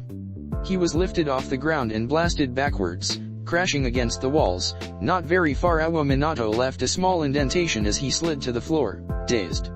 "Naruto!" everyone shouted, can't believing that he had attacked his own father. Naruto's attention snapped back towards Jiraiya, who gulped and simply stared at Naruto with the Rinnegan activated. "You wouldn't lie to me, Jiraiya? Would you?" Naruto asked, his voice turning deadly.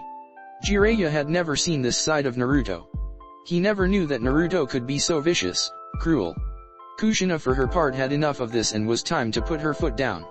Naruto was about to blast whoever placed a hand on his shoulder when he was pulled and swiftly turned around.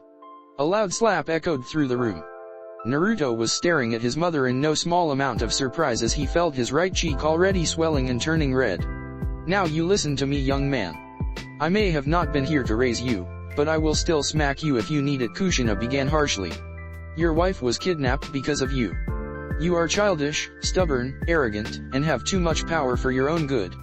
You think you can solve the world's problems by throwing your power around." Kushina shouted in a furious tone, poking his chest with a single finger. "Well, you can't. You are not a god, and you certainly do not rule this world. Threatening the Tsuchikage with war, saying you will take the last Byakuya from Kumo. What is wrong with you? This is not how the world works. If you ask me, Madara did us all favor and took you down a peg," Kushina said, making everyone's eyes widen. "Ever since you got your little Rinnegan you have been going around with you chin up, praising to be God Almighty. But you are not. And a word of advice," Kushina said, lowering her tone. "If you are not careful, you might one day lose her too. Now go cool off." Kushina finished and pushed him out. Naruto said nothing and simply walked of the compound. "That was a little harsh, Kushina," Tsunade said, helping a groaning Minato of the floor. Minato didn't seem to bear any external injuries. The man just seemed to be dazed as he was looking at seemingly nowhere. He needed it. "It's the parents' job to discipline their children," Kushina huffed, hands on her waist as she walked towards her husband. Hashtag with Naruto hashtag Naruto strolled around Konoha aimlessly. The village was buzzing with activity, but Naruto didn't seem particularly interested in anything.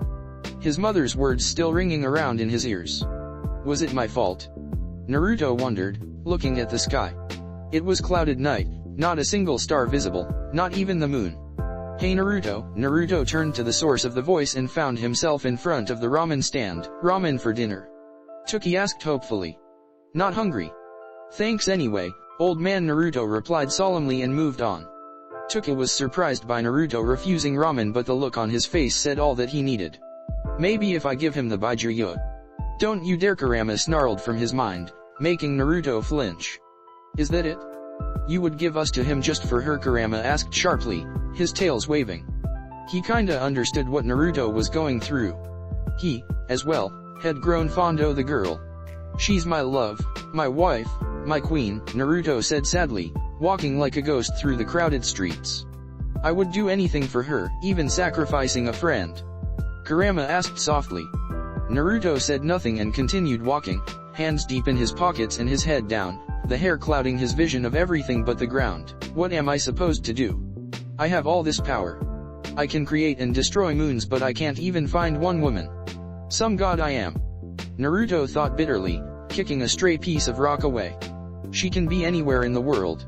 She can be hurt, dying, and here I am, walking around in the village. Naruto walked a little more and soon found himself on top of the Hokage mountain, overlooking the village. He kinda resented the village. They we all happy and cheery. Rain. Naruto muttered, feeling a drop of water land on his face and slide down his cheek. He looked up as rain started pouring from the sky and watched as the people ran around, trying to escape the rain.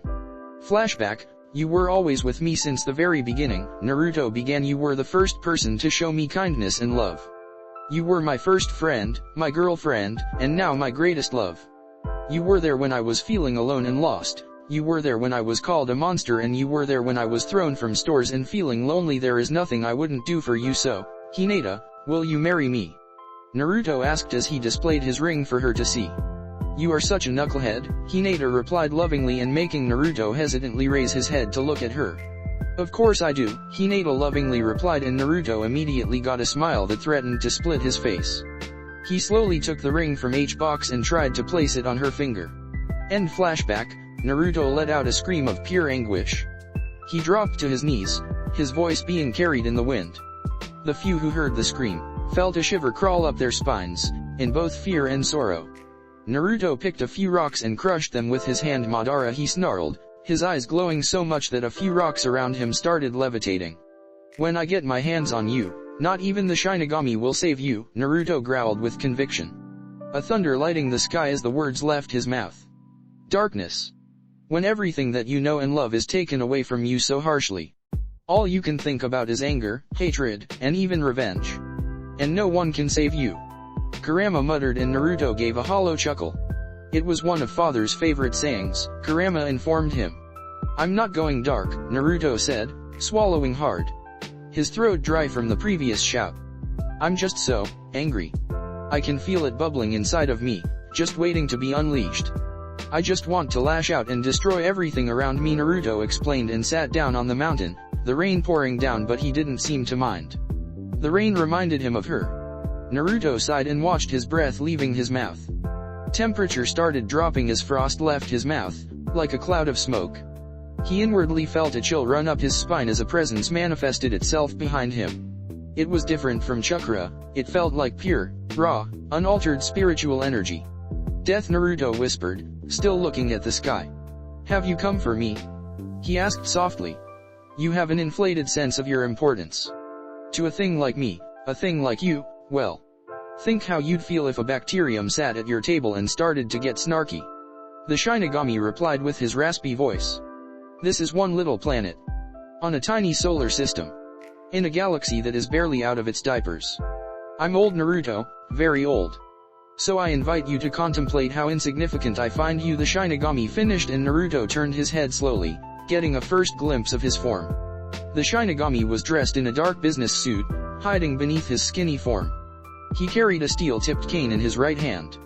His face was that of an old man with wrinkled skin and pitch black, slicked back hair.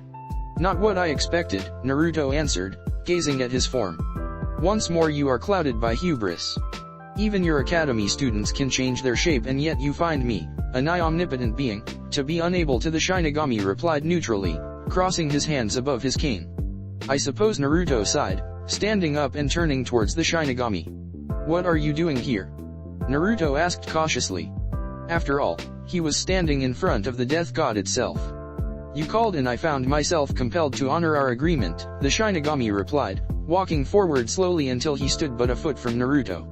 He ran a single finger over Naruto's cheekbone. Those eyes of yours, they intrigue me no end. So fragile and with such potential, the power of creation is not something I can claim of possessing. But you, a mortal even, to wield such ability.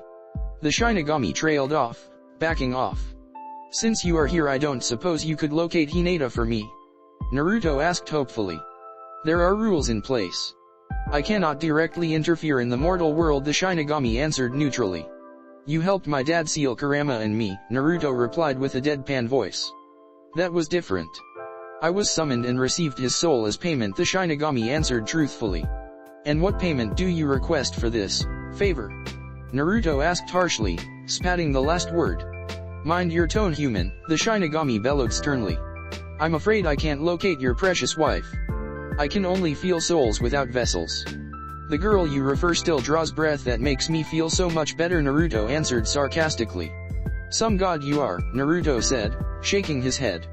You seem to have a wrong understanding how things work. My sister, Izanagi, creates. My other sister, Izanami, destroys, and I keep the balance. Neither of us is more powerful than the other and none is omnipotent. It's as simple as that, Death explained and walked forward towards Naruto, their noses nearly touching. You think you are a god? Death asked, his pupils expanding. Please, I've seen my sisters and you, sir, are no god. I could kill you right here. It would be so easy. Like snapping a twig, you are welcome to try. I have my hubris after all, Naruto replied, never looking away from Death's eyes. Foolish boy. You can't kill Death, Death replied, shaking his head in disbelief. Foolish mortals. You are weak. Frail. Pathetic. You fear yourselves and what you will become. Your bones will turn to glass. Your body to dust. Your hopes to ash. Stumble in the dark and grasp whatever light you can. It does not matter. Because in the end, only I will remain, perhaps, Naruto replied, making Death narrow his eyes. But I am very adept in the sealing arts, Naruto warned. You are the first mortal to ever say that to me. Most just cry or cower, some try to run, others just accept it, but no one has ever tried to defy me. You intrigue me, Senju, Naruto, Death said and turned away. Walking off from Naruto, he suddenly stopped and looked backwards. Call me again for pointless matters and I will kill you, you know, Naruto began with a chuckle. I do believe this is the beginning of a beautiful friendship. Death said nothing and simply disappeared from view. Naruto just didn't want to think about what happened right now and simply sat back down. Seconds turned into minutes, minutes into hours. Mom was right, Naruto sighed, looking at the sky. The rain had ceased somewhere along the night and the sun was just peeking in the horizon. I became the very thing I once told Sasuke not to be, Naruto laughed weakly. Naruto got up and started walking back to the Senju compound. He had a few things to fix. Hashtag Senju compound, hashtag most of the shinobi living in the Senju compound were in the kitchen, eating breakfast. They heard the door creak open and watched as Naruto walked inside. Hey, Naruto greeted weakly and walked to the table. No one said anything as Naruto sat down and began eating as well. Sorry, Naruto suddenly said, making everyone stop their actions. I'm sorry the way I acted in the last few days, Naruto muttered and Kushina nodded, placing a hand on his shoulders. Dad, abo don't worry about it, Minato waved him off. I would be a lousy father if I didn't forgive my son for lashing out when he was hurt, Minato grinned and Naruto nodded, his eyes watering. How did he get her? Naruto suddenly asked. It occurred Naruto that he never asked Tsunade about how Madara had taken her. He had only been away for a few seconds, a minute at the latest. He is fast, Naruto. Very fast, Tsunade answered sorrowfully. What kind of master couldn't protect her apprentice? She looked at Naruto and waited for him to blow up again, but he didn't. How fast? Naruto asked after a few moments. Tsunade smiled. He was beginning to reason instead of being driven by emotion. I guess we know from where Minato inherited his speed. Madara didn't seem to be at his level, but... Tsunade trailed off. Naruto understood what she meant. He knocked us around in the blink of an eye. Neither of us expected that. Zetsu came and grabbed both of them, Tsunade explained. What about Hinata? Naruto asked, looking at his plate and clenching his fists to contain the anger he felt at Madara.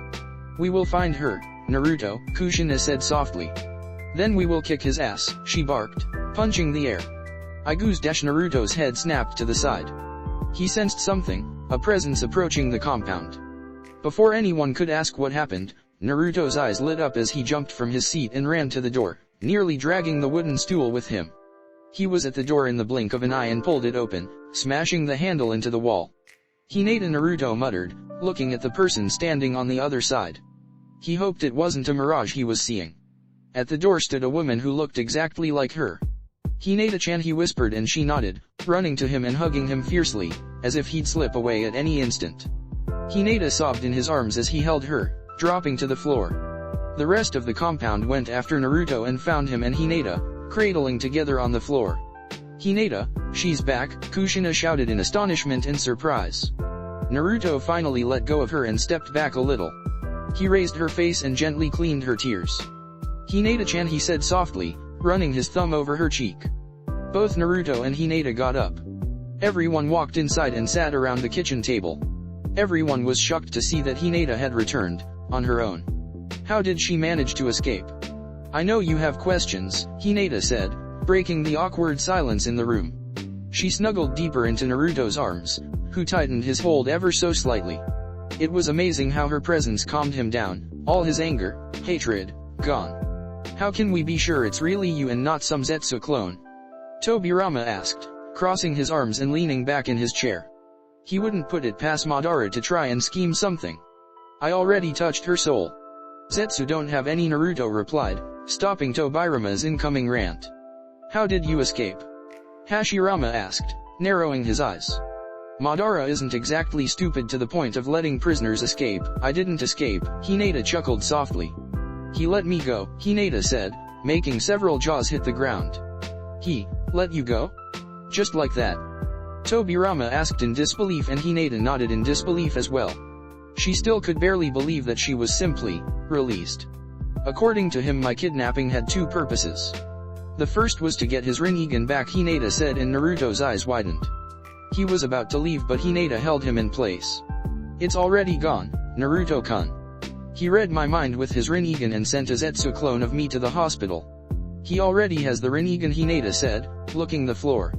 I'm sorry. I can resist the Sharingan Genjutsu, but the Rinnegan. Don't worry, Hinata-chan. I'm glad you're safe. Nothing else matters, Naruto said gently. What was the other reason? Hashirama asked, rubbing his chin. He said it was to make Naruto-kun ready, Hinata explained, making everyone frown in confusion. Ready? Ready for what? Naruto asked, and Hinata simply shrugged her shoulders. To be honest, she was just happy to be back and not particularly interested in his reasons for now. Why don't you explain from the beginning? Tsunade asked, and Hinata nodded, taking a deep breath and beginning her tale. Flashback, everything was fuzzy. Hinata was feeling fuzzy, the last remnants of her dreams being chased away by the growing pain on the back of her neck. She turned her head slowly, groaning at the stiffness she felt in the area. She tried bringing her right hand to massage her neck but found she couldn't. What happened? Hinata wondered in thought. She still had eyes closed, not truly wanting face the brightness should she open them. That was until the memories of the previous night came flooding in. Her eyes snapped open only to be closed immediately after due to the brightness. She took a calming breath and slowly opened her eyes, letting them adjust to the ambient light of the room. The first thing she noted was that her hands were bound behind her back, her legs bound in similar fashion. She tried using her chakra scalpel to cut down the ropes but felt high resistance in molding chakra. She carefully examined her body, searching for any trace of a chakra seal. Something was blocking her ability to mold chakra, and usually it was a chakra-suppressing seal stuck somewhere in contact with her skin. Alas, her searches were for nothing. She couldn't activate her Byakugan, and being bound restrained her movements a lot. She decided to observe the room where she was stuck. The room itself was very plain. Brown walls with wooden floor, a door and single light bulb stranded in the ceiling. Where am I? She wondered. She remembered taking a heavy blow to the back of her head, courtesy of Madara, but after that it was blank. She didn't even remember the dream she had, mere moments ago. Hinata turned towards the door. She could hear voices coming from the other side. She focused and tried to pick up any word. She recognized the voices. They belonged to Izuna and Madara, but they were talking too quietly for her to hear properly. She recognized Madara's voice. Power, person, now that voice belonged to Izuna. Hinata, straight. Hinata was surprised to hear her name being uttered in their conversation. She was trying to make sense, but she only got a few words here and there. Not nearly enough to complete the sentences and understand their conversation. Why? Izuna asked. Because, change, villain, Hinata heard Madara reply, and then it was over. Instead of words, she now heard the sound of footsteps getting closer and closer. The door opened and the Uchiha brothers stepped inside. Neither said a word as they approached Hinata. Hinata watched them approach, her heart speeding up in response. What do you want with me? Hinata asked, her voice calm and neutral, not betraying the nervousness she felt inside. Outside she was as calm as possible, but inside there was a maelstrom of thoughts running through her mind. Relax, girl, Madara replied, sitting in front of her with his legs crossed together. As to why you are here. 3 reasons, Madara said, raising 3 fingers. First is information, obviously. I'm about to wage war and any information on the enemy is essential after all. The second reason is to make Naruto ready, Madara said, and Hinata just stared blankly at him. And 3, if anyone knows where my Rinnegan is, it will be you, Madara said with a small chuckle. Hinata's eyes widened a fraction of an inch as she tried to show no emotion at his words. I will tell you nothing, Hinata hissed coldly. You don't have to, Madara smirked and activated his Rinnegan. He placed a single hand on Hinata's head and grabbed her by the ear to stop her from struggling. Stop, she shouted, squirming under his touch to try and break free. Ningendo, human path, it was too late. Hinata's eyes dazed as if she entered some type of trance. Madara quickly shuffled through her memories until he found what he was looking for. His Rinnegan was at Konoha Hospital, in Hinata's private laboratory where she had been running a few tests on the eyes. Madara removed his hand and stepped back as Hinata regained her focus. Zetsu, Madara called, and a single white Zetsu appeared from the ground. You know what to do, Madara said, and the clone nodded silently. The Zetsu clone touched Hinata and immediately took her form. Go get my eyes, Madara ordered, and the clone sunk into the ground, heading towards Konoha at full speed. Naruto-kun will defeat you, even if have your eyes back, Hinata replied defiantly. Girl, who says I want to defeat him? Madara chuckled darkly, getting a confusion face from Hinata. Don't for a moment assume to know my plans. What now? Hinata asked, her heart hammering on her chest. Were they going to kill her now that they had the information they needed? Now we wait, Madara said and walked out, leaving Hinata alone in the room. Wait for what? Hinata said out loud as the light on the ceiling turned off and she was left alone in the dark. Next day she didn't get any sleep that night. Even completely shrouded in the darkness of the room, she couldn't help but let her mind wander and work overtime on how to escape. Although it put things into perspective, how terribly weak any shinobi was without their chakra to fuel their powers. Naruto and other strong shinobi like Rock Lee and Matogai might be able to break their binds with raw muscle strength alone. But Hinata's massive strength was solely based on her chakra. Her Byakugan needed chakra. Even her Senbon and Kunaus needed chakra since they were stored away in her storage seals. She sighed and leaned back against the wall. There wasn't much to do around here unless wait for something to happen. Suddenly the lights were turned on and Hinata scrunched her eyes at the sudden brightness. The door opened and Izuna strolled inside with a metal tray. Rise and shine, Izuna laughed at his own joke as he walked into the room. Didn't get much sleep? He asked, noticing the dark bags under her eyes. Anyway, enjoy lunch, Izuna said, putting the tray on the floor and sitting in front of her. I don't suppose you would remove the cuffs? Hinata asked with a smile. I know very well the extent of your abilities. Even with your chakra sealed you could take me on in a taijutsu battle, Izuna chuckled. Open up, Izuna said, dipping the spoon into the soup and raising it up in the air. Hinata just stared at him in disbelief and looked at the food with suspicion. It's not poisoned, Izuna sighed, and Hinata reluctantly nodded, opening her mouth and swallowing the soup. It was pretty good soup in the end. Where am I? Hinata asked between mouthfuls. A Megakure, Izuna replied, and Hinata stopped eating. Rain Village is under Conan's rule, Hinata said suspiciously until a look of shock hit her. Only Konan knew the fate of Nagato's Rinnegan, and that meant she was gone. Madara had found her. So Madara is ruling the Rain Village. Hinata thought, storing that information away. Not anymore, Izuna replied, putting down the bowl. Care to explain why I'm here? Hinata asked, more with curiosity than anything. She couldn't do much without chakra, it was rather pathetic how shinobi relied on it. Leverage. Izuna offered while Hinata just stared at him. How should I know? I don't know what goes through my brother's head, Izuna explained. Of course not, Hinata replied kindly. You are just his sidekick, being forced into remedial service. I mean, a big, strong Uchiha like you being forced to feed a captured Hyuga of all people, Hinata said, a smile hinting in the corner of her lips. That was pretty good, Izuna laughed while Hinata scowled. Trying to turn me on my brother. If it was any other Uchiha it might work, Hinata mumbled something inaudible as she stared at the metallic tray on the ground.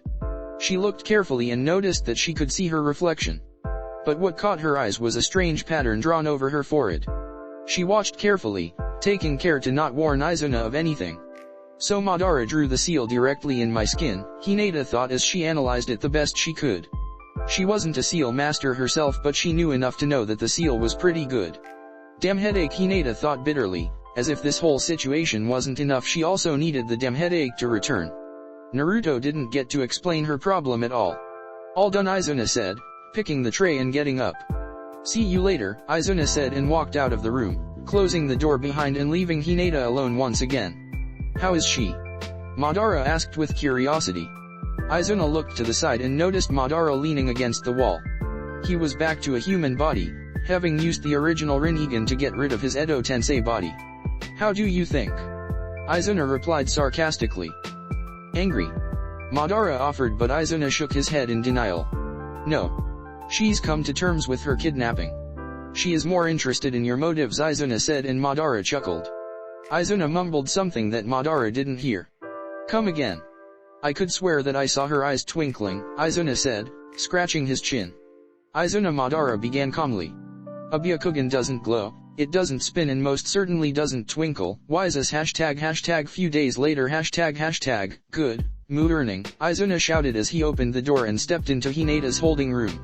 Izuna expected Hinata to be lying down, sleeping, or simply leaning down against the wall. Instead, he found her sitting on the ground, legs crossed and her back perfectly straight. Hinata was sitting in perfect lotus position with her eyes closed. Her breathing was deep and evenly. What are you doing? Izuna asked with confusion. What was the point of mediating when you couldn't access your inner chakra? You there? Izuna asked, kneeling in front of her. He frowned when he didn't receive any answer. Whatever, Izuna muttered and placed the food down. He started walking towards the door and, with one last look back, he closed the door, leaving Hinata alone. Izuna was mumbling profanities beneath his breath when he crossed paths with Madara. What's wrong? Madara asked with a raised eyebrow. Izuna was always rather cheerful, unlike most Uchihas. She didn't greet me good morning, Izuna whined, shedding crocodile tears. Madara just shook his head in disbelief. He wondered how he put up with Izuna back in the day. Stop when Madara was broken from his thoughts when he felt something coming from Hinata's holding room. Was it his imagination? He could swear he felt a chakra spike coming from her room. What was she doing? Madara asked with curiosity. Meditating, Izuna replied with a confused face. Why do you ask? Madara, however, didn't reply and just looked towards the door, as if expecting something to happen. Izuna was about to get his brother's attention when both Uchihas felt a massive chakra spike from Hinata's room, enough to make them stum slightly. The wave of chakra washed through the building, making a few specks of dust fall from the ceiling. What the hell? Izuna shouted and looked towards his brother in shock. Madara, however, just stared at the door with a smile in his face. Izuna knew that smile all too well, and it always meant trouble. Boom! Izuna's head snapped towards the site of the sound. He barely had enough time to dodge the incoming projectile. His Sharingan had activated just in time to see the wooden door being blasted cleanly from its hinges and flying a few inches above his head. Finally, Madara thought with a smirk as Hinata's form appeared from the dust cloud. Hinata appeared from the room with a look of fierce determination. Her Byakugan blazing, but what caught his attention was her aura. The chakra seal he had placed on her forehead was gone. Now, She had purple markings extending from her diamond-shaped figure, going down her cheeks and into the jawline. Her body was surrounded by an intense purple aura. For Madara's Sharingan, it was like she was surrounded by purple fire, licking her feet. "Took you long enough," Madara commented. Hinata cracked her neck and flexed her wrist, punching the nearby wall and bringing the whole thing down into nothing more than small rocks. "Izuna, stay out of this," Madara warned as he stepped forward. "Your only way out is through me," Madara said, cracking his knuckles. "Care to try your luck?" Madara asked with a smirk. Hinata didn't say anything and shot forward, her fists glowing with chakra, just waiting to be unleashed. "Come girl," Madara shouted, jumping forward and meeting Hinata head-on. "Prove you are worthy of fighting me," Madara laughed, lashing out a fast punch that struck Hinata right in the face. Hinata exploded in a shower of water. Water clone, Madara thought, letting the water wash over him until he saw a blur fly past him. His Sharingan allowed him to track Hinata as she flew past him, heading towards the door. He didn't think twice and blurred after her. Hinata noticed that her decoy had already been destroyed and that Madara was running after her, closing in very fast. She bit her lip and looked forward. The exit to the building was near. She charged up her fist and abruptly turned to the right. Madara's hand missing her hair by an inch. Hinata jumped in the air and brought her fist down against the floor. With a deafening bang, the floor started cracking and the building they stood on started vibrating. "Izuna, get out. The building is coming down," Madara yelled to his brother, who nodded in reply. Madara turned back towards Hinata before blurring through hand seals. "Katon, Kukaku no Jutsu, great fireball technique." Madara spewed a large fireball against Hinata, who punched the floor, breaking the rock and forcing the whole floor to cave. The large fireball flew over her head and took out the roof. Both Madara and Hinata attached themselves to the falling debris, jumping between them to avoid the falling pieces of rock. For the first time since her capture, Hinata got a glimpse of the Rain Village. Wherever she had been captive was certainly high enough, she could see the whole village from there. She looked up and saw Madara crouch just before leaping towards her. A purple ribcage forming around his body with a single samurai blade pointing straight towards her. Hinata was about to jump away when a wave of pain hit her whole body, sentire mostly on her head. She flinched internally and fell to her knees, shaking her head. The previous pain had been annoying, but that had been it. But this last wave of pain was certainly not pleasant at all. She looked up just in time to see Madara thrusting his sword right through her chest. Hinata dissolved into water as Madara removed his sword. Hinata reformed under the falling chunk of rock before jumping downwards and plummeting to the ground. She turned around midair, falling to the ground on her back. Sutten, Tepudama, water bullet. She pumped her lungs with water and unleashed a compressed water ball towards Madara. Mizu no Muke, water whip, Hinata thought, forming a whip-like construct around her wrist and latching it onto the nearby building. Madara smirked and swatted the water attack with his sword. He noticed Hinata was gone. He looked around until he felt a presence to the side. He turned in time to see Hinata flying towards him. She cocked her fist back just before smashing against Madara's Susanoo. She was pleased with her attack when she saw Madara's shield cracking beneath her attack and plummeting to the ground even faster, creating sonic booms as he passed through the air. Madara twirled midair and turned facing the ground. The Earth W approaching fast. He flexed his arm and pointed towards the ground.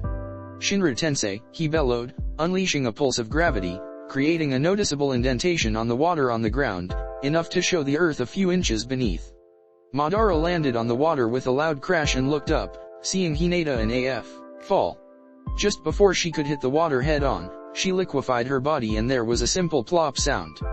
He watched with a smirk as she reformed and stood in front of him.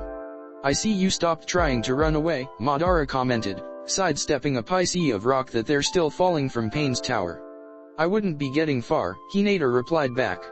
She looked around and noticed they landed pretty far from the main city. They were both surrounded by water and it was raining heavily. Home field advantage, Hinata thought. She would be able to put quite a fight surrounded by her natural element if Madara used fire techniques. "To think you had enough control over Senjutsu to break my seal," Madara stated, but stopped when Hinata snorted. "I may not be a seal master, but I can see when a seal hasn't been properly structured," Hinata said, narrowing her eyes. "I've never been much good in the sealing arts," Madara shrugged his shoulders. "Bullshit," Hinata scoffed, making Madara raise an eyebrow in interest.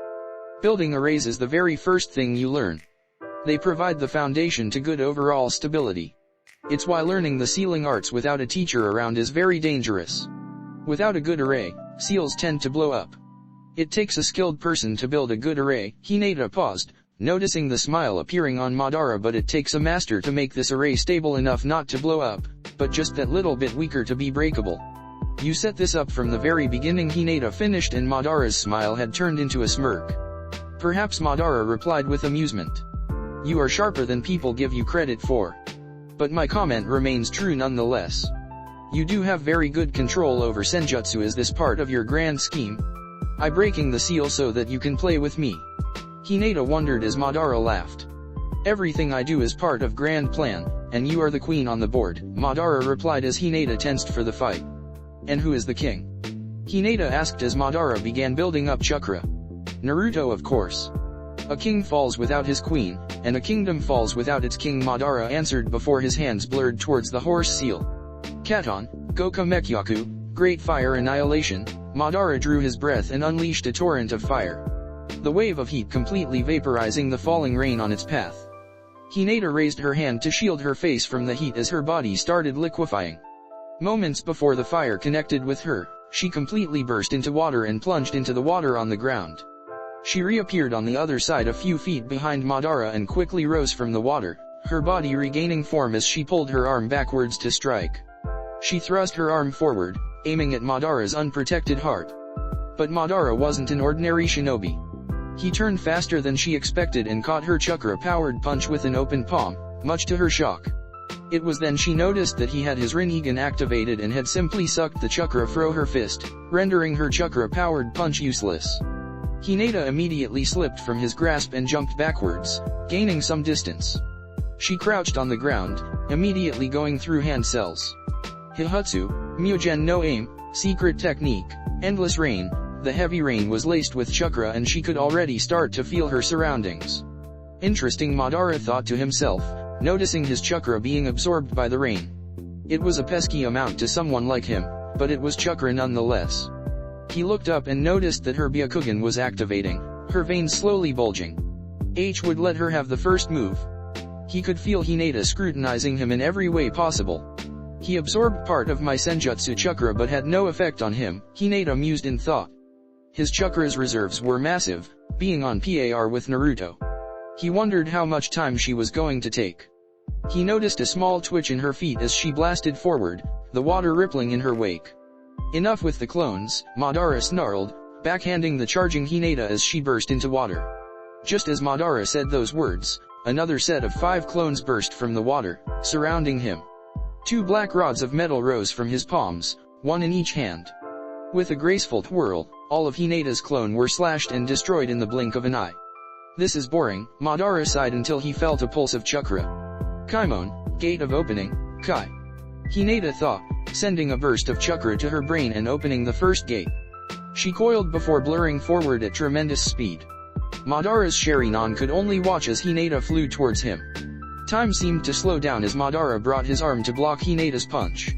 Hinata was getting closer and his arm wasn't in the right position still. She was a few inches away and his hand was barely away from her outstretched fist. Madara's eyes widened when a small water whip latched onto his arm, restraining his movements. His attention shifted back to Hinata as her fist connected with his JA. Madara's skin rippled and his face twisted into unnatural angles. He could swear he heard a cracking sound as he blasted backwards, tumbling through the water until he regained his balance and stood up. He looked down and noticed a few drops of blood falling to the water. He licked his lips, savoring the metallic taste. It's been a while since I've seen my own blood, Madara said, his lips parting into a smile. Hinata did not wish to stand still and wait. She ran forward once more, taking advantage of her temporary increased speed to match Madara. Madara smirked mere moments before Hinata touched him. Katon, Hijingaku or no Jutsu, hiding in ash, Madara took a deep breath and expelled a chakra-infused ash that covered a wide area. Hinata cried as her skin was burned for being caught in the middle of the fire jutsu. Madara watched as Hinata jumped away from the ash cloud, her skin sizzling and regenerating. All her burns gone in a matter of seconds. Interesting. Your healing FAC is similar to Hashirama's, Madara commented to himself. Katon, Goenka, Great Flame Flower, Hinata watched as Madara took a deep breath once more and launched countless fireballs. It felt like it was raining fire, the whole sky taking an orange tinge of color. This is ridiculous, Hinata thought in disbelief as she looked at the raining balls of fire. Each one was the size of a standard fireball, and there were dozens of them. She jumped away as a fireball landed close to her, closing her eyes in the process. Suten, Baku Suishao Urha, great exploding water wave. Hinata clasped her hands as the water on the ground started swirling furiously. Seconds before Hinata was overrun with the fireballs, a huge tornado of water burst from the earth. Hinata's hair fluttered violently as she poured her senjutsu chakra into her water attack. The tornado of water roared into existence, toppling the great walls of the rain village in height. The fireball crashed into the water spout harmlessly. With a shout from the Hinata, the tornado stopped spinning but the water remained perfectly still. Madara watched as the tornado started changing shape into a massive water wall, spanning a wide spread. And with that, the water wall charged forward like a tsunami. The flames sputtered and died instantly, snuffed out like candles under the huge volume of water that poured down. The sky seemed filled with water and for the first time, Madara felt small. The wave curled on itself and crashed down on the ground, the earth quaking on its wake. Shinra Tensei, Madara bellowed, pushing the incoming wall of water. His eyes widened as his pulse of gravity did nothing to the wave as it simply wrapped around his body from all sides. From the left. From the right. From the back. From the sky. His Susanoo was brought into existence as his form was swallowed whole the wave. Madara's Susanoo stumbled within the water, trying to regain balance but unable due to the rustling of the strong current. His Susanoo formed to two large swords and stabbed them deeply into the earth, stabilizing himself deep beneath the ocean Hin had just created. Madara looked up to see Hinata standing on top of the water while he was buried beneath it. He had never seen such pure, crystalline water. He was broken from his thoughts when he heard a cracking sound and saw a crack line appear on his Susanoo was breaking under the pressure of the water. His eyes widened when he saw that the whole rain in the sky seemed to stop and start converging into one massive ball in the sky. Looks like she is worthy after all, Madara commented as Hinata brought her hand down with a shout. Mizuchi, Hinata roared, a serpent-like creature taking shape. It opened his large mouth, showing razor-sharp fangs before plummeting to the earth and sinking into the water, heading straight towards Madara. Madara watched in fascinating as the serpent swallowed his Susanoo, placing unimaginable pressure. His Susanoo was giving under the pressure. Madara's eyes glowed and his armor evolved into the next stage, gaining another reinforcement to withstand the tide. But even that was not enough. His humanoid was getting buried in the ground by the pressure of the dragon. The Susanoo crossed all four arms around his main body but it was still cracking. And mere seconds later, the legendary shield of the Manjikyo Sharingan gave out and shattered like glass. Madara was going to follow the same path until a smirk crossed his lips and he closed his eyes in concentration. Worthy indeed, he laughed and thought. Boo! I am. A large explosion rocked the whole grounds and village. Hinata cried as she was blasted back and the water shot into the sky, creating many tsunamis. She watched as a monstrous figure rose from the water and stood tall in front of her. Hinata could only watch in despair as Madara summoned his perfect Susanoo. And just like Naruto, Madara's Susanoo was imposing. His armor was just as big as Naruto, and from the chakra it was leaking, she could guess that it was equally powerful. What was she supposed to do against such colossal warrior? Against a shinobi that defied the meaning of S rank? You should feel proud, Madara said from the top of his Susanoo. He stood floating in the diamond-shaped figure in the Susanoo's forehead. Only Hashirama has ever forced me to summon my perfect Susanoo. Hinata, however, didn't know if she should feel proud or horrified. He and Naruto were more similar than she thought. They had similar builds, mannerism and even their powers were similar. Except she had never fought against Naruto using his full power, because she knew very well just what he could do. Hinata tensed as the Susanoo gripped the sword tightly. Susanoo, the Sharingan greatest offense and also its ultimate defense. Madara unsheathed his sword with lightning speed, unleashing a powerful shockwave that ripped through the earth. Suten, Suro no Jutsu, water prison. Hinata jumped as far as she could, immersing herself in water bubble as the shockwave crashed against her and she was propelled backwards. Her water prison shattering against the power of the shockwave, barely able to dull the initial impact. Hinata whirled midair and landed gracefully on the water. Even liquefying my body didn't stop the attack from hurting me. Hinata grimaced and thought. I guess I don't have any other choice against this, Hinata muttered, steadying herself against the tremors caused by each step of Madara's Susanoo. And what can you do? Madara asked with amusement. Hachiman Tonkao no Jin, 8 inner gates, Hinata grimaced, knowing full what she was about to do. She channeled the remaining of her Senjutsu chakra into her heart and placed her thumb against her chest. Kai Hinata roared, and at first nothing happened. Suddenly, a shockwave was released from her body, strong enough to draw Madara's curiosity as he stopped his advances and watched in curiosity what Hinata was doing. Hinata's aura skyrocketed as the air around her swirled furiously. The ground started cracking and caving from her chakra pressure alone. Her hair stood on end as her skin gained a pale purple outline. The purple outline started gaining color, getting brighter and brighter, completely enveloping her form. Her hair danced in the wind and her Byakugan started gaining an unnatural glow as her raw Senjutsu chakra saturated the air. Oh. Madara commented with a raised eyebrow as he gazed into Hinata's shrouded form. She was certainly putting out a lot of chakra. He would bet that the whole Rain country would feel both of their chakra by now. Hinata took a deep breath, steadying her breathing against the maelstrom of chakra in her system. She charged her arms with so much chakra it became visible to the naked eye, and with that, she leapt. Madara lost track of her as she jumped. She had gained speed. He stood still inside his Susanoo, waiting patiently for Hinata to make her move. He didn't take long until he felt a mountain smashing against his back, forcing his massive Susanoo to stumble forward. Madara instantly looked backwards, seeing Hinata with her arm extended against the Susanoo back. Madara blinked at the power behind her punch and she was gone once more. What the? Madara felt her approaching from the front this time. He didn't want to stand still and unsheathed his sword.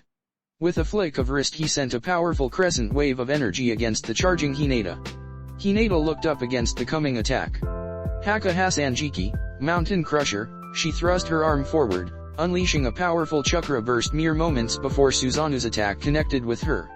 Hinata's attack ripped through the energy wave, continuing and crashing against the Susanoo who blocked with both arms in X shape. She didn't waste any second and run towards the Susanoo at full speed just before leaping once more. She cocked her right arm backwards and smashed her fist against the Susanoo's right kneecap. Time seemed to slow down to Madara as her fist connected against the Susanoo's leg. Her fist connected with his leg with a resounding bang. At first nothing happened, but suddenly Madara heard a cracking sound and could watch as the Susanoo's leg cracked, splintered into pieces under the pressure of her punch and was launched off the distance. Madara only looked in shock at his now missing right leg, but Hinata didn't stand still. Once she landed, she jumped upwards and delivered a powerful uppercut to the Susanoo. The massive shield rose into the air slightly just before crashing down on high back, the earth quaking under the colossal warrior. Hinata winced as pain coursed over her all body. The next blow would be her last. She jumped high into the air. Sutenkyaku, heavenly foot of pain, she concentrated the remnants of her strength on her heel and hit the down Susanoo's chest with a powerful falling axe kick. Madara only watched as the air rippled when her heel connected with his Susanoo and his entire warrior immediately cracked and disintegrated into dust under the shockwave. Joshinra Tensei, Madara bellowed, countering the shockwave with a PU of gravity, and everything turned into a blinding light as both forces connected with each other. The earth quaked as both forces matched against each other. Trees were uprooted, the rain stopped falling as even the massive walls of the rain village resonated under the massive shockwave. The dust started clearing off and the sun started shining through the clouds. Ugh, Madara grunted, lifting himself out of the rubble with one final push. All the water had been vaporized. He got onto his feet and stumbled slightly before regaining his balance. He spat a mouthful of blood as he looked around, noticing for the first time the devastation Hinata's attack had accomplished. There was nothing around them but a large crater.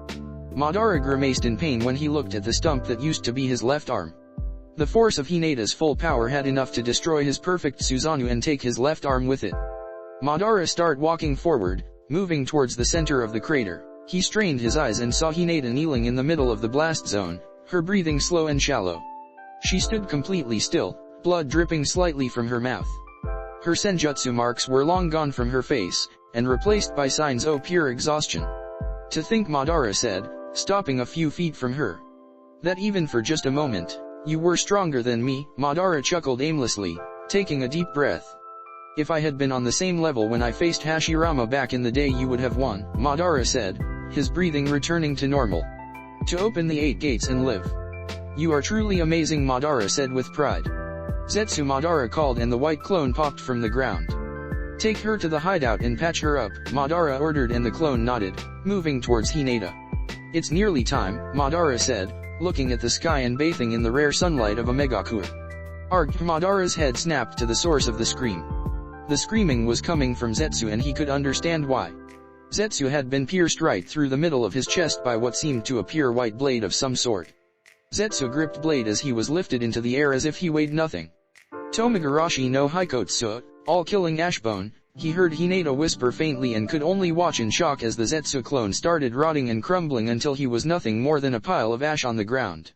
Madara looked in astonishment as the white blade receded back into Hinata's outstretched arm, disappearing deep into her open palm. The Shikatsumayaku, dead bone pulse, Madara whispered in shock. It wasn't possible. This wasn't some bloodline you could awaken like the Sharingan. You were either born with it or you lucked out. This bloodline had only been seen in the Kagaya CL, and even among them it was a rarity. If things couldn't get any worse, Madara watched completely frozen as Hinata's wounds disappeared, her gashes mended themselves together, and the blood dripping from her mouth was simply reabsorbed back into her body. Even her face was losing signs of exhaustion. A side effect of the bone-dead pulse? An external healing factor to compensate the usage of bones, Madara mused, watching her intently. Madara's jaw hit the floor when her hair started turning snow white in color. It began in her head and started branching out until the end of her hair. What the hell is going on? Madara cursed. He didn't like not knowing what was happening. Is she an Uzumaki now? Madara growled, only seen the hair turning white on the Uzumaki clan, after their members broke their limits. But that couldn't be. His Sharingan could still see her chakra. She hadn't expended all of it. She still had enough, but she pushed her body too far with the 8 gates. He watched as Hinata took a deep breath and looked up, towards him. He was half expecting a couple of horns and an eyeball in the middle of her forehead by the going of things. Madara just gaped as he watched Hinata's eyes glowing a light blue. They were changing, he could see it clearly with the Sharingan. The hollow look of the Byakugan was gone. It was being replaced by a pitch-black pupil and a bluish, flower-like pattern around it. Her eyes glowed and the vein bulges around her eyes disappeared. A new Dojutsu. Madara muttered in disbelief. The Hyuga clan had been around for centuries and there never was even the faintest whisper of an evolved Byakugan. But Madara couldn't deny his eyes as the evidence stood right in front of him. He watched as she stood up in silence and just stared at him with her new eyes. He could swear she had a faint smile of her lips, and was her hair moving? Madara blinked as her hair started waving behind her back, but there was no wind around. Nato, inner path, Hinata smiled as her hair lengthened considerably. To Jabari, rabbit needle hair, Hinata launched countless hardened needles from her hair. Madara immediately activated his Susanoo to block the incoming attack. He was surprised to see the needles digging themselves deep into his Susanoo. His shield had barely been able to block the ferocious attack. It seems she hasn't lost any Akirac with her new eyes, Madara thought, noticing that every single needle was aimed at vital points. Madara looked as the attack stopped and Hinata sprang forward. She seemed slower than usual but still faster than most shinobi he had ever faced. Madara braced himself as Hinata closed the distance in the blink of an eye. She threw her fist forward and Madara was about to block it when a bone burst from her hand. His eyes widened as he sidestepped the attack and immediately ducked under a swipe. He watched as the bone sliced a few strands of his long hair and saw the hair disintegrating to dust before his very eyes. Can't let her touch me with those bones, Madara thought. He was curious about her bones. They seemed different from what he heard about the dead bone pulse. The Kagaya clan could use bones as weapons, but that was about it. He never heard of bones destroying anything they touched. Madara was broken from his thoughts and lashed out a lightning-fast kick to her chest. He was surprised when several bones popped from her ribcage to block his kick. His eyes widened as he immediately jumped backwards, discarding his right sandal. It disintegrated from being in contact with her bones. A dangerous opponent, Madara thought with a smile, but it too late for fighting her again. Even with the new awakened Dojutsu, her chakra reserves were depleting. She was tired, even if she didn't want to show it. He saw as Hinata took a step back and looked around as if she was being cornered. Madara watched her with curiosity. Hinata suddenly sprang to the right and thrust both arms forward, piercing what seemed to be thin air. Madara stood frozen as the shadow he had projected with his Rinnegan crumbled into dust. But it wasn't possible. Only someone descended from the Sage of the Six Paths could project, feel, or see the shadows. And only someone with his chakra could harm them. Who are you? Madara thought with narrowed eyes. She turned around and focused her new blue eyes on him. Madara swung his stump of an arm, throwing blood into her newly awakened eyes. Clearly Hinata didn't expect it as she stumbled backwards and clutched to her eyes. Gakido, Preta Path, Madara said, grabbing Hinata by the neck and absorbing the remaining of her chakra. Hinata gasped as her remaining chakra was stolen. Her eyes started losing their blue hue and turned back to their usual hollow look of the Byakugan, and alongside it, her hair returned to the dark blue color as well. So you can turn those eyes off, Madara mused as she blacked out, putting an end to the battle. Madara gently lowered her to the ground and watched as another Zetsu came and took her away. How intriguing, Madara said out loud, thinking back to Hinata's eyes. Man, Izuna said, stepping into the battlefield. She did a number on you, Izuna chuckled, pointing to his now missing arm. Indeed, Madara mused. I may have underestimated her. I didn't expect her to use the 8 inner gates battle formation. Tell me, Izuna, what do you know about the Hyuga clan and the Byakugan? ### Few days later ##Hinata was healed by Zetsu and her chakra sealed once more. She was back to step 1, being trapped in a room with the only visits being Izuna with her food. However, that provided her with time to think. Time to think about her new eyes and specifically her dead bone pulse bloodline. That surely explained all the pain she had been feeling in the last weeks. But the question remained. What triggered her change? Naruto seemed to know, but then again, he knew everything. She heard a rustling outside of her room. Just in time, Hinata thought, as she expected Izuna to walk in with her meal. She was surprised when the door opened and Madara stepped inside, empty-handed.